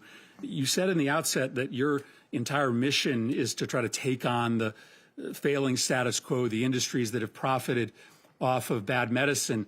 The companies that donate to MAHA PAC, it's like a who's who of the pharmaceutical industry, including a ton of companies that literally have business before you. And the whole purpose of MAHA PAC seems to be to interact with you in your office. I mean, I don't think we've ever seen this before. A political action committee affiliated at the very least with the branding that is central to your persona, taking huge amounts of money from the industry. Again, I know you're going to say that there's no connection between all these donations and what happens inside HHS, but why do you suspect all of these pharmaceutical companies? I mean, and they're not giving small amounts. They're giving $20,000, $100,000 to MAHA PAC. Why are they putting all of this money into MAHA PAC, if not to try to influence your decision making? Do you have a single instance where the MAHA PAC has taken a position that is not consistent with my values? I don't run the MAHA PAC. I have no idea who's contributing to them. Yeah, but why do you think, just take a guess, I mean, you know this is happening. Why do you think that they're contributing? I mean, this company Vivix donated $10,000 to MAHA when they had a very important case on skin substitutes before the agency. Go ahead and look what we did on skin substitutes. We put out of business 80% of the industry. But why do you think these companies are making these huge donations to this? I have no idea what companies are making any donations. I've never been told. That's the first time I've ever even heard that. I have no idea who's giving money to them. I don't run it. Other people run it. Tell me an instance where they've done something that is underhanded or that is against my values. Yeah, I'll be happy to submit to you and to the committee the instances in which the companies that are making donations to this PAC did so at the exact moment that they had business before your I don't know about their business. I have no idea about really messy. I can tell you that you take a look at what we did with skin substitutes. I think it'd be better if you told them to shut this thing down, because it smacks of corruption, and I just think you'd be much better served. You have a if you PAC just told them senator to who shut that supports down. you. You have a PAC that supports you. So you'd be much better. Yeah, it doesn't. I don't take any corporate donations or any PAC donations. Your friends would be better off not taking these donations either. Thank you, Ms. Okay, I agreed to a 4 o'clock 5-minute break, so we're going to go ahead and do that. Be back at 4:05. I agreed to a 4 o'clock 5-minute break. I'm sticking to my agreement.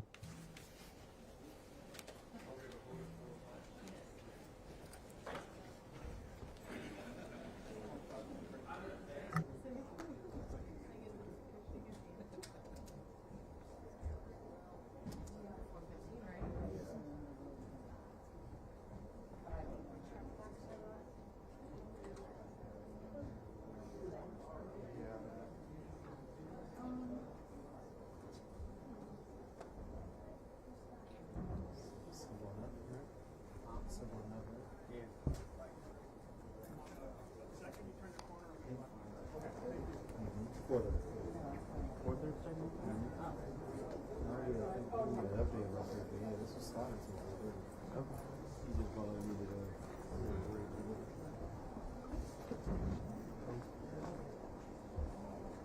I didn't ask for that. So we're running out to the end somewhere.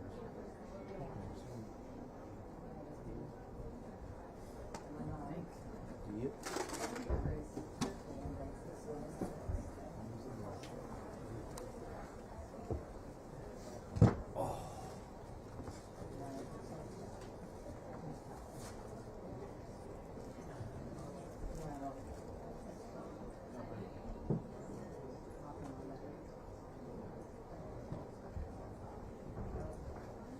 Hey, I'm sorry.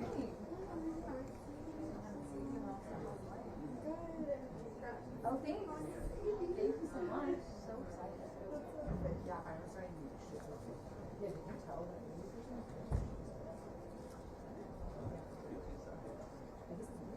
Wow, that's really good. I wouldn't have to. Like, I just you post on Instagram. Yeah. You post on Instagram. No. This will go somewhere else. Good. Now that I can sit for a second, see those scouts were cool fake right here.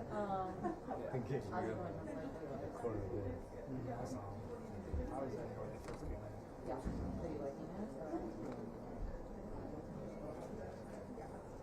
Ooh. Sorry. I hate that.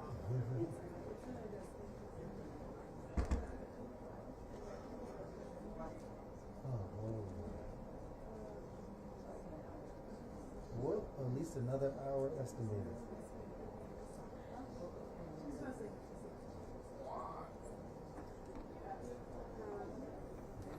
Yeah, the order you gotta do anyway, so you need to step out. Where are you going? Oh, bro. Yes, your old town is looking crazy. Oh, God, that sounds good. I've been to Rome,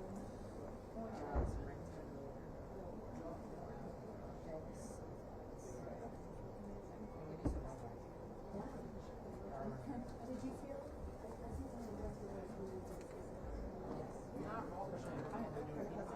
I live with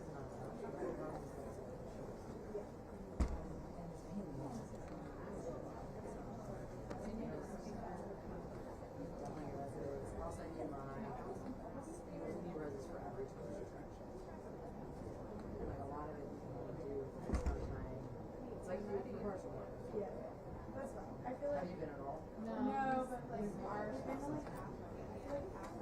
I know, so it would be worth on it.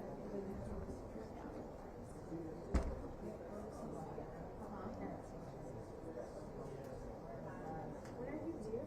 Oh my gosh, in August. Yeah.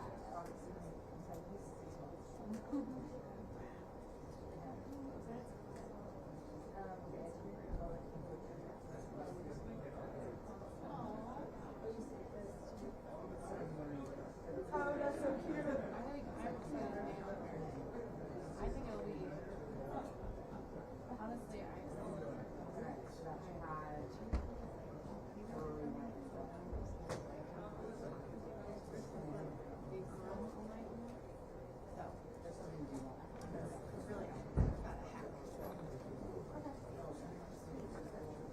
Yeah. text me through the questions. Yes. When did you go?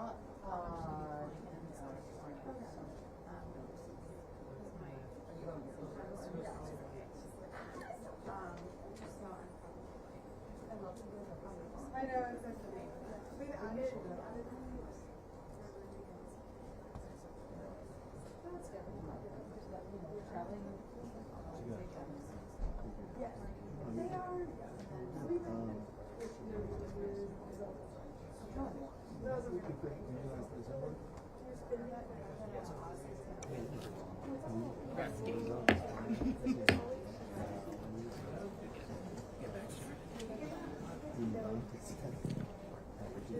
We're going to have some folks coming in and out because we have that 405 vote. So I'm going to go to Senator Rounds and then to Senator Merkley. Thank you, Madam Chair. Mr. Secretary, first of all, thanks for coming in and visiting with us today. I know you've had a long day already, so I want to give you an opportunity maybe to follow up on a couple of thoughts. I'm going to start with the 340B program, and I know that Senator Husted asked you some questions with regard to the 340B, and there's a lot of interested entities out there that rely on the 340B, regardless of if it's a good program or not. It funds a lot of local community programs. Federal health centers receive some of it. Critical access hospitals receive some of the funding on it, but community hospitals really rely on it right now. And I know that you've been trying to make some changes on it. The concern a lot of them have is that there's a plan right now to transition to a rebate model instead of the current upfront discount. And it's got a lot of them concerned. Are you familiar with where that sits right now? And have you had any feedbacks, Mr. Secretary? Senator, I don't know where that proposal sits right now, and I am not, Dr. Oz has not raised it with me. I don't know how serious it is. Okay, in rural areas, it's a really big deal. And it's probably, as you know, during fly-in time, we get lots of the different healthcare organizations in, and there's a big-time concern across the rural parts of the country with regard to if the 340B funding is changed, that there be some other alternatives. And I think all I would ask is I wanted to bring it up. But second of all, I would just hope that you would be willing to address the concerns that these reforms might disproportionately benefit some pharmaceutical companies to the detriment of some of these necessary entities that are out there right now that need it in some of the rural areas. And I would just ask I wanted to bring it to your attention, but second of all, ask if you would work with us to see if, before we make these significant changes on it, that we recognize just how big of a deal it's going to be to some of those healthcare facilities. Yeah, and of course we'll work with you, but I can tell you we are very conscious of how important it is for the population it was built for, and that absolutely relies on it. The problem is the expansion of the program to some facilities that are already doing very well, and the abuses that we see in the program. But I think everybody wants to continue to support those communities. And I think their concern is that if there need to be reforms made, it's simply a matter of they've now grown to the point where they need this particular program, or some of them are going to shut their doors. And we've got to have another alternative for them that will still work for them. And I would just appreciate your help in addressing those before it becomes an item which is in place and the problems start to develop. So I appreciate your offer to look into that with us. We understand. Thank you. Thank you, sir. Let me touch base on another one. Throughout your first year in office, you've made making America healthy again and eating real food a priority. South Dakota farmers and ranchers work tirelessly to produce some of the safest and highest quality products in the world. I've concerns regarding lab-grown cells or cell-cultivated products attempting to enter the U.S. food system, posing as meat. One example of these experiments takes pork fat cells grown in a lab and combines them with plant protein. This product is sold to consumers at the grocery store as a meatball. My question, I guess, for you is do you share my concerns with these ultra-processed, lab-grown fake meat products? And with your prioritization of real food, how is HHS, through the FDA, monitoring and evaluating the health and safety of these particular types of products? I share your concern, Senator. I probably have an amplified concern. And, we're going to exercise FDA's oversight over them. They're going to have to show us, they're going to have to get through a lot of skepticism to show that they're safe. Thank you, sir. NIH, you've talked a lot about NIH today, and you've heard some concerns in here with regard to the funding on NIH and some of the grants and so forth. Mr. Secretary, I'm as concerned as anybody else about the fact that when we talk about biomedical research and the opportunity to really cure some cancers in particular and others, as these different proposals are out there, I would just hope that we can work together to make sure that those that are really making progress in ways to cure some of these dread diseases, that those are not the ones that are being canceled, and that we continue to try to find a path forward to actually not only save taxpayer dollars long term, but actually find a way to improve the quality of life for Americans using these programs that might already be in place. Yeah, I mean, Jay Bhattacharya tells me that he has not canceled a single site, with the exception of the hospitals that are violating the executive order. That no study of that kind has been canceled. And the JAMA, the Journal of the American Medical Association, recently did a report that said that we had canceled 346 grants, but when we actually looked at the report, the actual number is 14, and there were good reasons for canceling those. I just wanted to make sure you had an opportunity to respond to that. Yeah. Thank you, Madam Chair, and thank you, Mr. Secretary. Senator Merkley. Thank you very much, Madam Chair, and thank you, Mr. Secretary. And 7 years ago, I introduced a bill that was a most favored nation bill, saying Americans should get the best price in drugs in the developed world because we spend more as taxpayers on the R&D than any other nation. And I think the conversations we've had, this is generally an idea that you support. Absolutely. And we did the negotiation with 16 of the largest pharmaceutical companies, and we will be adding more and more drugs to that list, but the agreement is we get the lowest prices in the world, in the developed world. What I appreciate that very much, your pursuit of this vision. We are here in Congress, of course, like to legislate. We haven't seen these 16 agreements in order to understand how we might expand the principles in them. Is it feasible for those to be shared with Congress? Some of the information can be shared. Some of the information is proprietary and affects business secrets. And in that case, we couldn't. And in fact, in the IRA and on the Inflation Reduction Act, where we were ordered to do negotiations with the drug industry, there is an NDA recommendation in that language. There's a recognition that some of that information is going to be proprietary, but otherwise... I take that point. But I guess because the president has said he'd like to see these agreements codified, which I think means put it into law, the only way that we here in Congress can work on it, obviously we're not looking for the secret formulations or anything that would be proprietary, but certainly the drug pricing strategy. So I'd like to encourage you, if possible, to share that so that we could work on that codification.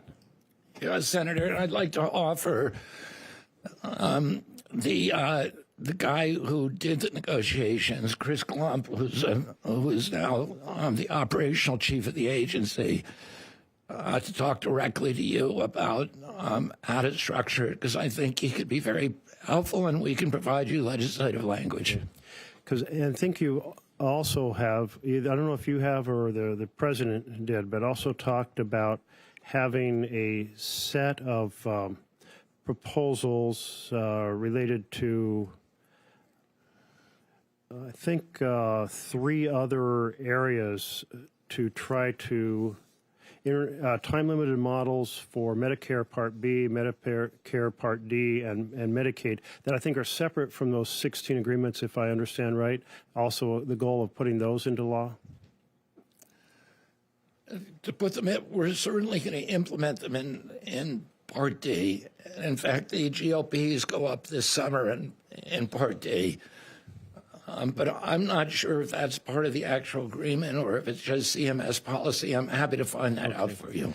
Because what I'm trying to do is craft bipartisan support while we have your support, the president's support, for really comprehensive, that no matter where you buy a drug, anywhere in our system, whether it's in Medicaid, Medicare, Veterans Administration, whether it's regular pharmacy, that our citizens get the best price. And it would be an incredible accomplishment to be able to do that, not just with an agreement that is, I'm not sure, the proposal there was for 5 years, but actually to create a framework where we can adjust as the international prices are adjusted. And this is our moment. So I'm just I'm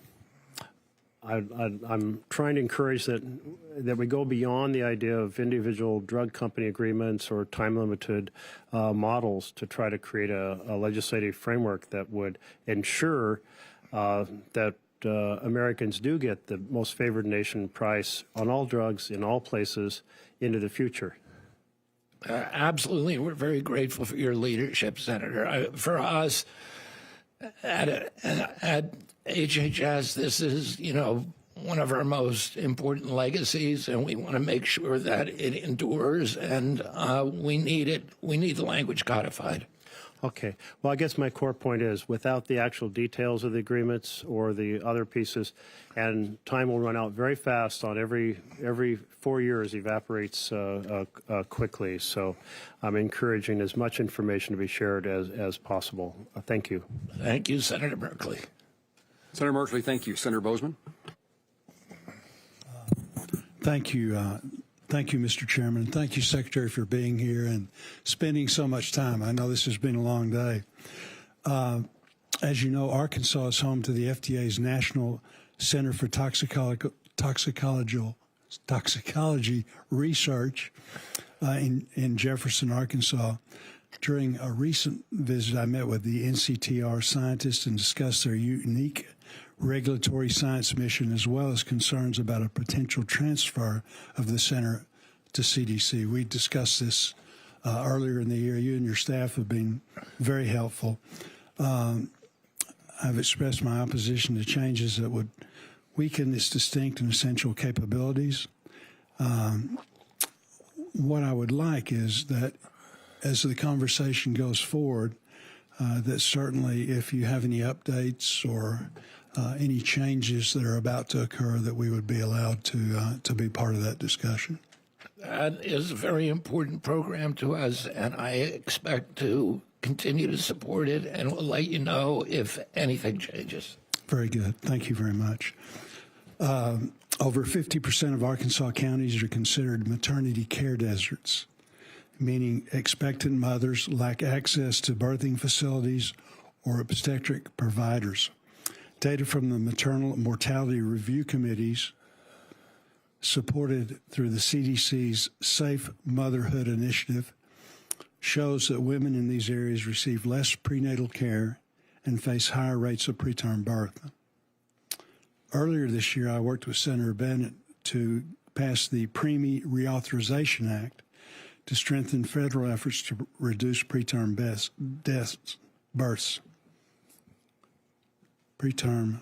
births that have complications. Can you clarify how HHS is going to allocate those funds and how the department will continue supporting state-led maternal mortality review committees to ensure care is informed by local data and improves outcome for mothers and infants? This is really a critical problem in Arkansas. 53% of our counties in America lost population last census, and as a result, this is an area that's really been affected. I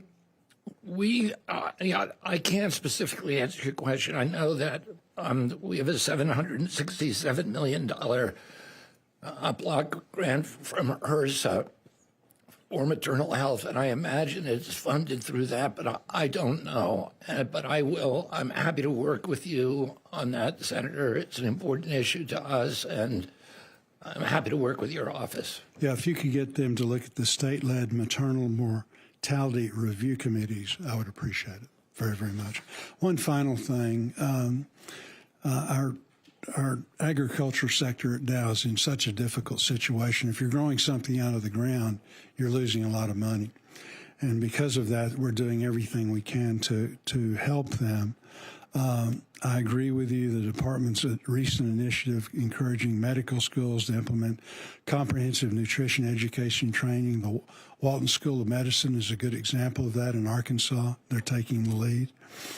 So I very much believe that nutrition is so very important. At the same time, growers in my state and across the country face real challenges. So can you ensure the American growers that the goals of making America healthy do not unintentionally create barriers to crop protection tools that are already undergoing a rigorous science-based review process at EPA. Will you commit to working with our farmers? Before we issued the MAHA report, we had over 100 meetings with farmers and all the leading farm organizations in this country. I met with them again last week, representatives of all the major farm organizations. And we collaborate with them very well. They've been very supportive of the MAHA agenda. And and I expect that to continue. And everywhere I go in the country, the reaction that I get from the farm community is very, very positive, and I'm very grateful for that. I know that, for most farmers, they're losing money 7 out of 10 years, and we want to make sure to keep the farm economy intact. We know that MAHA is dependent on our food production, and we can't afford to lose any more farmers in this country.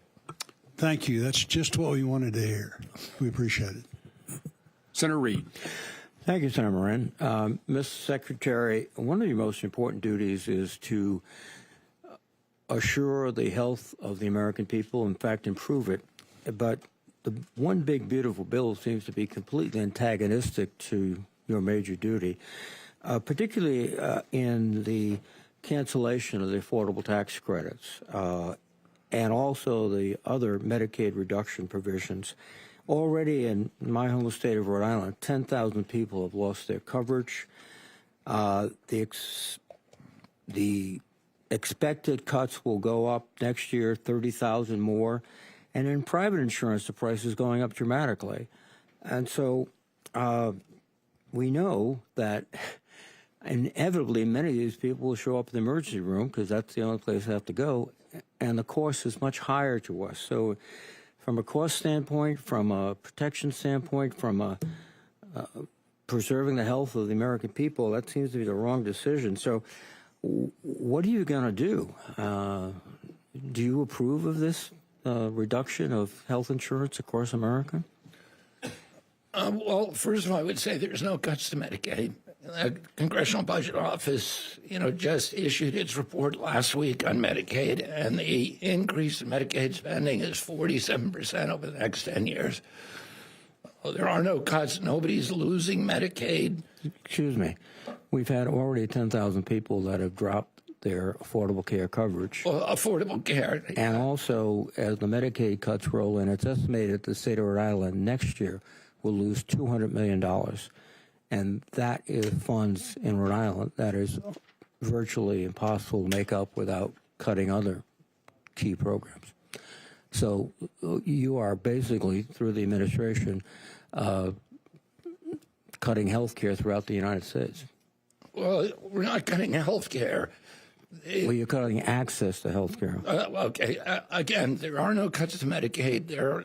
We did not extend the premium tax credits, which were not extended by the Democrats either during the 3 times that they had the chance to extend them because they don't actually. I recall that actually we proposed a vote to extend the credits and was defeated. When the Democrats were in power and controlled both houses, they had 3 opportunities to permanently extend them, and they did not. They expired during the Trump administration, didn't they? The money was going. They expired during the Trump administration. The stock price of the insurance companies went up 1,000% following that its passage because they were getting the money and we were taking money from taxes, the same people, and putting it into reducing giving them the illusion that their premiums were decreasing. Most people still have it. 87% of the people on Obamacare are still getting coverage. $96 a month or less, 54% of them for $50 a month or less. There will be people who experience much higher coverage in the upper areas. So you don't believe that health care coverage has been diminished under the big, beautiful bill? That people, in my state, 10,000 people lost their health care insurance. 30,000 will lose it next year. As I said, people at the upper end will experience much higher premiums. We are doing more to lower premiums and to open up new opportunities for low premiums. How are you going to lower premiums if you cut one of the most, I think, effective means, which is the affordable tax credit? This means that people are working because they're paying taxes, so this is not one of those welfare deals.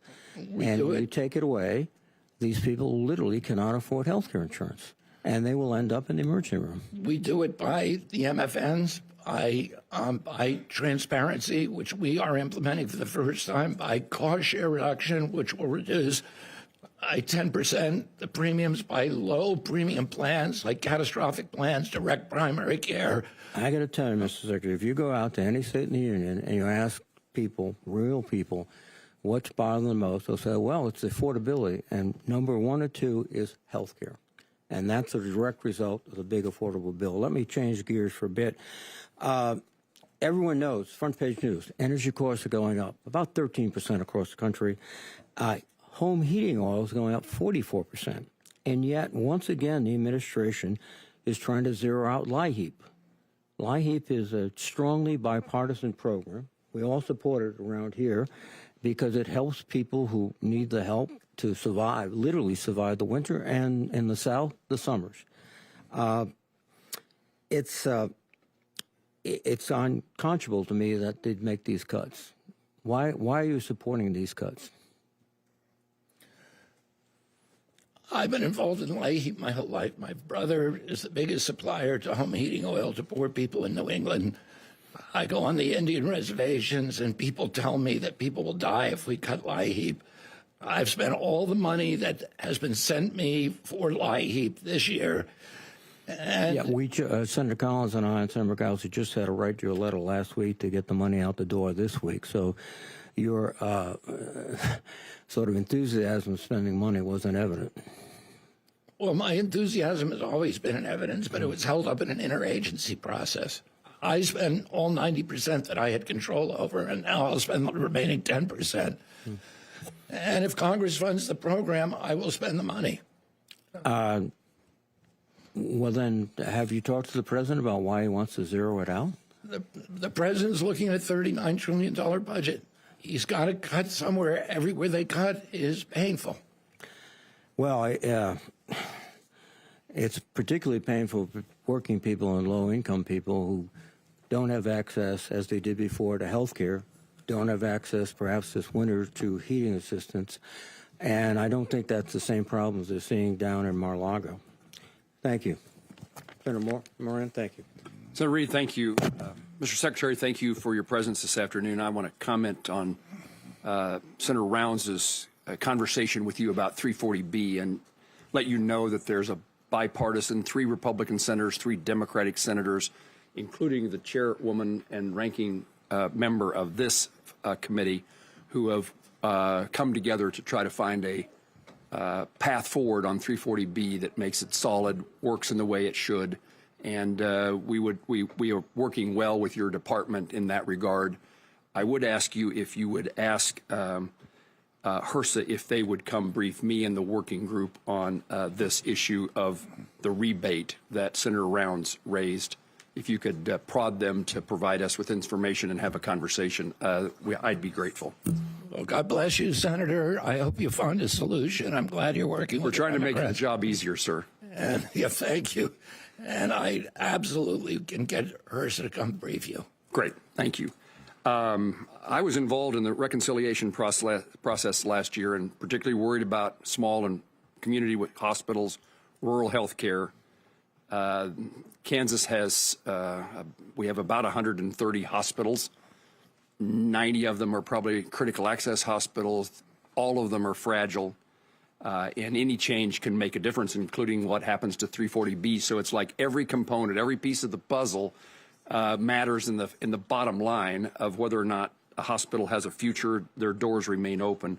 One of the things we worked on with your department and with my colleagues was the Rural Health Transformation Program. Kansas has submitted their application. We've received the approval to proceed. We're using our program to expand primary and secondary prevention programs, secure local access to primary care, build a sustainable workforce and enable value-based care and harness data and technology.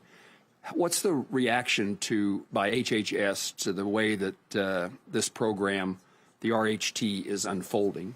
You have an opinion about what's happening yet? I don't think we could be happier. Okay.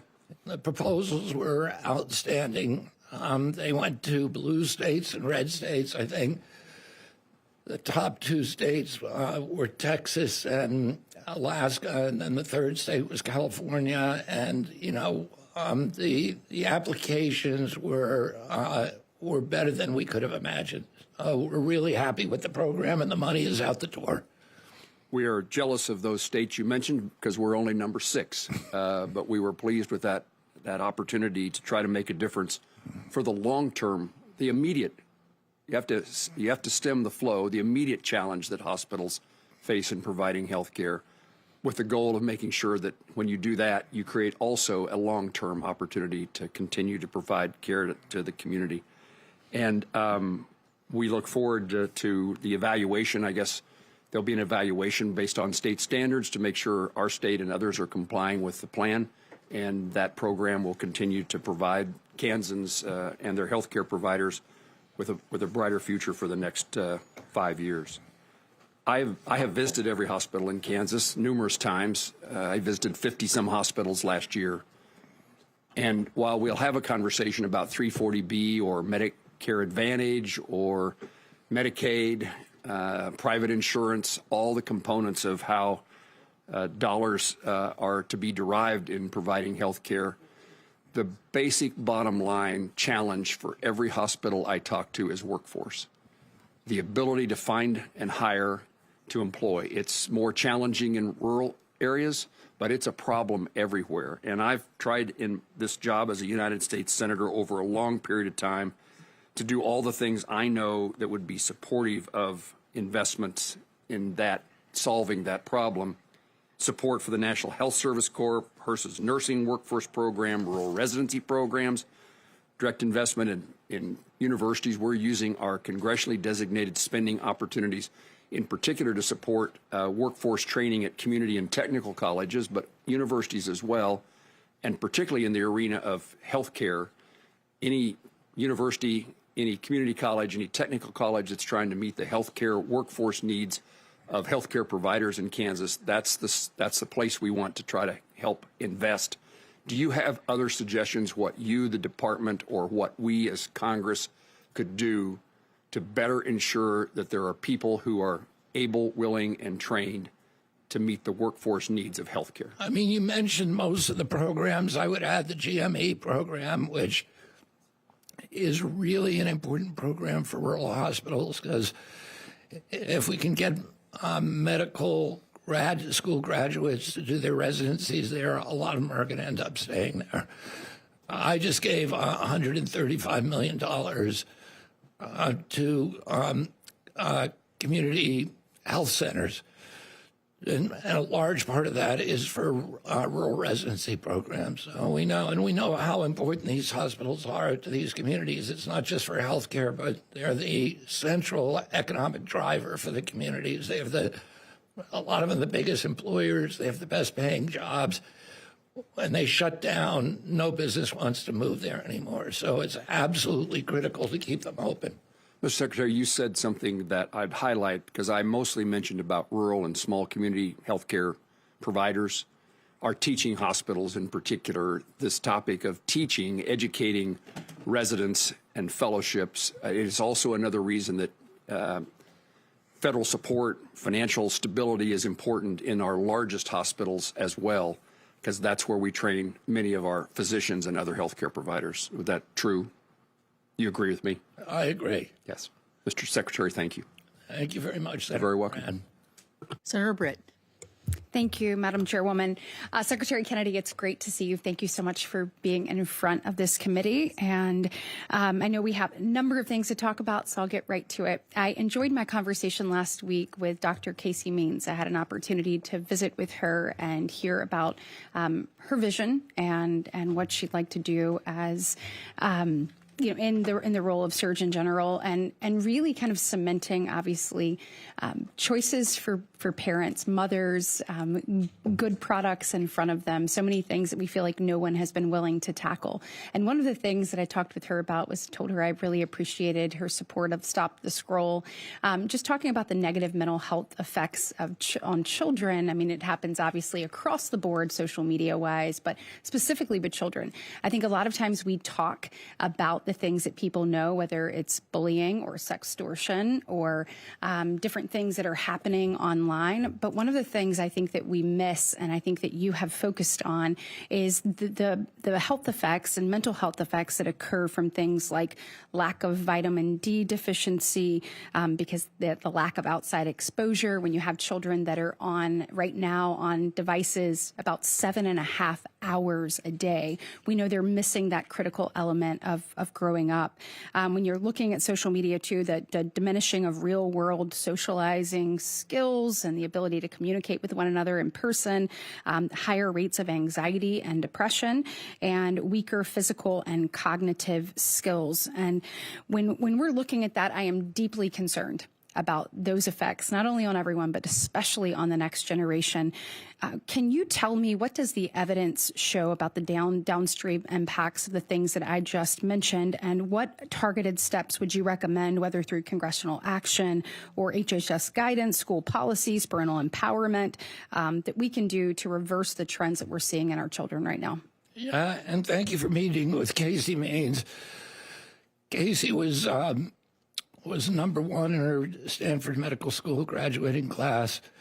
She was a brilliant physician. She left practice in order to devote her life. She saw that our system was broken and that people were coming in because they were eating the wrong stuff. They all were metabolically challenged, and that her job was just to patch them up at the end. And she decided to devote her life getting Americans to change their behavior. She's not partisan. I hope she gets support from both Democrats and Republicans. She is the most eloquent, articulate, erudite evangelist for the MAHA movement. She has nothing to do with vaccines, never going to talk about them. She just wants to change the attitude toward metabolic health in this country, and I think she will have a revolutionary effect on this country. We don't have much jurisdiction at HHS to alter cell phone use. We have a MAHA agenda for the states, and we're asking them to pass a retinue of laws to protect children that they have the power to do that we don't. And a lot of that is like continuing medical education, to teach nutrition in schools, but one of the primary ones, and now 50% of the states have adopted it, is bell-to-bell legislation, so that in high schools and public schools, that the cell phones are left in the backpack. And the transformation of those schools, and I've toured a number of them, including in Loudoun County, Virginia recently, is transformative. The students support it now. I went to a cafeteria. The kids were all talking to each other rather than looking at their laps. The testing scores for the school have gone up. The disciplinary problems have gone down. The parents love it. They say the kids are now learning to drive. They're driving without using their cell phones. They're coming home and eating dinner with the family without being on the cell phone the whole time. And we're doing everything. I'm touring all the states to urge them to pass that legislation, because I think it's the best thing that we can do. Absolutely. I think we should do more here in Congress. Couple of things real quick. I know I only have a little bit of time left.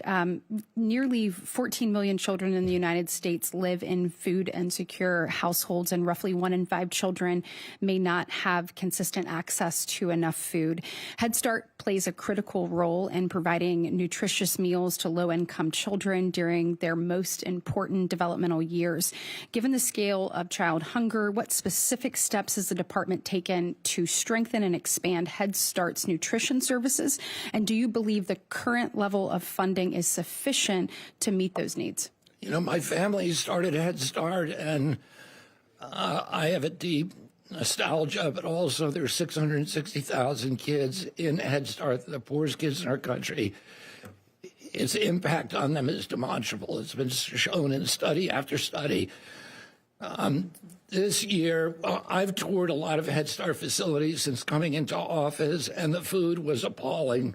It was all ultra-processed food. We just gave it $62 million in addition to maintaining the budget at 2025 levels. We are at 2026 levels now for a new budget. We gave $62 million to Head Start as a one-time investment to make sure that they can build kitchens, that they can build home gardens, that they can develop the infrastructure for feeding the children right. And we're requiring them now to provide nutritious food, fresh food to their children. Wonderful. Thank you so much. I am out of time, but I appreciate your service and look forward to continuing to work with you. Thank you, Mr. Secretary. That leaves the two of us. I think Tammy had one more question, and then I'm going to ring it down. Thank you so much, Madam Chair. I wanted to just correct the record or have the full record. Earlier, Mr. Secretary, I believe I heard you say that mRNA vaccines are not effective for respiratory illnesses. And I wanted to just submit to New England Journal of Medicine large clinical trials that show that they are safe and effective against COVID and RSV. As to my question, Secretary Kennedy, in January, HHS terminated virtually every discretionary grant funded through SAMHSA. This amounted to roughly $2 billion in funding for mental health and substance use treatment and prevention programs. After a very chaotic 24 hours, those grants were reinstated. And less than 2 weeks later, CDC abruptly paused approximately $5 billion in funding to states to help bolster public health infrastructure. Those grants were also reinstated within 24 hours. A couple weeks later, HHS terminated CDC grants in just 4 states that happened to have Democratic governors. Did you approve these grant terminations in any of those 3 cases? I did not approve the SAMHSA, and as soon as the SAMHSA termination notices, as soon as I found out about them, I reversed them within 24 hours. And if you did not approve those SAMHSA grant terminations, who did? Somebody in the agency. You know, the agency at that time was every aspect, every sub-agency was involved in reversing the corruption from the Biden administration. So there was every so much discretionary grant, roughly $2 billion, was in that bucket. Did the White House know about these terminations before they occurred? I can't tell you. How did HHS evaluate these grants to determine that they were not aligned with administration policy? As I said, at the moment I found out about the grant termination, it was a mistake. It was an overcorrection. And that's what happened. It was an overcorrection. We made a mistake, and I reversed it as soon as I found out about it. And the CDC grants that I referenced? I can't talk about those, unfortunately, Senator, because those are under litigation. All right. Thank you. Thank you.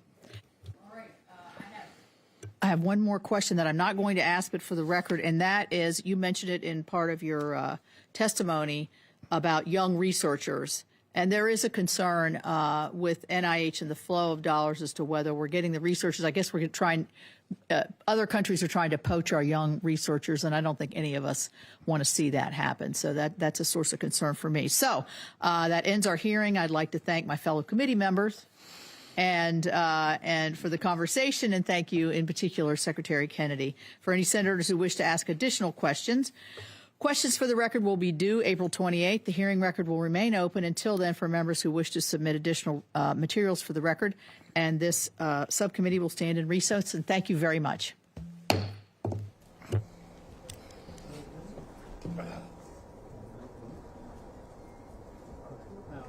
Jeremy?